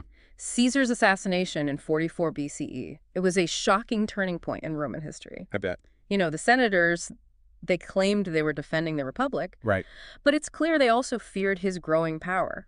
They Right. saw him as a threat to their own influence and maybe even to the foundations of Roman society. Interesting. So Caesar's story, like Alexander's, is one of meteoric rise, incredible achievements, and ultimately a tragic downfall. Exactly. That makes you think about the fragility of power. Yeah, even when you're at the top of the world. Okay, so we've gone from world domination with Alexander to a republic in crisis with Caesar. Now we're moving on to Charlemagne, who ruled a vast empire across Western Europe. Right. What makes Charlemagne different from these other conquerors? Was he just as ruthless, just as ambitious? Charlemagne was a different kind of conqueror. Okay, interesting. He was less interested in, conquering these vast, far-flung territories like Alexander, and more focused on consolidating and expanding the Frankish kingdom. He wanted to build a strong, unified Christian empire in Western Europe. So Charlemagne was driven by something different then. Mm-hmm. Instead of chasing world domination, he was focused on strengthening his existing power base. Exactly. And one of the key things that sets Charlemagne apart is his relationship with the church. Yeah. He saw the church as a vital partner in achieving his goals. Interesting. So he's thinking strategically. Totally. He's playing the long game. Okay. He used his military power to defend papal territories in Italy, Smart. which earned him the title Defender of the Faith. Okay, so he's building alliances, using religion to bolster his authority. Pretty clever. Yeah, very strategic. But don't be fooled, he wasn't afraid to get his hands dirty. Oh, I bet. Give me an example. He launched successful campaigns against the Saxons, the Lombards, the Avars. Oh, wow. These were all about securing his borders and expanding his influence. Oh, okay. They were brutal, bloody affairs, Wow. demonstrating that Charlemagne wasn't afraid to use force to achieve his objectives. So he's building alliances, conquering his neighbors. He's got the church on his side. He's building quite the resume. What's the end game here? What kind of legacy does Charlemagne leave behind? While Charlemagne's empire wasn't as geographically vast as Alexander's or Caesar's, it was still incredibly impressive. Okay. It stretched across much of Western Europe, Wow. and his rule laid the foundation for the development of distinct political and cultural identities in the region. Interesting. His coronation as Holy Roman Emperor in the year 800. Big moment. It was a pivotal moment, Okay. symbolizing the fusion of Roman, Christian, and Germanic traditions. So Charlemagne's story is really a story about the birth of Europe as we know it. You could say that, but his reign wasn't just about military conquest. Oh, there's more. Tell me more. He did a lot to promote education and the arts. Really? He believed in education and scholarship, Interesting. established schools, encouraged the copying of ancient texts, Okay. and fostered a period of cultural and intellectual revival known as the Carolingian Renaissance. The Carolingian Renaissance. Yeah. That had a lasting impact, I bet. Oh, absolutely. So Charlemagne's not just a warrior king. Right. He's a patron of the arts and promoter of learning. That's impressive. Yeah. But like all empires, I'm guessing Charlemagne's empire eventually crumbled. Of course. Like all empires, Charlemagne's faced its share of challenges. Okay. After his death, his empire was divided amongst his sons, Oh. leading to fragmentation and internal conflict. Right. But his legacy as a unifier, a defender of the faith, and a promoter of learning had a lasting impact on Europe. So Charlemagne's story shows us a different path to power. Building alliances, using religion as a tool, and promoting culture alongside military conquest. But now we're shifting gears, entirely heading east to explore the rise of the Ottoman Empire. What makes their story stand out from the other conquerors we've discussed? The Ottomans, man, they have a truly unique history. Okay, lay it on me. They evolved from a nomadic group to a major world power that lasted for centuries. Their story is this blend of ambition, adaptability, military might, and cultural integration. So they really had it all. Pretty much. And it all started with a guy named Osman I. Osman I, the founder of the Ottoman dynasty. Were there, epic stories about him? Was he a brilliant strategist like Alexander, or a shrewd politician like Caesar? Osman I is more of a figure shrouded in legend. Interesting. Not a ton of concrete facts about his early life. Okay. What we do know is that he embraced Islam and began expanding his territory in Anatolia Anatolia, though. at a time when the once powerful Seljuk Sultanate was falling apart. Ah, so he sees the opportunity amidst the chaos. Exactly. Kind of like Caesar during the decline of the Roman Republic. Right. Osman was a charismatic leader who attracted followers, Oh. both Turkic nomads and converts to Islam. Uh-huh. And one of the most important things he did was establish a principle of religious tolerance. Religious tolerance. That's not something we've seen a lot of with these other conquerors. I know, right? Yeah. Instead of forcing conquered populations to convert to Islam. Osman allowed them to practice their own faiths. Oh, wow. This helped to create social stability and really solidify his rule. Okay. And it was a policy that would serve the Ottomans well for centuries. So Osman lays the groundwork for this incredibly enduring empire. What happens next? Who picks up the torch after him? Well, his successors continued his expansionist policies, Okay. pushing deeper into Anatolia and eventually across the Dardanelles into Europe. Into Europe, wow. One of the key figures in this expansion is Murad, Okay. who established the fearsome Janissary Corps. The Janissaries. Those guys sound intense. Tell me more. They were an elite military force, Okay. recruited from Christian boys Oh, wow. who were converted to Islam and trained from a young age to be fiercely loyal to the Sultan. Okay, so they're building this army of converted soldiers. Pretty much. They were known for their discipline, their skill, and their ruthlessness in battle. Wow. So a private army of converted Christian soldiers, that's a unique approach to military power. It really is. And they became the backbone of the Ottoman army for centuries. Okay, so the Ottomans are expanding, conquering new territories, building their military strength. Where does it all lead? It leads to one of the most stunning victories in military history. Okay, I'm listening. The capture of Constantinople in 1453 Constantinople. by Mehmed II, known as Mehmed the Conqueror. Constantinople, the capital of the Byzantine Empire, a city that had stood for over 1,000 years. How did they manage to pull that off?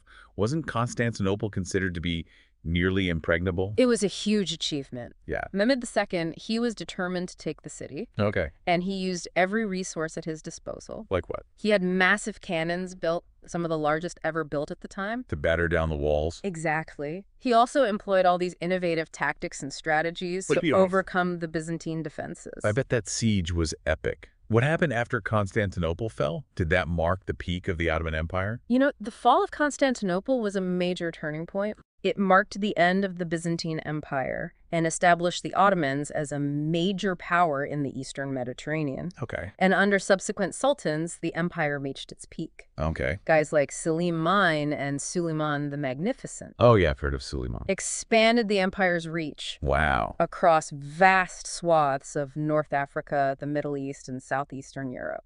Suleiman the Magnificent. Yeah. Wasn't he known for his lavish court and his patronage of the arts? He was a remarkable figure, Yeah. skilled military commander, Okay. patron of the arts, Uh-huh. and a shrewd administrator. So a well-rounded guy. He reformed the legal system, expanded the bureaucracy, Okay. and presided over a golden age of Ottoman culture and economic prosperity. So we've got a vast empire, a powerful military, a flourishing culture. Yeah. Sounds like the Ottomans had it all figured out. Did their empire just last forever? Well, no, of course not. What? Even the most powerful empires face decline, Right. and the Ottomans were no exception. You've got internal divisions, economic problems, and external pressures from those rival European powers. So kind of ganged up on. Yeah, which led to a long and gradual decline. Okay. But their legacy remains. They ruled over this vast and diverse empire for centuries, Yeah. shaping the history and culture of the regions they controlled. It's amazing how they managed to maintain that power for so long. Yeah.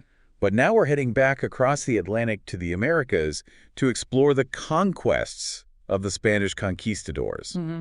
What drove them to such audacious and often brutal expeditions? The Spanish conquistadors were motivated by a bunch of factors. Okay. Religious zeal, a thirst for gold and glory, Okay. and the ambition to expand the Spanish Empire. They landed in the New World, determined to conquer and convert Right. and extract as much wealth as possible. So religion, gold, and glory, that's a potent combination.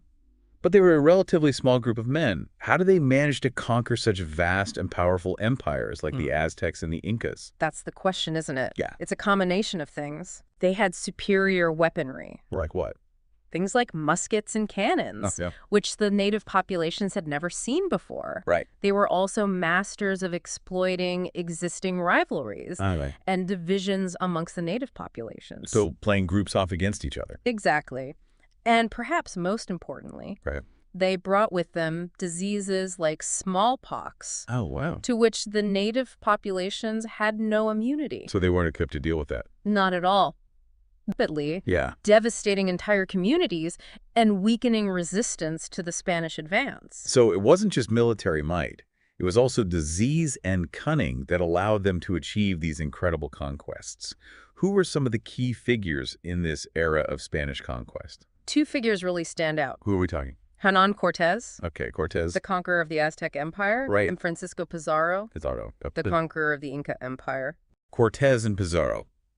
Those names are practically synonymous with the Spanish conquest of the Americas. What can you tell us about them? Cortez's expedition to Mexico in 1519 Okay. is a story of incredible audacity and strategic brilliance. Okay. He landed with a relatively small force, Uh-huh. but he quickly realized that the Aztecs ruled by Montezuma II had a lot of enemies Okay. among the other native groups. Makes sense. Cortez, being Cortez, was a master manipulator. Okay. He exploited these divisions and forged alliances that would prove crucial to his success. So he's playing the same game as Charlemagne, using those existing rivalries to his advantage. Didn't the Aztecs initially mistake Cortez for a god? Is there any truth to that? Yeah, there is. Really? The Aztecs had this prophecy Yeah. about the return of a god called Quetzalcoatl, a Okay. feathered serpent deity. Okay. When Cortez and his men arrive with their strange clothes and weapons, Yeah. some Aztecs believed he was the fulfillment of this prophecy. So Cortez arrives with advanced technology and is mistaken for a god. That's got to be a huge advantage. So it was. It allowed Cortez to enter the Aztec capital Tenochtitlan with little resistance. Wow. But his ambitions soon became clear, Oh, no. and he took Montezuma hostage, Wow, that's bold. which sparked a rebellion, and the Spanish had to flee the city. I can't imagine the Aztecs were very happy about that. No. Did Cortez just give up and sail back to Spain? Cortez give up. Never. Okay. He was determined to conquer the Aztec Empire. Okay. He regrouped, gathered reinforcements, Yeah. and launched a brutal siege of Tenochtitlan in 1521. Wow. After months of fierce fighting, the city fell. So he got what he wanted. He did. It marked the end of the Aztec Empire and the beginning of Spanish colonial rule in Mexico. Wow. So Cortez achieves his goal, but at a tremendous cost. What about Pizarro and the Incas? Did he use similar tactics? Pizarro's conquest of the Inca Empire, which began in 1532, Okay. followed a similar pattern: Okay. cunning, brutality, exploitation. Oh, boy. He arrived in Peru at a time when the Inca Empire was in the midst of a civil war. Oh, wow. Two brothers, Atahualpa and Huascar, are vying for control. Okay. Pizarro, being Pizarro, he cleverly plays one brother against the other, Oh, no. eventually capturing Atahualpa, who emerged victorious from the civil war. So he walks right into the middle of a civil war Yeah. and uses it to his advantage. Classic conqueror move. What happens to Atahualpa? Pizarro demands a massive ransom for Atahualpa's release. Okay. And Atahualpa, believing he can buy his freedom, agrees to pay. Oh, I've got a bad feeling about this. Yeah, Pizarro has other plans. What does he do? He has Atahualpa executed in 1533, Oh, wow. effectively decapitating the Inca leadership. Wow, talk about cold-blooded. What happens Yeah. to the Inca Empire without their leader? With Atahualpa gone, Yeah. the Inca resistance crumbles. Okay. Pizarro and his forces conquer the Inca capital Cusco Wow. and establish Spanish control over the empire. It's a story of betrayal, brutality, and the relentless pursuit of wealth and power. Cortez and Pizarro. Two figures who embody the ambition and ruthlessness of the Spanish conquistadors. Their conquests had devastating consequences for the indigenous people of the Americas. Millions died from disease warfare and forced labor. Ancient cultures were destroyed. The Spanish conquest was a turning point in world history, marking the beginning of a new era of colonialism and globalization. It's a complex legacy. For sure. But now let's fast forward a few centuries to the age of Napoleon Bonaparte. Napoleon. Another figure like Alexander and Caesar who rose from relative obscurity to become an emperor, Yeah. reshaping the political landscape of Europe. What sets his story apart from the other conquerors we've discussed was he just another power-hungry tyrant. Napoleon is a fascinating figure. Oh. He was a brilliant military strategist, Yeah. a shrewd politician, and a charismatic leader who inspired incredible loyalty. Interesting. And didn't he come to power during that period of upheaval in France? Wasn't the French Revolution still raging when he made his move? You're right. Okay. Napoleon emerges at this pivotal moment in history, Okay. the aftermath of the French Revolution, Right. a time of immense change and chaos. Wow. The old order had been swept away, Yeah. and France was struggling to find its footing. Okay. And Napoleon, a young, ambitious artillery officer, quickly rises through the ranks. So he's a product of his times. The French Revolution creates this power vacuum, and Napoleon steps right in. What were some of his early successes that kind of propelled him to fame? His early campaigns in Italy and Egypt really established his reputation as a military genius. Oh, okay. He won a series of stunning victories, Okay. captured the imagination of the French people, and paved the way for his rise to power. So they loved him. They did. Yeah. And in 1799, he seizes opportunity. What's the opportunity? He stages a coup d'etat, overthrows the Directory, and establishes himself as first consul of France. Whoa. So he goes from army officer to the leader of France in just a few years. Talking about a meteoric rise. What did he do once he was in power? Did he try to consolidate his power? Oh, he was a master of that. Okay. He skillfully manipulated political institutions, Yeah. eliminated rivals, Right. and effectively brought an end to the revolutionary period. Wow. So he brought stability. Exactly. He ushered in this new era of stability and order, and the French people were ready for it. Okay. So they're on board. But Napoleon wasn't content with just ruling France, right? Didn't he have bigger ambitions? Napoleon saw himself as the heir to Charlemagne, Oh, wow. a unifier of Europe under his rule. So he wants to build an empire. He did. He launches this series of brilliant military campaigns, Okay. conquering vast territories, defeating rival powers, This is big. and establishing a French empire that stretched from Spain to Russia. Spain to Russia, that's huge. It was his victories at Austerlitz, Jena, and Friedland just cemented his reputation as one of the greatest military commanders in history. So he's conquering most of Europe, becoming this legendary figure. What happens next? Does he just rule over this massive empire until he dies of old age? Not quite. Napoleon's ambition ultimately proved to be his undoing. Oh, okay. How so? His relentless pursuit of conquest led to overreach, Okay. and his decision to invade Russia in 1812. Oh, yeah, the Russian campaign. Yeah, that was a catastrophic mistake. The Russian campaign, everyone knows that one ended badly for Napoleon. What happened? It was a disaster. Yeah. The Russian winter, the vast distances, the scorched earth tactics of the Russian army, Right. it all combined to decimate Napoleon's forces. Oh, wow. He was forced to retreat, Yeah. his army in tatters, his reputation tarnished. Okay, so the Russian campaign marks the beginning of the end for Napoleon.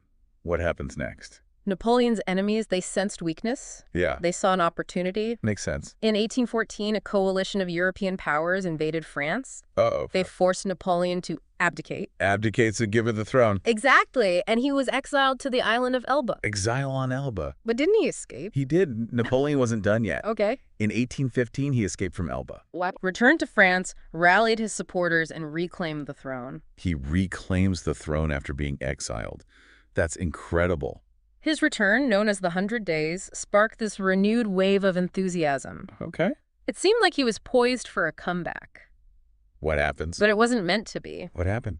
The Battle of Waterloo? Waterloo was his final stand. Oh, wow. He faced a combined British and Prussian army, and despite moments of brilliance, his forces were defeated. Wow. Waterloo marked the end of Napoleon's reign Okay. and the beginning of his final exile. This time for good. This time for good. Where did he go? To the remote island of St. Helena in the South Atlantic. So Napoleon's story is one of incredible highs and lows. Mm-hmm. From conquering much of Europe to being exiled on a remote island.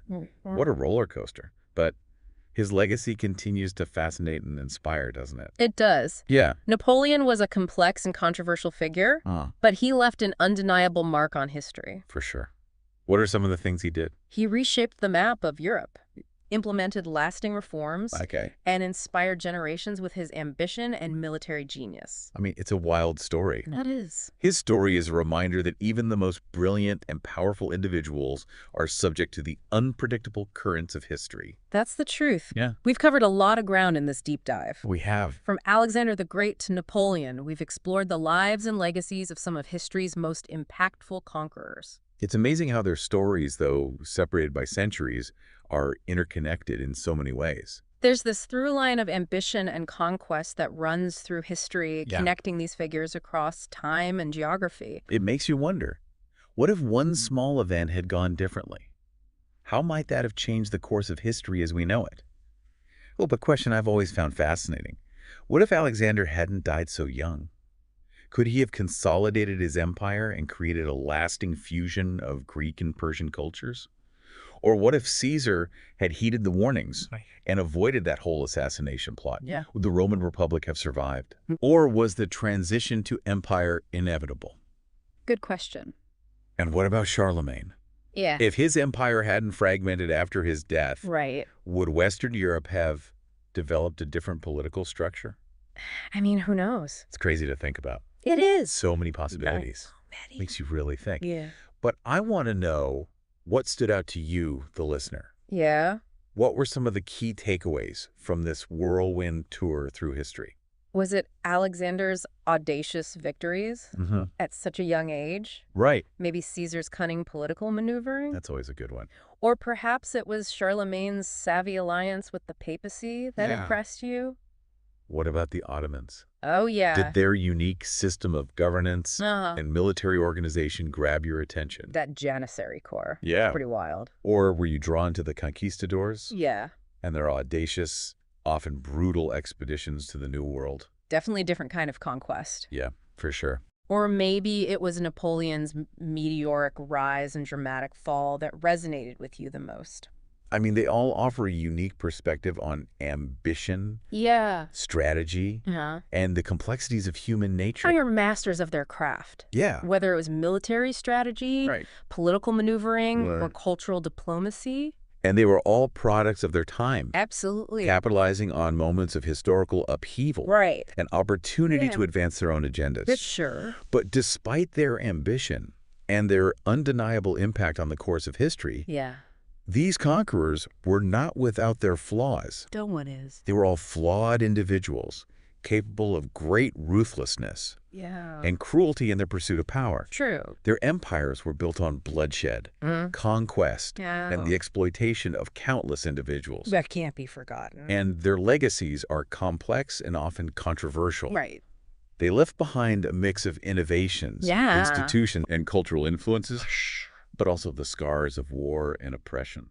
That's the truth. It's a reminder that history is never black and white. It's full of shades of gray, for sure.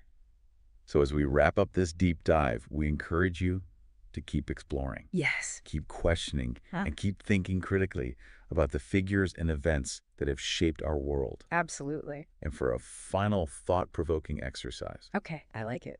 we invite you to consider this. I'm listening. What if you could go back in time and change one decision made by any of these conquerors? Oh, that's good. Which decision would you change? Mm. And what do you think the ripple effect would be Yeah. on history as we know it? That's a tough one. It's a fascinating question. It is. One that encourages us to engage with history in an active way, Mm. imagining those alternative paths, Yeah. considering the myriad possibilities.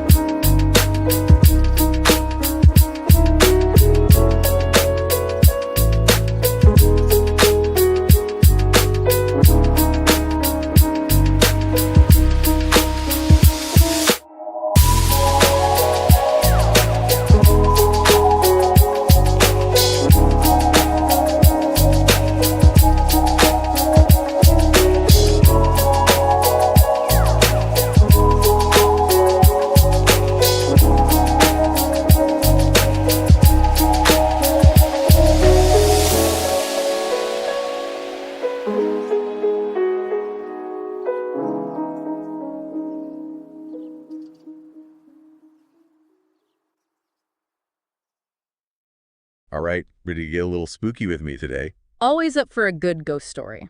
Let's take a deep dive then into Washington Irving's The Legend of Sleepy Hollow. A classic. You know it. Oh, absolutely. Who doesn't love a good headless horseman tale? We're going to break it all down. The charm, the characters, maybe even get a few chills along the way. I think we can manage that. Irving was a master at creating atmosphere. Speaking of atmosphere, right? Sleepy Hollow itself, almost a character in the story. What do you think? It's true. It's this drowsy, dreamy kind of place, but like dreamy in a spooky way, you know? Yeah, definitely. He doesn't just say it's full of ghost stories and superstition. You feel it. You really do. Like, even if you weren't the superstitious type, you get to Sleepy Hollow and you start to wonder. Totally. It's like the town itself is kind of bewitched. Old customs, beliefs, they're all preserved there. A time capsule. Right. And speaking of being susceptible to stories, we got to talk about Ichabod Crane, our lanky schoolmaster. Oh, Ichabod. You can't help but picture him, right? Like, all elbows and knees. This huge appetite, the huge feeder, as Irving calls him. Yeah, and totally superstitious, eats up all the local gossip, especially if it's got a supernatural twist. I mean, the guy believes in witchcraft. Wholeheartedly. Probably doesn't help when he's got his sights set on Katrina Van Tassel. Ah, Katrina, the golden apple of Sleepy Hollow. Beautiful, wealthy, daughter of a successful farmer. Every guy's dream. But she's got this playful side, too. Coquettish, I think is the word. Keeps Ichabod on his toes. She does. And of course, Ichabod's not the only one vying for her attention. Oh, right. We can't forget about Brombones. The town hero. Big, strong, bit of a prankster, but like a charming prankster. You know what I mean? Yeah, like a rough chivalry kind of thing. He sees Ichabod as a rival, but almost an amusing one. Totally. I mean, can you blame him? Brom is the guy who can ride anything, lift anything, and he's got this, I don't know, aura about him. Then there's Ichabod, more comfortable with books than horses. So how does this rivalry play out? Well, it all comes to a head at the Van Tassel's quilting frolic. Oh. This big party, imagine. Music, dancing, food, everywhere. Sounds like a good time. It is. But Irving uses this party to kind of set the stage for everything that's going to happen. We see Ichabod at his most, I guess, Ichabod-esque. And stuffing his face and showing off his surprisingly good dance moves. Exactly. But also, and this is key, he gets really drawn into the ghost stories, especially the ones about the Headless Horseman. You could practically see the wheels turning in his head, right? Like soaking it all up. Oh, absolutely. And that's where the suspense starts to build, because we know he's primed to be spooked. And spooked he gets. Later that night, riding home alone, late, dark, probably a bit chilly. What do you think's going through his mind? Probably regretting all that cider and pumpkin pie. But seriously, I imagine he's hearing all those ghost stories echoing in his head, Every shadow looks suspicious. Poor Ichabod. Riding right into a nightmare he has no idea is waiting for him. And then he passes by Major Andre's tree, this massive tulip tree. It's got this whole tragic history, rumors of hauntings. Even in daylight, it's kind of creepy. But at night, forget about it. I'd be terrified. And then there's Wiley's Swamp up ahead and the church bridge, both notorious in local lore. Especially the bridge, right? Isn't that where the Headless Horseman is supposed to hang out? Exactly. People tell stories about seeing him there all the way back to the Revolutionary War. Ichabod's got to be freaking out. So he's riding along, on edge already, Hmm. and then, what? He hears something. Yeah, this kind of plashy sound in the dark. I bet his heart just about leaps out of his chest. And then what does he see? Out of the shadows, this huge figure on horseback. Doesn't say anything, just keeps pace with him. Menacing. Oh man, I'm getting chills just thinking about And it. as they crest a hill, the moon comes out and illuminates the figure, and that's when Ichabod sees it. The Headless Horseman. You got it. Head gone, carried on the pommel of his saddle. Pure terror. What does Ichabod do? What can he do? He kicks his horse, gunpowder, into a run, desperate to escape. But the horseman gives chase. Oh, yeah. A wild chase through the night, sparks flying, Ichabod clinging on for dear life. He thinks he might outrun him, but then Don't leave me hanging. What happens then? his saddle slips. Oh no. He manages to grab onto Gunpowder's neck, but the saddle's gone. He's totally vulnerable, and the horseman's gaining on him. Ichabod sees the church bridge ahead, his only hope. Thinks he can make it, shake the horseman at the bridge. But Gunpowder, he's terrified too. Veers off the road, straight for the bridge they go. So they're racing across this old wooden bridge. Yeah. Ichabod clinging on. Then what? He risks a look back, hopes maybe, just maybe, the horseman's vanished, like in Brahms stories, you know? Boof, gone. But he doesn't run. No. Instead, he sees something even worse. The horseman. He's rising in his stirrups, arm raised, and in that hand, The head. Right. head, this horrifying detached head, aimed right at Ichabod. He throws it. He throws it. Or Irving describes this like hurtling through the air, this tremendous crash. Then silence, Ichabod, gone. Just like that. Vanished. Doesn't Irving tell us what happened? That's the thing, he doesn't. Leaves us hanging. What happened to Ichabod? But the story doesn't end there. Okay, so what happens next? Does anyone go looking for him? Morning comes, something's wrong. No Ichabod for breakfast, schoolhouse empty, even Gunpowder's back, but no saddle, like Ichabod just disappeared. Don't they search for him? They do. And they find clues. The saddle's there by the bridge, trampled, horse tracks all over, and then a smashed pumpkin. A pumpkin? What's that about? Right, it's this weird detail, almost like Irving's throwing us a curveball, makes you question the whole thing. Well, so. Well, the townsfolk, they jump to the obvious conclusion, right? Headless Horseman got him, spirited away, but Irving, he doesn't confirm it, doesn't deny it either. So maybe it wasn't the horseman after all. Remember, the story's told by Diedrich Knickerbocker, this fictional historian, known for his tall tale, so there's this layer of, like, unreliability. Makes you wonder, right? Was it the horseman? Or something else entirely? Exactly. And that pumpkin, it kind of hints at a more, shall we say, down-to-earth explanation. Down to earth. You think someone played a prank on Ichabod? Possibly. Let's not forget Brombones. He was quite the prankster, loved a good scare, and he had a motive. Because of Katrina. Bingo. After Ichabod vanishes, Brom and Katrina, they get married. And Brom, he always seems to find the whole thing pretty funny, especially when people gun up the pumpkin. You think he dressed up as the horseman? Scared Ichabod so bad he ran off? It's a theory. He definitely had the skills to pull it off. But then there's another twist. Years later, an old farmer claims he saw Ichabod, alive and well, in New York City. Wait, he got away from the horseman? According to the farmer, yeah. Says Ichabod left, scared of the horseman AD because Katrina rejected him. A scaredy cat AD, heartbroken, all in one. But if that's true, why didn't he come back to Sleepy Hollow? Maybe too embarrassed. Or maybe he liked his new life better, didn't want to revisit the past. It's just another story though, right? We don't know if it's true. We don't, and that's what's so great about the legend of Sleepy Hollow, all these conflicting accounts. You decide what you believe. So the mystery of Ichabod Crane remains unsolved. Kind of, yeah, and that's the beauty of it. Makes you think. What happened? Why? Makes you question the nature of truth, the power of fear, and storytelling itself. Like a choose-your-own-adventure for your imagination. But hold on, before we get to that, there's one more thing. If Ichabod did get run out of town, wasn't there someone else besides Brom who might have wanted him gone? You're thinking of Katrina, right? Exactly. She's described as a bit of a heartbreaker. Maybe she was playing both Ichabod and Brom. Interesting point. Adds another layer to it all. Poor Ichabod. So love-struck he couldn't see straight. And maybe when she realized he was getting too serious, she came up with this plan to scare him off. Maybe even got Brom to help. Who knows? It's possible. She ends up with the farm A&D, the most eligible bachelor. Maybe she's not as innocent as she seems. Wow. Okay, enough about Katrina's scheming. Time for your take. What do you think happened to Ichabod? Headless horseman? Or just a broken heart?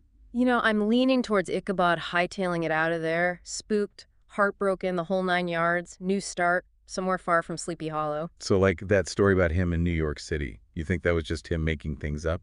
Maybe. Turning a humiliating retreat into, a success story.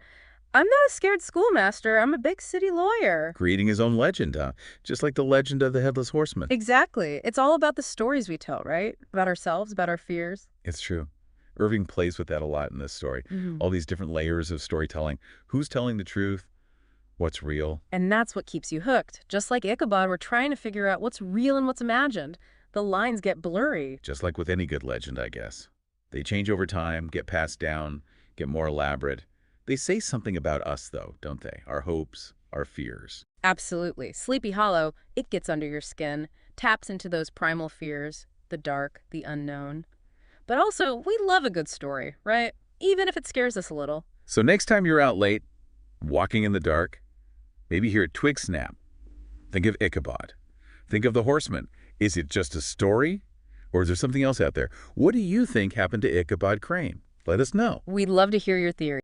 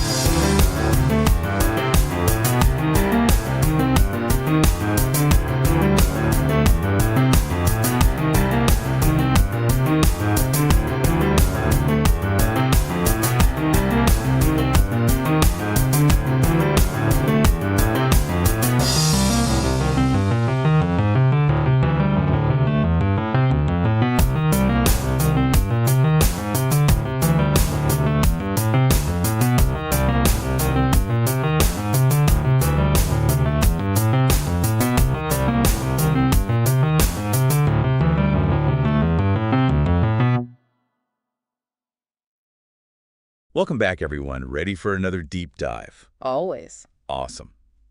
Well, today we're going to be tackling Alexander Dumas' The Count of Monte Cristo. Ooh, classic. Yeah, it's one of those stories that seems to just resonate with people, no matter what era you're living in. Absolutely. Themes of betrayal, imprisonment, revenge, they're timeless. Exactly.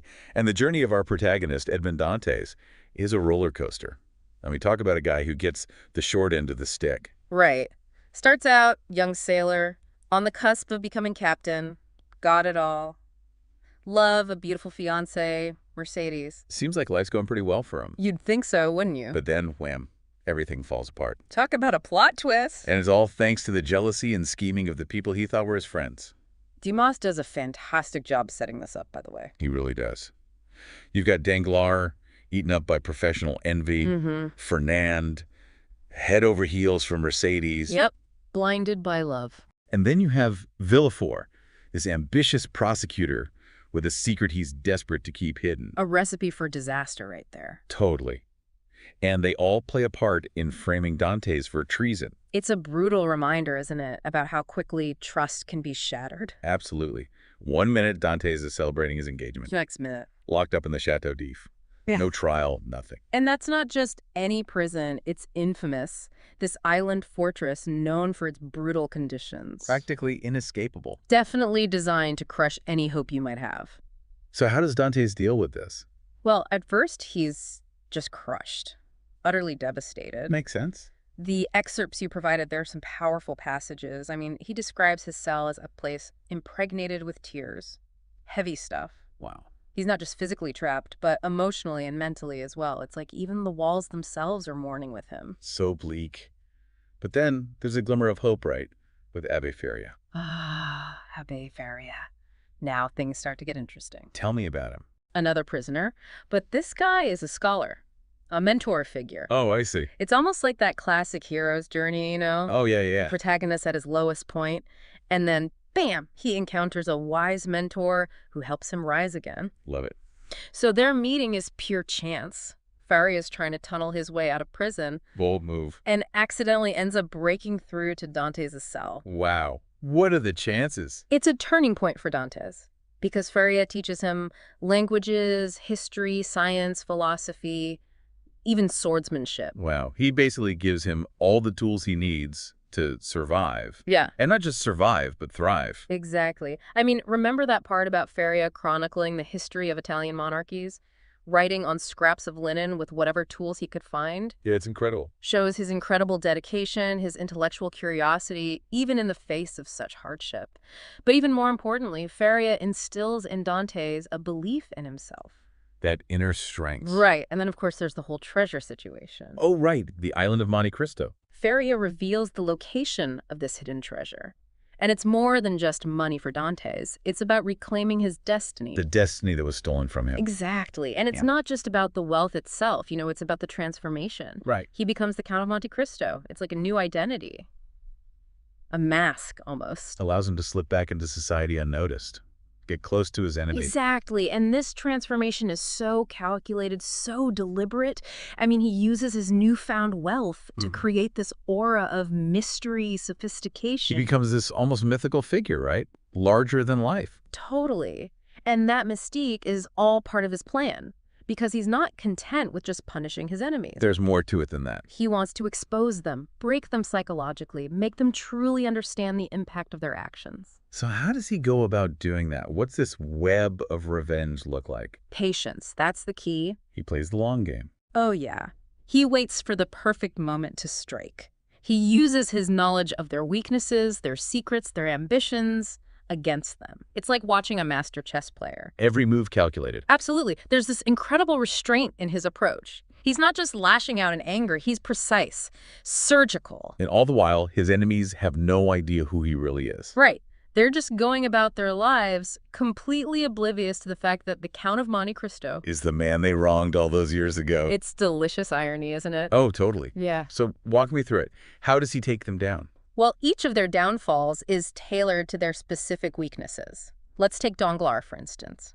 consumed by greed, right? Yeah. So Dantes systematically strips him of his fortune, drives him to financial ruin. Brutal. Then you have Fernand, now the Count de Morcerf, living a life built on lies. A house of cards? Exactly. And Dantes exposes him, ruins his reputation, his social standing, and Villefort. The prosecutor who sent Dantes to prison in the first place. Dantes orchestrates the destruction of his family, a consequence of Villefort's own past actions. It's like poetic justice. He makes them face their demons. He's holding up a mirror, forcing them to confront the ugliness within themselves. And do they? Do they feel remorse? Oh, they're broken, humbled, forced to reckon with the choices they've made. But what about Dantes? Does he find any peace in all of this? That's the million-dollar question, isn't it? And that's what we'll explore in the final part of our deep dive. So much to unpack here. I mean, Dantes has achieved his goal. He's gotten his revenge. Right, but at what cost? That's what Dumas really makes us think about. Yeah, there's definitely a sense of, I don't know, emptiness maybe? Like even though he's orchestrated these elaborate downfalls, it doesn't seem like he's found what he was looking for. Exactly. And this is where the character of Mercedes comes back into play. Right. After all these years, she learns the truth about Dantes, about what her husband, Fernand, did to him. It's a powerful moment. She pleads with Dantes to spare her son, Albert, who's about to duel with Dantes, completely unaware of their connection. Talk about dramatic irony. Right. And this is where Dantes faces a crucial choice. Does he continue down this path of vengeance, or does he choose mercy? And he chooses mercy. He does. He reveals his true identity to Albert, sparing his life. It's a turning point for Dantes. It's like he's finally breaking free from the grip of his past. So after all that planning, all the manipulation, he lets it go. In a way, yes. He realizes that revenge hasn't brought him peace. It's only perpetuated the cycle of pain and suffering. And the ending, how does it all wrap up? Does Dantes find any kind of happiness? The novel ends with Dantes sailing away with Haiti, Haiti, remind me who she is. the daughter of Ali Pasha. Dantes rescued her from slavery years earlier. And significantly, he leaves behind all his wealth, his identity as the Count of Monte Cristo. He chooses to walk away from it all. Wow.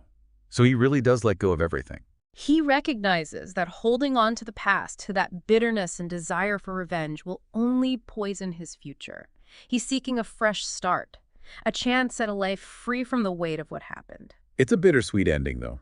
He finds some measure of peace, but there's definitely a sense of loss, too.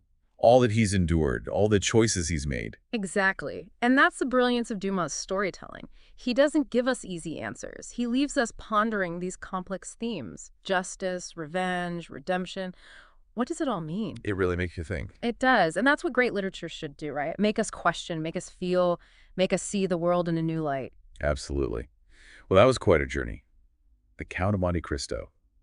A timeless tale of betrayal, imprisonment, and the complexities of revenge. Thanks for joining us on this deep dive. We hope you enjoyed it. And until next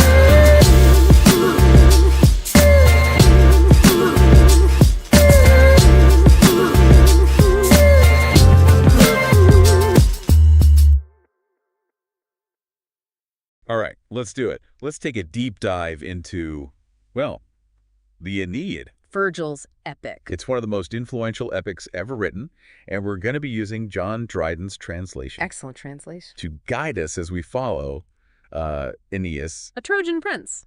on his journey to found Rome.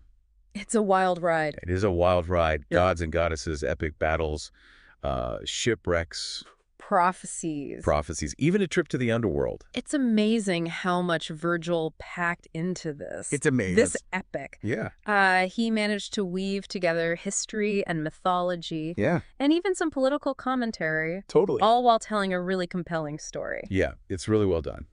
So it all starts with a shipwreck. Of course. Book drops us right into the action. Right in there. Aeneas and his fellow Trojans, Mm-hmm. they get caught in this fearsome storm. Except by Juno. Yeah, the goddess Juno. Talk about a rough start. I know, right? They end up stranded on the coast of Africa. Yeah.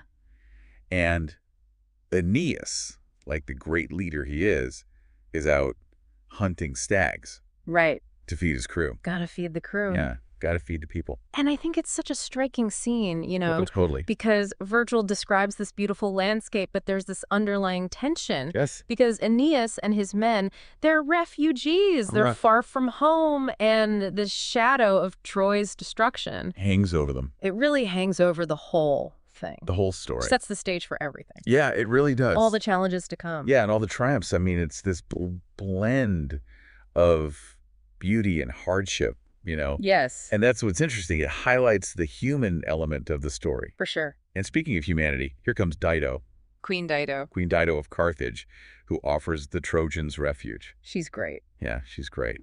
But, of course, we know Juno is lurking in the background, Oh, yeah, she's not going away.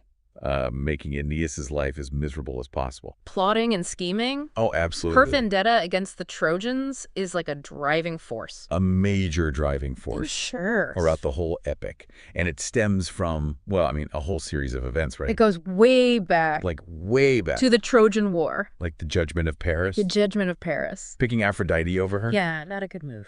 And then the prophecies foretelling the future power of Rome, which she sees as a direct threat It is a direct threat. to her. So there's this tension between like divine machinations and human actions, Right. which just makes it even more captivating. But before we go any further, Yeah. with that, let's rewind a bit. Let's go back. Let's go back. Book 2 takes us to the fall of Troy.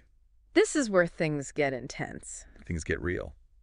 Aeneas, he's a guest in Dido's court. Yeah. He tells the story Yes. of that fateful night, Yeah. revealing the cunning strategy of the Greeks. The Greeks, man. I know. Those Greeks. The deceit of Sinon. And, of course, the Trojan horse. That horse. I mean, imagine being a Trojan citizen Yeah. and just seeing this giant wooden It horse was huge. left behind by your enemies. I mean, what would you think? I don't know. I'd be suspicious. Some people were. Some people were like, this is not a good idea. Like, Laocoon, Laocoon, the priest. the Trojan priest, he's like, do not bring this thing in. No, dude. The city walls, this is a bad idea. He even threw a spear at it. He did. And then serpents sent by the gods attacked him and his sons. Talk about a chilling omen. It was terrifying. A Yeah. lot of people saw that as a sign. Oh, for sure. Divine displeasure. Yeah, like, don't mess with this horse. We want it in the city. Right. You were wrong. The gods are angry. Little did they know it's packed with Greek warriors. It's waiting. Just strike. And strike they did. They did. The scene that Virgil paints Yeah.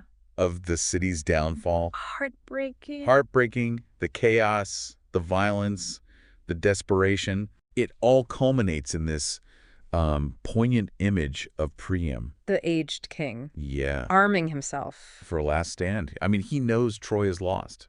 But he's going to go down fighting. He's going to go down fighting. With courage. Yeah. He represents that old order. Yes. The grandeur of Troy. Yeah. His death is symbolic. Yeah. It's the end of an era. And the need for a new beginning. A new hope. A new hope. Which Aeneas embodies. He does. Aeneas' escape from the burning city. I know, like an action movie. It's crazy. He's carrying his elderly father Anchises on his back, Right. leading his young son, Ascanius, by the hand. It's a lot. It's a lot. And he's desperately searching for his wife, Crisa. Cressida. It really shows his devotion It does. to family and duty. Yeah. It's piety. Yeah. But, of course, amidst the chaos, tragedy strikes again. He loses her. He loses Creusa, adding another layer of grief and loss. To an already heavy burden. I mean, it's gut-wrenching. You really feel for Aeneas. But as he grieves, Creusa's ghost appears. It's a vision. Yeah, a vision, revealing his destiny. To found a new kingdom in Italy. Yeah, it's both a consolation Yes, and a call to action. it is. A reminder that his journey is far from over. That's what leads us to Book 3, Exactly. where he sets sail, With his surviving Trojans. embarking on a perilous voyage. Yeah. Full of challenges. So we've witnessed the destruction of Troy, Yes. the escape of Aeneas, The prophecy. the prophecy. that sends him on this course. Sets him on a new course. Yeah. Buckle up, because this is just the beginning This is just the start. of his incredible adventure. We're going to see it all. We are Storms, longs. loss, navigating these waters. Yeah, guided by fate and the whispers of the gods. It's going to be good. It's going to be wild. Aeneas is setting sail with, well, a heavy heart and a prophecy guiding him toward Italy. Towards Italy. Book 3 is all about this journey. It's a tough one. And it is not smooth sailing. No, it's not. Their first stop is the sacred island of Delos. Home of the Oracle of Apollo. You'd think, with a god giving directions. They'd be set. Yeah, you'd think they'd be good. Divine guidance. But even prophecies can be a bit cryptic. A little cryptic. They misinterpret the oracle's words. They do. And they end up in Crete, believing it to be the promised land. But it's not. But instead of finding a new home, they face hardship and disease. It's a reminder Yeah. that even heroes chosen by the gods, Aren't immune to mistakes. they're human. Yeah. They make mistakes. Grappling with, the challenges of interpreting things, the Fascinating. complexities of fate. Yeah, And just when their hopes start to dwindle, the gods intervene they do. through a dream. Sent to Aeneas. Yeah. This time it's clear. The message is clear. Italy, Italy. your true destination. So they pack up again, they set sail, and, face a new series of trials. Storms. Hostile tribes. Yeah. Even the Cyclops Polyphemus. Oh, yeah. Imagine escaping the destruction of Troy. Yeah. Only to come face to face with a one-eyed monster. I know. It's obstacle after obstacle. Yeah, one after another. More and more daunting. But it highlights the resilience of the Trojans. Yes, it does. They've already been through so much, So much. but they keep pushing forward Driven by that belief. in their destiny. And you have to remember, Yeah, for Virgil's Roman audience, right, these weren't just mythological encounters. right. They reflected real dangers. Yeah, absolutely. Faced by seafarers. Unpredictable weather, Unknown lands. pirates, hostile tribes. All of it. It grounds the epic Yeah. in the realities of the time. It makes it relatable. Yeah, even centuries later. Absolutely. But perhaps the most impactful event in Book 3 is Aeneas' encounter Oh, yeah. with Queen Dido In Carthage. in Carthage. Remember Juno and her schemes? She's at it again. She orchestrates this passionate love affair. Between the two. Yeah. A classic clash Oh, it is. between desire Yeah. and duty. Dido offers Aeneas everything. A home, a kingdom, her heart. Everything. But Aeneas, bound by his destiny, reminded by Mercury, a messenger of the gods. knows he must leave Carthage to fulfill his mission. That's tough. It's tough. I mean, can you imagine the scene Heartbreaking. where he breaks the news to Dido? Yeah. I mean, the pain, the betrayal, Intense. sometimes even the greatest love stories can end in tragedy. It can. And Dido, she curses Aeneas She does. and his descendants, Foreshadowing the future conflicts. between Rome and Carthage. And in a moment of despair, She takes her own life, oh, moment. a pivotal moment, Aeneas leaves carrying the weight, of that curse. the burden of his decision He's being tested, at every turn. forced to make. Impossible choices. And if that wasn't enough, Right. more sorrow. They land in Sicily. Where Anchises dies, His father. It's another devastating loss. loses his father, Not only his father, loses his counselor. his wise counselor. It happens in Sicily, It's symbolic. where the whole thing began. Yeah. The storm, The storm that drove them to Carthage. full circle. Yeah, full circle, facing loss and grief. As he gets closer, to his destination it emphasizes the cyclical nature, of his journey. that push and pull Yeah. between fate, And free will. the presence of loss and hardship. Yeah, along the road to greatness. But he keeps going. He presses on. Finally, in Book 7, They reach the shores of Italy.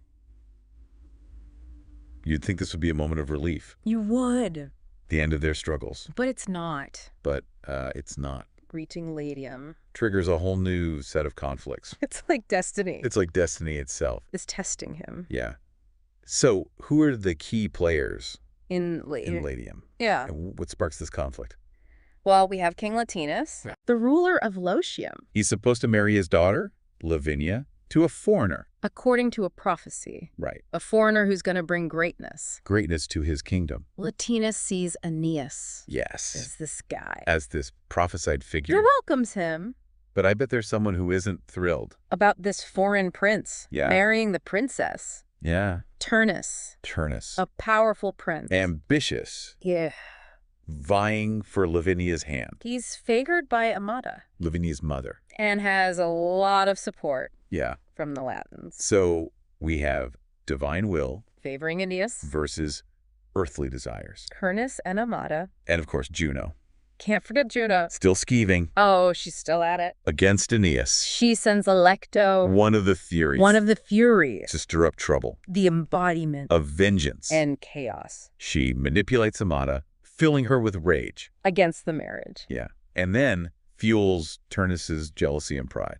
pushing him to war, It's incredible how Juno just weaves her influence into everything. into every aspect of the story. And then Juno herself, Yeah. takes action. Throws open the gates of war. Powerful image.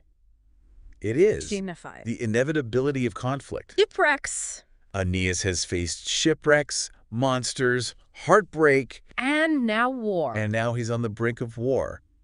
How can he possibly overcome all of this That's the question. and fulfill his destiny? That's what we're going to find out. That is the question that drives the rest of the narrative. Hmm. In the final part of our deep dive, We're going to see it all. the heart of the conflict, The battles. the epic of the battle, losses. the devastating It's losses, the outcome of this clash. it's going to be big. So Aeneas is facing this like insurmountable challenge, Right. this looming war against Turnus and his allies. And Juno, I mean, She's still there. she's not letting up. Nope. Book X really kicks things into high gear. It does. I mean, right away. The stakes are raised. Jupiter The king of the gods. calls a council. He's like, no more. He's like, okay, that's it. No more divine interference in this war. Hands off. No more godly favors. No more direct intervention. The mortals are on their own. Wow. That changes things. It changes everything. It's Yeah. like the gods are saying, all right, you guys made this mess. Now deal with it. You deal with the consequences. It creates this huge tension. Yeah. Because both sides are vulnerable. Yeah. Even with the prophecies, destinies hanging in the balance, who knows what's going to happen? Right. It all comes down to human choices. Human strategy, Yeah. courage, Luck. a little bit of luck. Yeah. But even with the gods taking a hands-off approach, there are still moments where, They can't help themselves. they can't help but like influence things. A little nudge here and there. Yeah, in subtle ways. Or example. Like, remember those ships that Aeneas built from sacred trees? Oh, yeah. Well, thanks to Venus, His mom. they get a spectacular makeover. A divine upgrade. It's a divine upgrade. Venus is worried Oh, of course. about her son. Yeah, she was like, this war is raging. I got to protect him, She pleads with Jupiter. to protect the ships. Do something. And he's like, okay, fine. Waves his hand. Transforms those ships into beautiful sea nymphs. So these nymphs, who were once wooden vessels, they guide Aeneas back to his camp. Just in time. Yeah, ensuring his safe return right before the big battle. Subtle, but crucial. It is. Shows that the gods still, They still have a hand in things, even if they're trying not to. even though they're supposed to be hands-off. But back on the battlefield, things Mhm. take a really dark turn. A tragic turn. Pallas. The son of Evander. Yeah, Aeneas' ally. Killed by Turnus. It's devastating. It is. And it fuels Aeneas' rage. And his thirst for revenge. Oh, yeah, he is out for revenge. Pallas represents this, Yeah, youthful idealism. heroism. And his death underscores the tragic cost of war. And you see Aeneas. Yeah. He's consumed by grief. By fury. He's like a different person. Almost godlike Yeah. in his power and rage. As Aeneas rampages across the battlefield, seeking vengeance, we see this contrast. With Mezentius, Right. this Etruscan king, Allied with Turnus. he's grieving too. Yeah, for his own son, Moses. who sacrifices himself to protect his father. It's interesting, right? It's really interesting. On the one hand, you have Aeneas, Yeah. consumed by rage, Yeah. and then Mezentius, Yeah. stripped of his arrogance. Just filled with grief. It humanizes him It does. in a way we haven't seen. It's a reminder that even in war, Yeah, there's still compassion. agreed. These human emotions that transcend the battlefield. And Mezentius' final moments, Oh, so powerful. he faces Aeneas, In a duel, knowing he can't win. but he fights with honor. He does. It's like even in defeat. There's nobility Respect. earned between enemies. Yeah. Humanity shining through. Yeah. And speaking of powerful moments, we can't forget the ultimate showdown. Aeneas versus Turnus. The fate of Latium. The future of Rome. It all hinges on this final confrontation. It's the culmination of everything. Everything. The prophecy, the journey, the losses, the battles. Everything leads to This moment. And it is intense. The duel is intense. Brutal. Brutal. Suspenseful. So suspenseful. Turnus, I mean, he's fighting. With ferocity. Yeah. Driven by pride. His sense of, ownership over Latium. But Aeneas, Driven by destiny. everything he's endured. He's victorious. It's not an easy victory. I mean, there's a moment where Turnus is even disarmed. Yeah. And his sister, Juturna, A divine nymph she steps in. gives him back his sword. It's a desperate act. Of love. Love and loyalty, A last effort to save her brother. but in the end, Fate prevails. Aeneas delivers the final blow, killing Turnus, securing his victory. Paving the way for Rome. It's bittersweet, It is. achieved at a tremendous cost. So many lives lost. So much suffering. But a moment of triumph. Yeah. The fulfillment of destiny. The birth of a new empire. And that's what makes the Aeneid so powerful. So enduring. It's a story about a nation. But also the human cost of empire. The sacrifices. The losses. The legacy of, everything. The triumph and tragedy. It resonates. Across centuries. Offering insights. Into fate, duty, love, loss. The human spirit.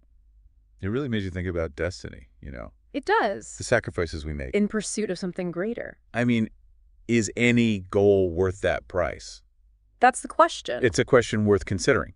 The Aeneid doesn't give us any easy answers, No, it doesn't. but it makes us think It does. about these big questions. About the human condition. The power of stories. Yeah. Stories that have endured for millennia. That's what we do here on The Deep Dive. We explore.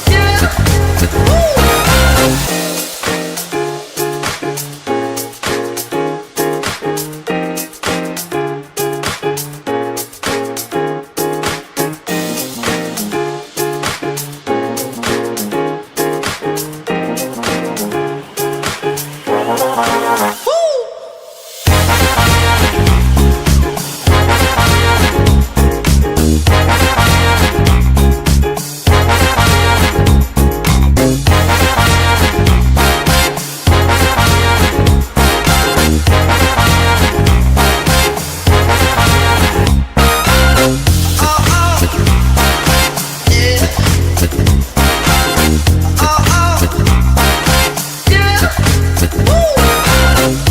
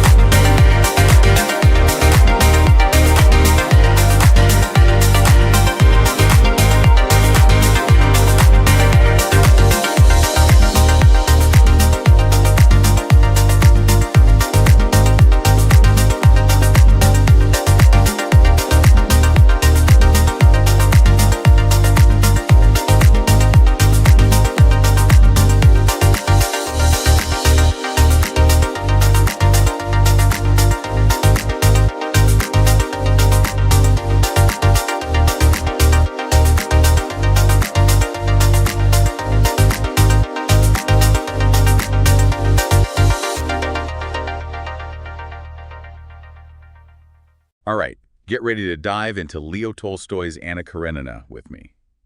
We're in for a whirlwind of love, betrayal, and social drama, all set in 19th century Russia. What's really fascinating about this book is how Tolstoy weaves these characters' lives together. You see how even tiny choices can snowball and totally change their destinies. So true.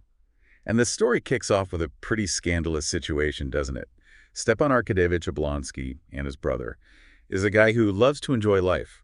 But he's also kind of trapped in a web of his own making. Debts, a marriage that isn't exactly happy, and a bit of a weakness for affairs. And this is where Tolstoy is just brilliant. Stepan's liberalism, it's not really a core belief, more like a handy excuse for the way he acts. You know, there's that part where he's reading these newspaper articles that bash the government. Yeah. It's almost like he's savoring them, like a nice cigar after dinner. It's amazing satire. Tolstoy is subtly showing how some people use political ideas just to cover up their own selfish desires. Right. But here's the thing. Stepan, for all his flaws, is super successful in his job. He's charming, quick-witted, and can handle tricky situations like a pro. Makes you think about what success really means, right? In a world where looking good matters more than being good. Exactly. Stepan's charm might let him get away with things for a while. Oh, yeah. But eventually, those consequences are going to catch up. They always do. Okay, so we've got Stepan with his charm and his flaws setting the stage. And then comes Konstantin Levin. Talk about a contrast. Levin's a landowner, totally connected to the land, but he's also an intellectual, always wrestling with big life questions. He's such a fascinating character, so awkward, so sincere, especially when it comes to love. He falls head over heels for Kitty Cherbatsky, but totally fumbles when he tries to tell her. It makes him seem even more out of place in those fancy social circles. But then there's that scene, remember, when they're ice skating? Oh, yeah. Levin finds this confidence, even though he's so shy. And Kitty tells him, "With you, I should soon learn.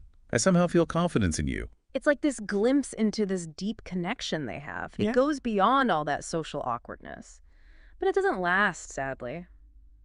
Kitty's drawn to the flashy Count Vronsky, and she ends up choosing him, which breaks Levin's heart and makes him question his own worth. Poor Levin. He goes back to the countryside, feeling like he doesn't belong, wondering if he'll ever find real love and happiness. He calls himself a nobody, lost in a world that doesn't seem to have a place for him. It's so sad.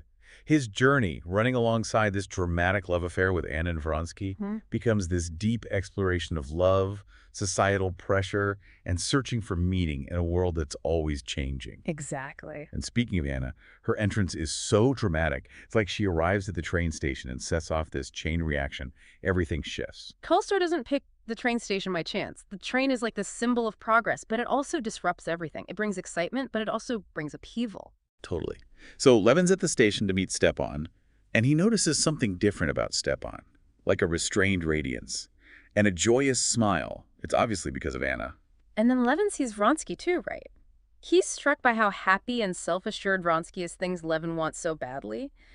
This first meeting really sets up these contrasts that Tolstoy keeps weaving through the whole book. Yeah. Yeah, and at the restaurant later, Vronsky just charms everyone. He even gets that French woman behind the counter laughing.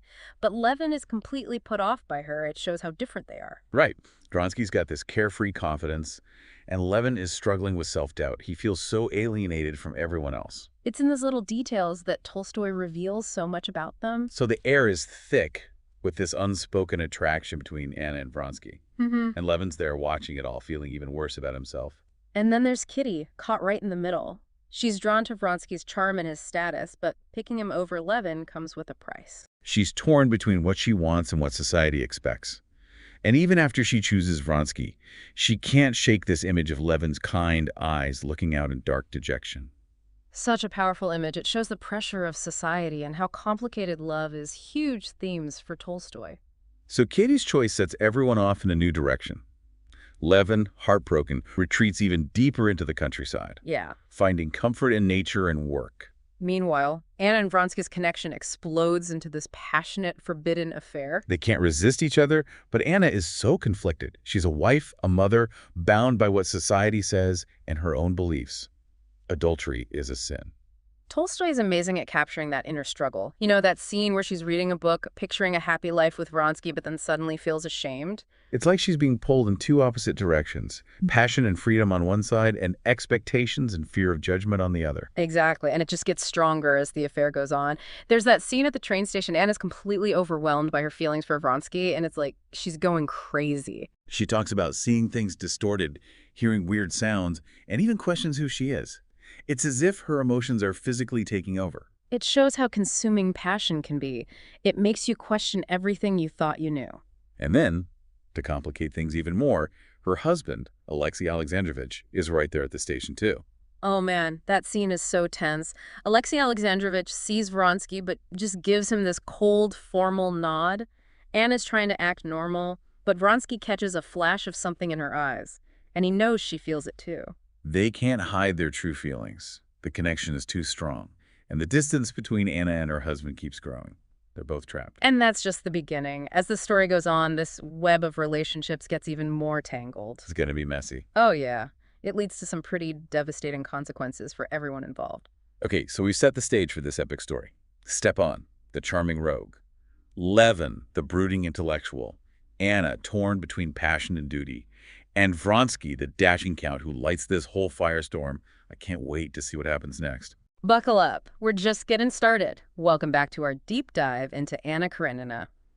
When we left off, Anna and Vronsky's affair was heating up, and Levin was off in the countryside trying to mend his broken heart. Yeah, it felt like their secret was going to explode any minute. Exactly, and then boom. Anna drops a bombshell on Vronsky. She's pregnant. Wow, that definitely changes things. Now they have to face the consequences. Anna thinks this is going to bring them closer, that maybe they can finally be together openly. She sees it as a symbol of their love. But Tolstoy hints that Vronsky might not feel the same. Remember that weird loathing Vronsky feels sometimes? Uh-huh. It pops up again when Anna tells him. So there's this shadow hanging over their happiness. It makes you wonder if he's really ready to be a father, especially with all the scandal. Totally. And things get even harder when society starts to pressure them. Vronsky's mother, at first she didn't mind the affair, but then she realizes how serious it is. Right, she's all about appearances and her son's future. She sees Anna as a threat. And it's not just his mother. Even Yashvin, Vronsky's friend, remember him? Kind of a cynic. Oh, yeah. Well, even he's worried. He warns Vronsky about the consequences. Yashvin gets it. He knows the rules of their world, and breaking them can ruin you, even if you're rich and powerful, like Vronsky. So while Vronsky's dealing with all that, Levin's trying to find a different kind of happiness out in the country. He throws himself into managing his estate. It's such a contrast, isn't it? Anna and Vronsky are in this world of fancy parties and drama, and Levin's out there looking for something real. Absolutely. Mm-hmm. But even in the peace of the countryside, Levin faces his own struggles. He butts heads with the peasants. Their old ways clash with his modern ideas about farming. It shows how hard it is to change things, even when you have good intentions. It's that tension between old and new that runs through the whole book. And then Levin starts questioning his own wealth. He sees how the peasants are struggling, how landowners take advantage of them. It bothers him. He even compares making money to robbery. That's a pretty big deal coming from a landowner. This is the start of Levin's spiritual journey. He's trying to figure out a better way to live. I love how Tolstoy puts Vronsky and Levin side by side. One's caught in this whirlwind of passion and judgment, and the other's searching for meaning in simpler things. They're like two different ways of dealing with life's challenges. And then there's Kitty. What about her? Yeah, what happens to Kitty after all the heartbreak? Well, she and Levin end up getting back together. Really? Yeah, they get married and start a new chapter. It's like they've both grown up through all these experiences. Kitty becomes this amazing wife and mother, and Levin, he's still got his big questions, but he finds some peace in family life.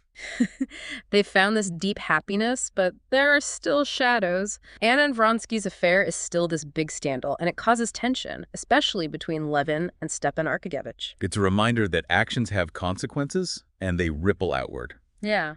Even when you try to build a new life, you can't always escape the past. So what about Anna and Vronsky? Does their passion last? Not really. The excitement fades and things start to feel uneasy, especially for Anna. She's cut off from society, totally dependent on Vronsky, and she's terrified of losing him. You can feel her anxiety growing. Remember that scene at the opera? She's dressed to the nines, flirting with everyone, trying to get Vronsky's attention. Oh, yeah, that was awkward. It was like she was trying too hard. Exactly, it backfires. She pushes people away and ends up feeling even more alone. She realizes the life she chose comes at a price. So while Anna's world is falling apart, Levin's facing his own crisis. His brother's death really shook him, and he's grappling with these huge questions about life and death and faith. He dives into philosophy, religion, science, everything. It's like this intellectual and spiritual quest, a counterpoint to Anna's emotional struggles. He's trying to find truth beyond what society tells him. Does he find any answers? It's interesting, he doesn't find them in books or theories. It's when he sees the simple faith of his wife and his brother's former mistress that something clicks for him. Their belief gives him something he's been longing for. A sense of belonging, of connection to something bigger. It's a powerful realization. Sometimes the deepest truths aren't complicated. They're found in love and faith. So Levin finds his peace, while Anna and Vronsky keep falling apart. Their love turns into jealousy and possessiveness. It becomes toxic. They blame each other for their unhappiness. They're trapped. It's like their love, which was supposed to set them free, becomes a prison. Anna's anxiety gets worse. She starts using opium, and she pushes Vronsky away. It's heartbreaking. And Vronsky, he's tired of the drama, tired of the judgment, and he starts to pull back. He looks for distractions, even other women. Their story becomes a warning about what happens when passion isn't balanced with understanding and a shared purpose. As things get worse, Anna feels more and more isolated. Even her sister Dolly can't really help her.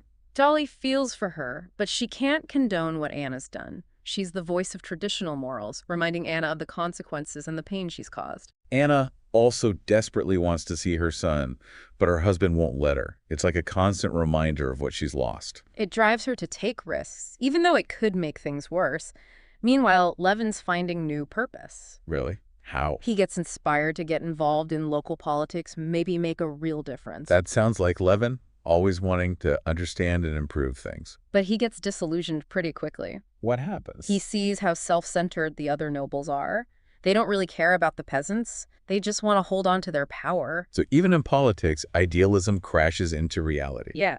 It reinforces Levin's belief in the simple things. Working the land, connecting with people. He finds satisfaction in that. It's like he's come back to his roots and found what truly matters. But what about Anna? It doesn't sound like things get any better for her. No, they don't. Her isolation and anxiety drive her to make these impulsive choices that seal her fate. I know. She tries to win Vronsky back at a society event, but it blows up in her face. What happens? She misinterprets things, gets jealous, and ends up completely alone and broken.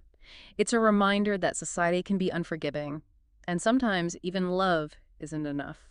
So we've got Anna falling apart and Levin finding his way. It's a powerful contrast, showing how our choices shape our lives. And as we head into the final part of the book, both Anna and Levin are at these turning points. Their stories are so different, but they both teach us about what it means to be human and how to find meaning in a chaotic world. I'm hooked. What happens next? Does Anna find any peace? Does Levin figure out how to live with his new faith? We'll find out in the last part of our deep dive. Stay tuned. So we're back, diving deeper into Anna Karenina. We left off with Anna in a really bad place, and Levin trying to find his way with this newfound faith. Yeah, the last part of the book brings both their journeys to an end and is both tragic and hopeful at the same time. Let's talk about Anna first. Is there any chance she finds a way out of this mess? Unfortunately, no. Anna's consumed by paranoia and jealousy and this desperate need to win Vronsky back. It leads her to this awful decision. What does she do? She throws herself under a train. It's impulsive, born out of despair, and it ends her life. Oh, that's just so sad. She was such a vibrant character. Her suicide is the culmination of everything, the pressure from society, her own inner struggles, and a love that couldn't survive in their world. It's tragic, showing what can happen when you live a life that society rejects. What about Vronsky? How does he handle her death? He's completely overcome with guilt and grief. He ends up volunteering for the Serbian War, almost like he's trying to find redemption. Like he wants to atone for his part in her death. Yeah, and maybe escape the pain. It shows how powerful guilt can be and how we try to find meaning, even when faced with such a huge loss. So Vronsky is looking for answers on the battlefield, while Levin's still on his own journey back in the countryside. He's still searching, isn't he? He is. The birth of his son brings him joy and a sense of responsibility, but those big questions about life haven't gone away. He can't just accept things blindly. He needs to understand them. Exactly. And this is where Tolstoy gives us this amazing insight. Levin realizes that real happiness isn't about finding all the answers. It's about living a good life, about love, compassion, and connecting to something bigger than yourself. So it's not about having it all figured out. It's about the everyday things. Right, living by your values. Levin finds joy in being a husband and father in the simple things. He keeps working the land, connecting with nature, and he embraces faith, not as a bunch of rules, but as a way of life. It sounds like he finally finds peace, that sense of belonging he was looking for. He does. Levin's story is one of hope. He shows that even in a world with pain and uncertainty, you can find meaning in everyday moments, in relationships, and in living by what you believe in. So Anna Karenina is more than just a sad love story. It's about the human experience. It's about searching for meaning, dealing with societal expectations, love, relationships, and the strength of faith and family. And Tolstoy leaves us with this really thought-provoking question. Can you be truly happy if you go against society's rules? And what are you willing to sacrifice for that happiness? It's a question everyone has to answer for themselves. But through these characters, Tolstoy gives us this glimpse into what it means to be human. It makes you think about your own values, your desires, and how you find meaning in a world that's always changing. It's a book that sticks with you. You keep thinking about the choices we make and what really matters. Ain't nobody beat my love for you. Make it right, my love for you.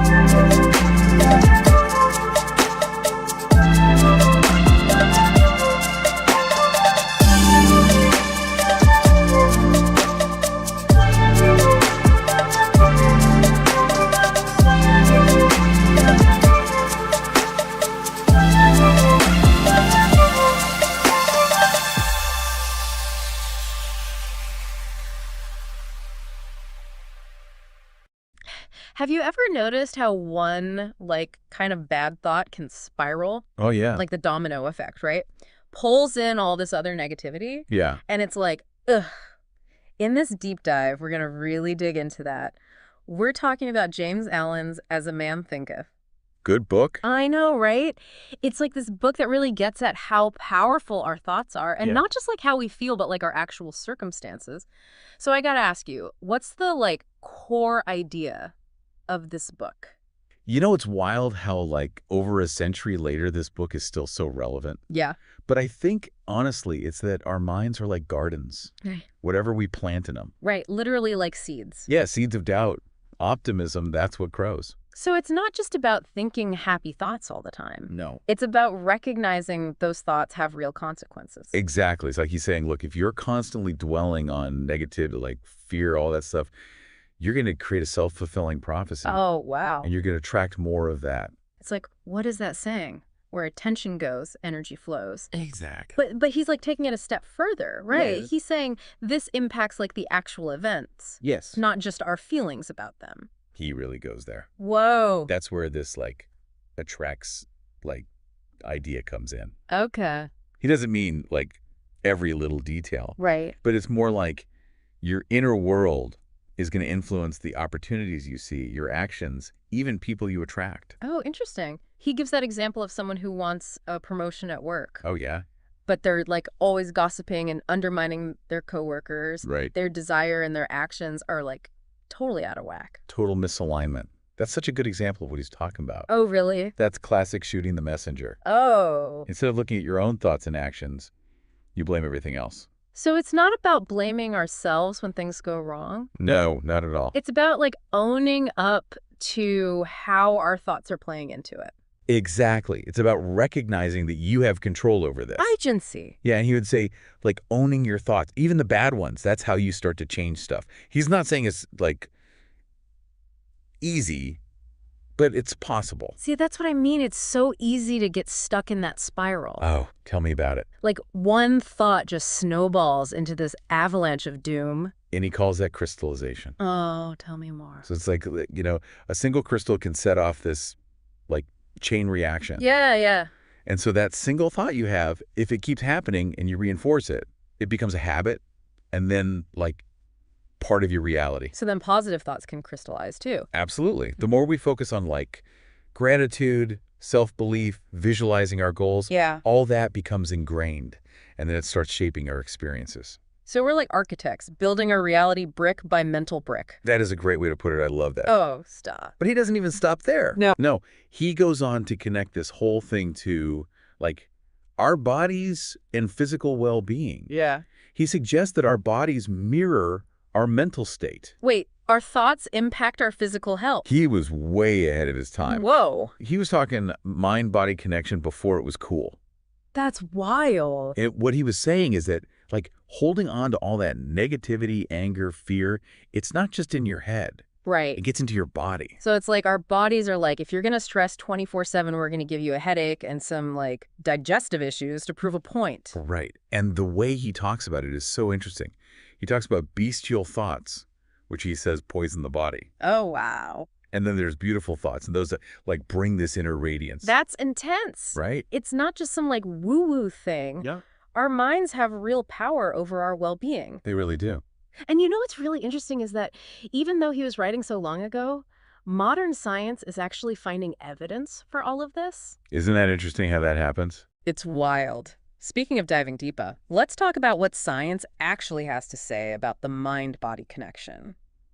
Well, like, there's studies that have shown that being stressed out all the time, Chronic stress. yeah, that can actually, like, weaken your immune system. So it's not just in our heads when we're stressed, like our bodies actually can't fight stuff off as well. Nope, it's real. And that's just, like, one example. There's tons of research now about how connected our minds and bodies are. Stress messes with your heart. Mindfulness can help with pain. Wow.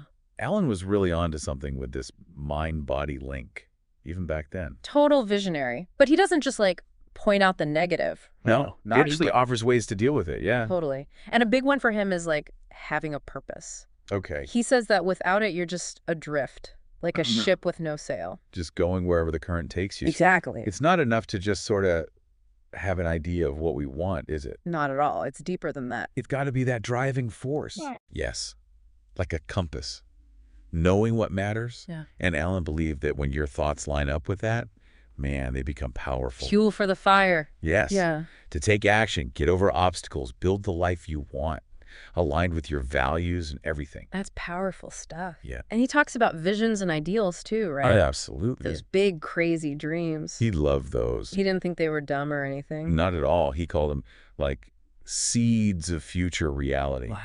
Not that they'll automatically happen, but they're possibilities. And you got to put in the work, thought, the effort to grow them. So we have more control than we think. Way more. That's really cool. It's like that energy flows where attention goes Yeah. thing again, Right, right. but bigger.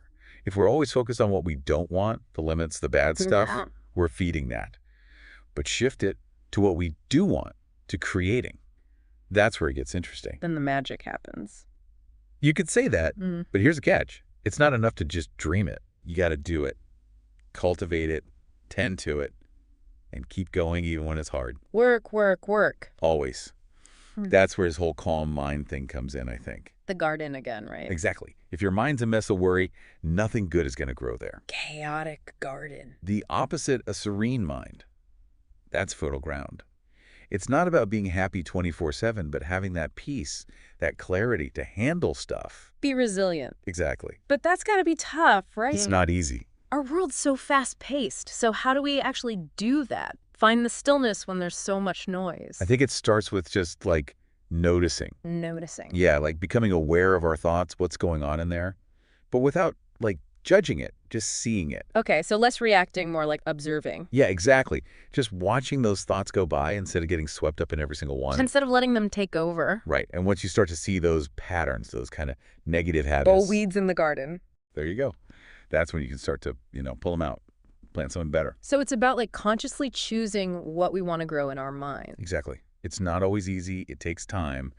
But even little changes can make a difference. So for someone listening who's like, all right, I'm ready to try this whole architect of my reality thing, Yeah. what's one thing they can do, like, today to get started? Alan would be all about starting a mindfulness practice. Okay. And it doesn't have to be anything fancy. Even just taking a few minutes to sit, breathe, and just watch your thoughts without getting carried away by them. Just creating a little quiet space in our minds. Exactly. And that can actually start to change things in your everyday life, too. Wow. So we really do have this power of thought. We do. And this book is like a guidebook for using it. It's empowering, but also kind of makes you think, right? We have this responsibility to really choose our thoughts carefully. It is a journey, that's for sure. But like Alan said, it's worth it. So there you have it, everyone. That was our deep dive into As a Man Thinketh. We talked about how our thoughts shape things, that connection between our minds and bodies, and how important it is to have a purpose, to find that inner peace. And more importantly, we all have the power to choose the thoughts that are going to shape our lives. So true. Think about that this week, everyone. And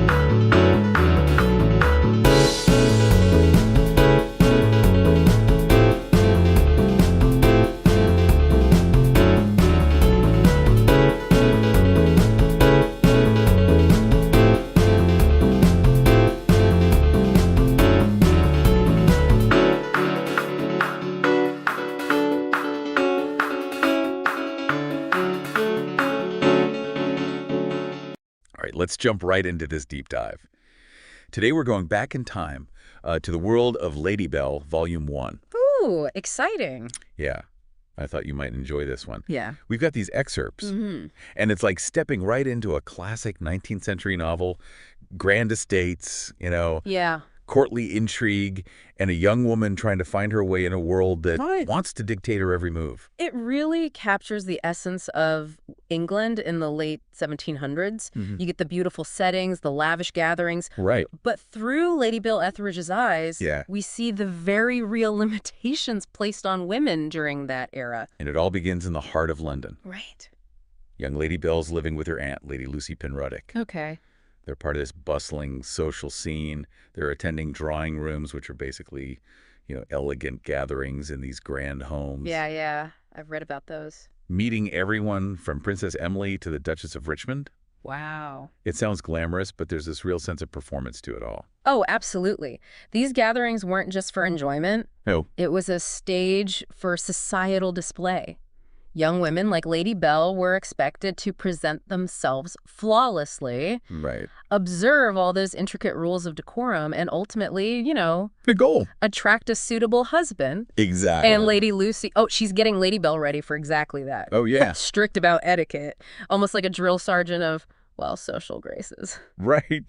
But you can sense that youthful spirit in Lady Belle. Yeah. Like she's pushing back a bit, she's sharp, she's observant, and you get the feeling she's not afraid to question what she sees around her. I love that contrast between Yeah. Lady Lucy's emphasis on conformity and Lady Belle's natural curiosity. Right. Makes you wonder, how long will she be content to play by those rules? Well, that question gets answered pretty abruptly. Oh. When Lady Lucy passes away, Lady Belle's world is turned upside down. Oh, no. She's left with nothing, sent to live with her uncle, Squire Godwin, and his sister, Mrs. Di Godwin, at their estate in Warwickshire. Warwickshire. A far cry from that bustling city life. Right. This is where things take a turn, isn't it? Yeah. That estate, St. Bevis's, Yeah, it's almost Gothic in its dilapidation. it is. Such a stark contrast to the elegance of London. It really is. Reflects the shift in Lady Belle's fortunes. Definitely a culture shock. Wow, I bet. And the inhabitants of St. Bevis's don't exactly make it easier for her. Really? We meet Squire Godwin. He's detached, preoccupied. Mm-hmm. His sister, Mrs. Di, bitter and eccentric. Oh, my. And then there's Mrs. Kitty, the housekeeper. She seems to take an immediate dislike to Lady Belle. I see. Well, you have to remember, she arrives with no power, no resources. Right. Entirely dependent on these relatives, who frankly seem more concerned with their own problems Yeah, it really does. than offering her any kind of warm welcome. It's a bit like walking into a hornet's nest. Yeah, I can imagine. But are there any bright spots? There are a few. Okay, good. Mr. Snade, the butler, Okay. and Mr. Greenwood, the chaplain, Right. they show genuine concern for Lady Belle, try to guide her through this new, Right. well, unpleasant reality. Those two are important. Yeah. They show that even in this dysfunctional household, there's still compassion, there's support. It's a good reminder that kindness can pop up in the most unexpected places. It really is. Unfortunately for Lady Belle, though, things are about to get even more complicated. Ah. Enter Squire Trevor, a wealthy but rather intimidating neighbor. Okay. He sets his sights on Lady Belle, and of course, her uncle is fully on board with this match. It's that classic case, isn't it? Yeah. Practicality over personal happiness. Exactly. Squire Godwin sees this marriage as the solution to Right. Lady Belle's precarious situation, Yeah. regardless of her feelings on the matter. And she's only 15 at this point. Oh, goodness. There's this unsettling incident at a wedding celebration. A man tries to, accost Lady Belle. Oh, no. Squire Trevor intervenes. Oh. Seems heroic, but it also emphasizes Lady Belle's vulnerability Right. and her growing dependence on this man who wants to control her future. It does make you question his motivations, doesn't it? Is he truly protective? Right. Or is he using this to further his own agenda, Yeah. knowing she's now more reliant on him? And as if things weren't bad enough, Yeah. the Godwins' financial situation takes a nosedive. Oh, dear. Faced with ruin, they essentially force Lady Belle into marrying Squire Trevor. Desperate to secure some stability. It's heartbreaking, really. Ew. Lady Bell's stripped of any agency. Yeah. Treated like a pawn in this Right. family's financial game. It makes you wonder what awaits her at Trevor Court. That's a good question. Hmm. And it's one we're going to delve into next time on our deep dive into Lady Bell's world. Yeah, wait. So we left off with Lady Bell at Trevor Court. Right. Married to a man she fears. Isolated. Again. It is almost like St. Beavis all over again, isn't it? Yeah. But now she's in this gilded cage. Right. The oppressive atmosphere. Yeah. The fear of her husband's temper. It's such a contrast to that life she saw in London. Yeah, it is. But you know what? Even in this suffocating environment, she shows resilience. Oh, absolutely. Those little acts of defiance, the embroidery, the walks, Yes. finding comfort in nature. It really speaks to her inner strength, doesn't it? It does. Those seemingly small activities, Right. they become her lifeline, Yeah. carving out a tiny space of autonomy in a world that's trying to control her every move. And then the story takes us to Peasmarsh, Peasmarsh? this bustling town caught up in a political election. Ah, okay. Squire Trevor drags Lady Bell along, Right. and here's where she meets a woman who will change her life. Really? The captivating Mrs. Sundon. Mrs. Sundon. I'm curious about her. She's fascinating.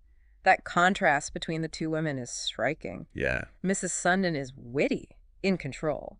Hmm. She operates with a freedom that Lady Bell can only dream of. Right. So different from Lady Bell's life. And we can't forget the historical context. Oh, of course. Politics back then was a rough game. Yeah. Full of intrigue, danger. It was. The election in Peasmarsh is no exception. And Lady Bell gets caught up in it all. She does.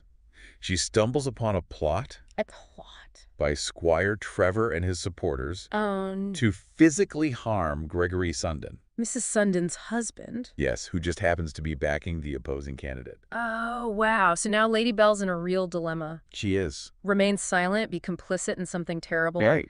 or risk everything to do what she believes is right. It really shows her character. That Yeah. she chooses to act. It does, defying the expectations of her position, her society, She really does. acting according to her own conscience. Yeah. And it's a daring act. Tell me about it. She escapes from her lodgings in the dead of night. Wow. Flees, hoping to reach London. It's like something out of a suspense novel. It is. And of course, all this sets off rumors. Of course, no instant communication back then. Right, just gossip and speculation. So the truth of her flight is a mystery. She vanishes.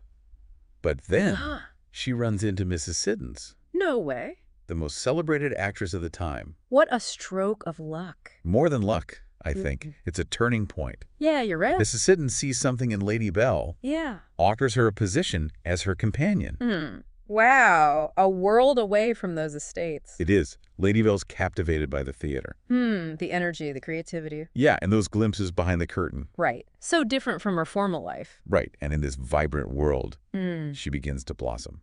That's wonderful. Learning, adapting, Yeah. experiencing a sense of agency she's never known before. It's remarkable how she adapts. But then, another shift. Mrs. Siddons arranges for her to become a companion Okay. to Miss Kingscote at Nutfield. Nutfield. It's a faded manor house, but it has a unique charm. Interesting. Another change of scenery. It is. And what's Miss Kingscote like? She's, eccentric, intriguing. Sounds like a challenge for Lady Bell. It is. It's like she's constantly being tested. Yeah, having to adapt. And then Miss Kingscote's brother, Charles, arrives. Oh, this is getting complicated. It does. And then the past comes back to haunt Lady Bell. In what way? Miss Kingscote reveals a past betrayal. Okay. It involves a gambler A gambler. named Squire Godwin. Wait, Squire Godwin, her uncle. Yes, the one who forced her into this marriage. Oh, wow. This changes things. It does. It's a collision of past and present. Makes her see her own history in a new light. And as she's reeling from this, Yeah. another visitor arrives at Nutfield. Who's that? It's Mrs. Sundon, Mrs. Sundon. now widowed, facing hard times. Oh, no. The irony, Yeah. the woman who represented freedom and strength, Right. brought low by circumstances connected to Squire Godwin. It's like everything's connected. It is. It shows how the actions of one person Yeah. can have these ripple effects. Affecting others in ways they never imagined. It's a powerful realization for Lady Bell. I bet. She's starting to understand the web of relationships, the consequences. That have shaped her life. Yeah. So we've got Lady Bell reunited with Mrs. Sundon at this manor house. But things are so different now. They are, and Lady Belle's past is catching up with her, too, with that shocking revelation about her uncle. Yeah, she's starting to see how her fate is tied to the actions of others, especially, the men who've controlled her life. Right. She's peeling back the layers of deception, seeing the patterns. But don't forget, she's living under this assumed name, Mrs. Barlow, to hide her identity, her marriage. It's a constant reminder of the constraints she's under, the secrets she has to keep. Exactly. That alias, it's a symbol of her separation from her true self. It highlights the limited options women like her had. Right, she couldn't just leave her marriage. No, she had to disappear, reinvent herself. To survive. Exactly. But we know secrets don't stay buried forever. Lady Belle eventually tells Miss Kingscote the truth. Oh. Confesses that she's Lady Belle Trevor, trapped in this marriage. It's a risky move. She's trusting someone who, well, she hasn't known for very long. True, but it shows she needs a real connection. Yeah, to share the burden of her past. So how does Miss Kingscote react? Surprisingly, with empathy. Really? Despite her eccentricities, Right? this Kingscote is more understanding than you might expect. Wow. So she offers support, a safe haven. Demonstrating that kindness can appear in the most unexpected places. It reminds you that first impressions can be deceiving. But the big question is, Yeah. what happens next? Does she stay at Nutfield?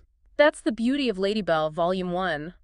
It leaves us hanging on a cliffhanger. So we don't know her ultimate fate. No, but you sense she's ready to take control of her own destiny. She's come such a long way. From those early days in London. Right. Navigating a world that seemed determined to break her. Loss, manipulation, betrayal, and yet she emerges with this newfound sense of self. It speaks to the resilience of the human spirit, doesn't it? It does. That desire for autonomy. Right. The freedom to make choices Yeah. that align with our values. It makes you wonder, what did become of Lady Belle? Did she find love? Independence? Did she ever see Mrs. Sundon again? We're left to ponder the possibilities. Imagine all the paths her life could have taken. It makes you reflect on your own journey, The moments that shape us. the choices we make. It reminds us that our stories are never truly finished. There's always another chapter, Another challenge. another opportunity for growth. And maybe that's the biggest takeaway from Lady Belle Volume 1. Even when the world tries to limit us, There's always hope. the chance to rewrite our narrative To embrace the unknown. and create a future that's truly our own. Well, there you have it. Lady Belle Etheridge, a young woman who defied expectations, challenged norms, and found the strength within herself to navigate a world that tried to control her. Thanks for joining us on this deep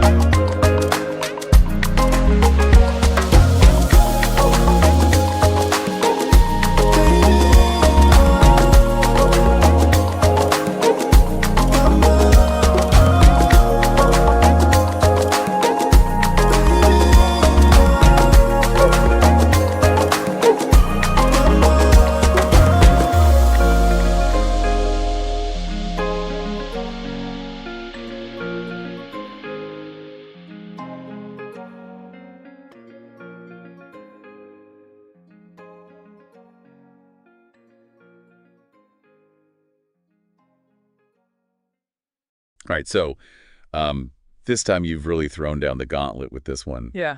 A deep dive into James Joyce's Ulysses, famous for its stream of consciousness and all the dense layers. Yeah. Okay, challenge accepted.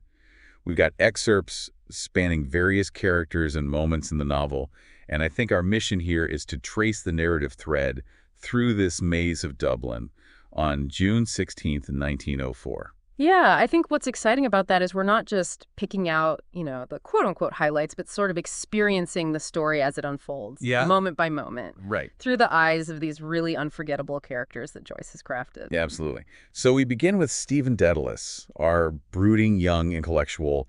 It's morning he's at the Martello Tower with Buck Mulligan, who's this boisterous medical student. Yeah. There's clearly tension between them, even as Buck teases Stephen about his morning attire. Yeah, the morning attire is key because it immediately kind of sets up this inner conflict. He's grieving for his mother, but feels stifled by all the social expectations of grief. And Buck, on the other hand, represents this more irreverent, cynical view of life and death. Yeah, it's fascinating how Joyce just drops us right into this complex dynamic. Without a lot of exposition, we're immediately immersed in their world through these sharp and often humorous exchanges. Right. Like when Buck says, he can't wear those trousers, it's not the etiquette. Yes. And he's referring to Stephen's gray trousers. Exactly. It's a seemingly trivial detail, but it really kind of speaks volumes about the social codes and expectations of the time. And then you have that image of the scared calf's face gilded with marmalade, which is just... That's one that sticks with you. Oh, it does. What do you make of that image? I think it's likely a flashback to Stephen's time at university and sort of connects to his feelings of guilt and anxiety. Joyce often uses these kind of seemingly absurd images to hint at deeper psychological states. It's like a puzzle where every detail has this potential double meaning. Precisely. And that's what makes Ulysses so rewarding. You're constantly discovering new layers and connections. So as they're having breakfast, an Englishman named Haynes is also present, adding another layer to the whole dynamic. Yes. We get a sense of the tension between the Irish and the English, even in this seemingly mundane breakfast scene. Yeah, Haynes really kind of represents the shadow of British colonialism looming over Ireland. And, Buck's insistence on Sandy Cove milk is like this subtle assertion of Irish identity, even at the breakfast table. Okay, let's unpack this a little bit. We leave the tower and follow Stephen as he goes to tutor a young student named Sargent. Right. Here we see a different side of Stephen, a more compassionate, even tender side as he interacts with this young boy. It's a poignant scene because Sargent is struggling with math, but also carrying the weight of his mother's recent death. Yeah. And Stephen really sees a reflection of his own grief in the boy's vulnerability. And he describes Sargent's mother in such bleak terms. A trembling skeleton of a twig burnt in the fire. Heartbreaking. Joyce doesn't shy away from the harsh realities of life and death, but he also kind of juxtaposes that bleakness with images of nature, like the fox scraping in the earth. Right. It's a reminder of the cyclical nature of life and the persistence of the natural world, even in the face of loss. Later that day, Stephen has a really tense encounter with Mr. Deasy, his headmaster.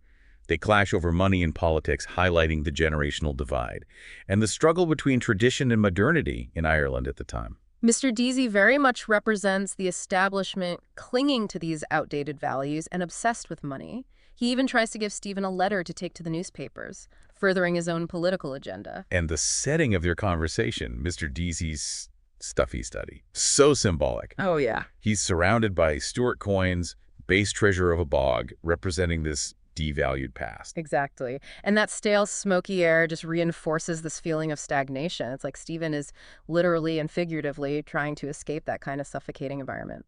Then we get a taste of Joyce's famous stream of consciousness technique as Stephen's walking on the beach. Yes. And his thoughts jump from one image to the next, seemingly random, yet they're revealing his inner anxieties and preoccupations. This is where Joyce really breaks from traditional narratives. Yeah. We're plunged directly into Stephen's mind, experiencing his thoughts as they arise without filter or censorship. It can be challenging, but also incredibly rewarding as a reader. He's thinking about Frauenzimmer, which I learned is German for women coming down to the sea, and then about history, religion, even his own sense of isolation. It's like we're eavesdropping on his internal monologue. And within the stream of consciousness, you start to notice these patterns, recurring motifs, symbolic connections. It's like a tapestry where every thread contributes to this overall design. So while Stephen is wrestling with his internal demons, we're introduced to Leopold Bloom, our second protagonist. Right. and he's preparing breakfast, but his thoughts are already racing.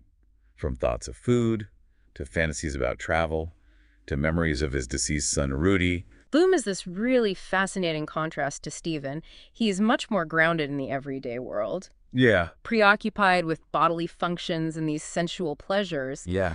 Yet he's also capable of these profound philosophical musings. Right, and there's this great detail about him loving kidneys for breakfast, but finding that tang of faintly scented urine unpleasant. It's so Joyce. It is. Finding humor and poetry in the mundane. That detail is actually quite significant because it points to Bloom's sensuality, his deep connection to the physical world, and it kind of foreshadows these more carnal desires, which will definitely come into play later in the day. He seems like this man of simple pleasures, yet his internal monologue is anything but simple.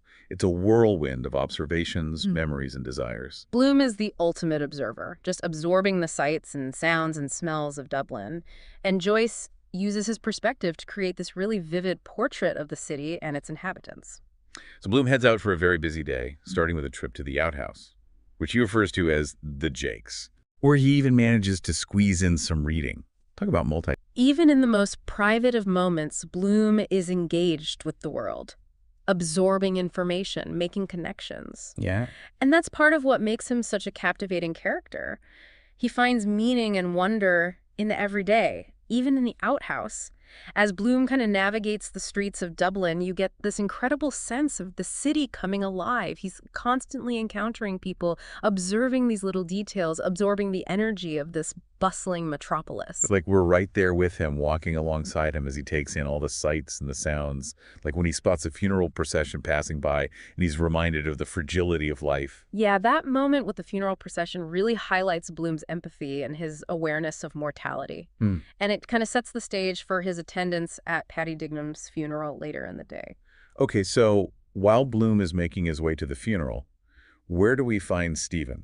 So meanwhile, Stephen has made his way to the National Library, and he's surrounded by other intellectuals, like the poet A.E., the librarian John Eglinton, You're right. engaging in these really deep discussions about literature history and the nature of art. So Stephen's in his element here.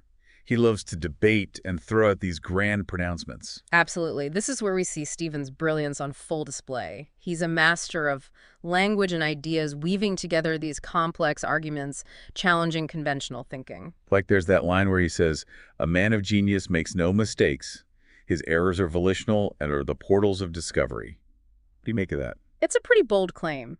And I think it gets to the heart of Stephen's artistic philosophy. Yeah. He's suggesting that true art is not about perfection, but about taking risks, exploring new ideas, even embracing failures as opportunities for growth. That's a pretty radical idea, especially in a time when art was often seen as a way to uphold tradition and, social order. Exactly. Stephen is really challenging those traditional notions, pushing the boundaries of what art can be. Yeah. And he's doing it through his own unique voice-blending intellectualism with a touch of rebellion.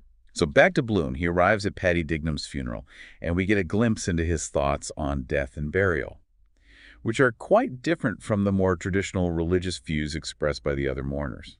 Yeah, this is one of those moments where Bloom's really unique perspective shines through. He's very skeptical of rituals and dogma, and he tends to focus on the more practical aspects of death. Right. The decay, the logistics of burial, the impact on those left behind. There's that striking image where he imagines all the beer brewed in Dublin. Yep. Millions of barrels. Yes. And their contents spilling out, flowing together, winding through mudflats. What do you make of that? It's a rather morbid image, but it's also quite beautiful in a way. Yeah. It speaks to the cyclical nature of life and death, the way that everything eventually returns to the earth. And there's a hint of humor in it, too, which is typical of Bloom. Yeah, it's like he can't help but find humor even in the face of death. Exactly, and that humor is part of what makes him so relatable. He's not afraid to acknowledge the absurdity of life, even in these most serious moments. After the funeral, Bloom heads to work. He's an advertising canvasser, and we get a glimpse into his interactions with his colleagues and clients, which are full of this witty banter and these sharp observations. Bloom is clearly a man who enjoys the hustle and bustle of the working world. Yeah. He's quick-witted, resourceful, and always looking for an angle. It's fascinating how Joyce uses Bloom's work life to kind of shed light on the social and economic dynamics of Dublin at the time. Exactly. We see the competitive nature of the advertising industry, the struggles of small businesses, the influence of politics on everyday life. Bloom's day continues with just this whirlwind of encounters. Sandwich men, political rallies, even a glimpse of Blazes Boylan, Oh, yes. the man who's having an affair with Molly. That encounter with Boylan is crucial. It's a brief moment, but it's so charged with tension and foreshadowing. Right. Bloom notices Boylan's spruce figure, the flash of his straw hat. Yeah, it's like this silent acknowledgement of the situation. Yeah. Like this reminder of the betrayal that's hanging over Bloom's head. Precisely, and it adds this layer of complexity to Bloom's character. Right. He's not just this jovial observer. He's a man grappling with jealousy, insecurity, the possibility of losing his wife. And then there's Bloom's lunch at Davy Burns, Yes. where he savors this glass of Burgundy and indulges in his love of food. It's this moment of quiet pleasure amidst all the chaos of the day. Yeah, that lunch scene is significant because it really showcases Bloom's sensuality and his appreciation for simple things in life. Yeah. He's fully present in the moment, enjoying the taste of the wine, the texture of the food, the atmosphere of the pub. It's like this mini vacation for him, a chance to escape from all the pressures of work and the anxieties of his personal life. Exactly, and it highlights the contrast between Bloom's outward ordinariness and this rich inner life he has. He may seem like an average guy, but he's capable of these profound depths of feeling and perception. So as Bloom is finishing up his lunch, we shift back to Stephen, who's left the library and found himself in a pub, the Ormond Bar, Right. with a group of friends and acquaintances. The Ormond Bar scene is one of the most dynamic and entertaining episodes in Ulysses. It's just this whirlwind of witty banter, philosophical debates, drunken revelry. Stephen's holding court, surrounded by this really colorful cast of characters. Mhm. The boisterous Ben Dollard, the cynical Lenehan, the erudite Professor McHugh. It's just this brilliant showcase of Joyce's ability to capture the energy and humor of a pub conversation.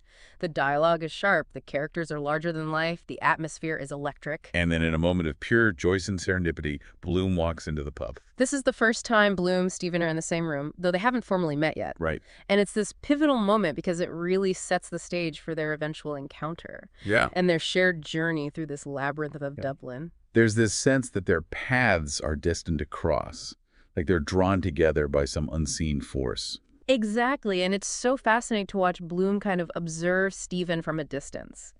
He's intrigued by the younger man's intelligence and charisma, but also senses a kind of vulnerability in him. It's like he sees a younger version of himself, Hmm. someone who's still searching for his place in the world. And that connection, that sense of shared humanity, will ultimately draw them together in the most unexpected of ways. Last we left off, Bloom and Stephen were in the same pub, but they hadn't actually met yet. Mm. What happens next? Well, the Ormond Bar scene kind of descends into a bit of chaos. Stephen's had a fair bit to drink, and he gets into this heated argument that spills out into the street. Oh no, sounds like trouble. It is. He ends up in a brawl and is knocked to the ground. And who comes to his rescue but Leopold Bloom? So they finally meet. What a dramatic way to bring them together. Very Joyce, isn't it? This chance encounter born out of this chaos, it marks the beginning of their very unique relationship. So Bloom takes Stephen under his wing. Right. Sort of this fatherly instinct kicking in. You could say that. He sees Stephen's vulnerability and feels compelled to help him. He even takes him to a cabman's shelter for a cup of coffee and some conversation. A cabman's shelter. That's a far cry from the intellectual atmosphere of the library or the boisterous pub scene. Yeah, the shift in setting is deliberate. It strips away all pretense and brings Bloom and Stephen together in this moment of shared humanity. And they actually start to open up to each other. They do. Bloom shares stories of his travels, revealing this yearning for adventure and a fascination with the world beyond Dublin. That's interesting because Stephen seems more trapped in his own head despite being this brilliant thinker. Exactly. They represent two different ways of experiencing the world. Bloom is very grounded in the everyday, while Stephen is more focused on these abstract ideas and artistic pursuits. There's this detail about Bloom showing Stephen this postcard from a sailor addressed to Senor Abudin in Chile. What's the significance of that? That postcard is a bit of a mystery. Some see it as a symbol of Bloom's desire for escape, while others interpret it as a reminder of the interconnectedness of the world. It's up to the reader to decide. Okay, so they leave the cabman's shelter and continue their journey through the night. They do, and along the way, they encounter this drunken sailor who launches into this rambling speech about Ireland and England. Oh, wow. It's a reminder that politics is always simmering beneath the surface in Joyce's Dublin. It's like even in these late-night encounters, the weight of history and national identity is always present. Exactly. Joyce weaves these themes into the fabric of everyday life, showing how they shape the thoughts and actions of his characters. And finally, Bloom takes Stephen back to his house on Eccles Street. It feels like this safe haven after the wild events of the night. It is. The final scene takes place in Bloom's kitchen, a place of warmth and domesticity. They share some cocoa, and Stephen recites a poem he's written. There's this sense of peace and connection in that moment, isn't there? Absolutely. It's this quiet resolution after all the chaos and turmoil of the day, and it highlights the possibility of finding solace and understanding in the most ordinary of settings. One of the most striking details is the Sula-Run exchange. Stephen writes it in Gaelic, and Bloom responds with a line of Hebrew. It's like they're communicating in this ancient, almost mystical language. Yeah, that exchange is incredibly symbolic. It suggests the possibility of transcending cultural and linguistic barriers, finding common ground through this shared humanity. And then Stephen leaves, heading back out into the night. And we're left with Bloom alone in his kitchen, lost in thought. The novel ends with Bloom getting ready for bed, his thoughts drifting towards Molly, and we get a glimpse into their intimate life through her famous soliloquy, a stream of consciousness masterpiece that concludes with her resounding yes. Wow, what a journey. We've followed Stephen and Bloom through the streets of Dublin, experienced their triumphs and struggles, witnessed their unlikely connection. It's been quite a deep dive. It has. Ulysses is a book that stays with you long after you finish reading it. It's a celebration of life in all its complexity, a testament to the power of language, and an enduring exploration of the human condition. So what's the big takeaway here? What should our listener be pondering after this deep dive into Ulysses? I think the main takeaway is that Ulysses is not about finding easy answers or these neat resolutions. Yeah. It's about embracing the journey with all its twists and turns, its moments of beauty and ugliness, its humor and despair. It's about seeing the world through new eyes, questioning assumptions, and finding meaning in the most unexpected of places. Beautifully put. Maybe this deep dive has inspired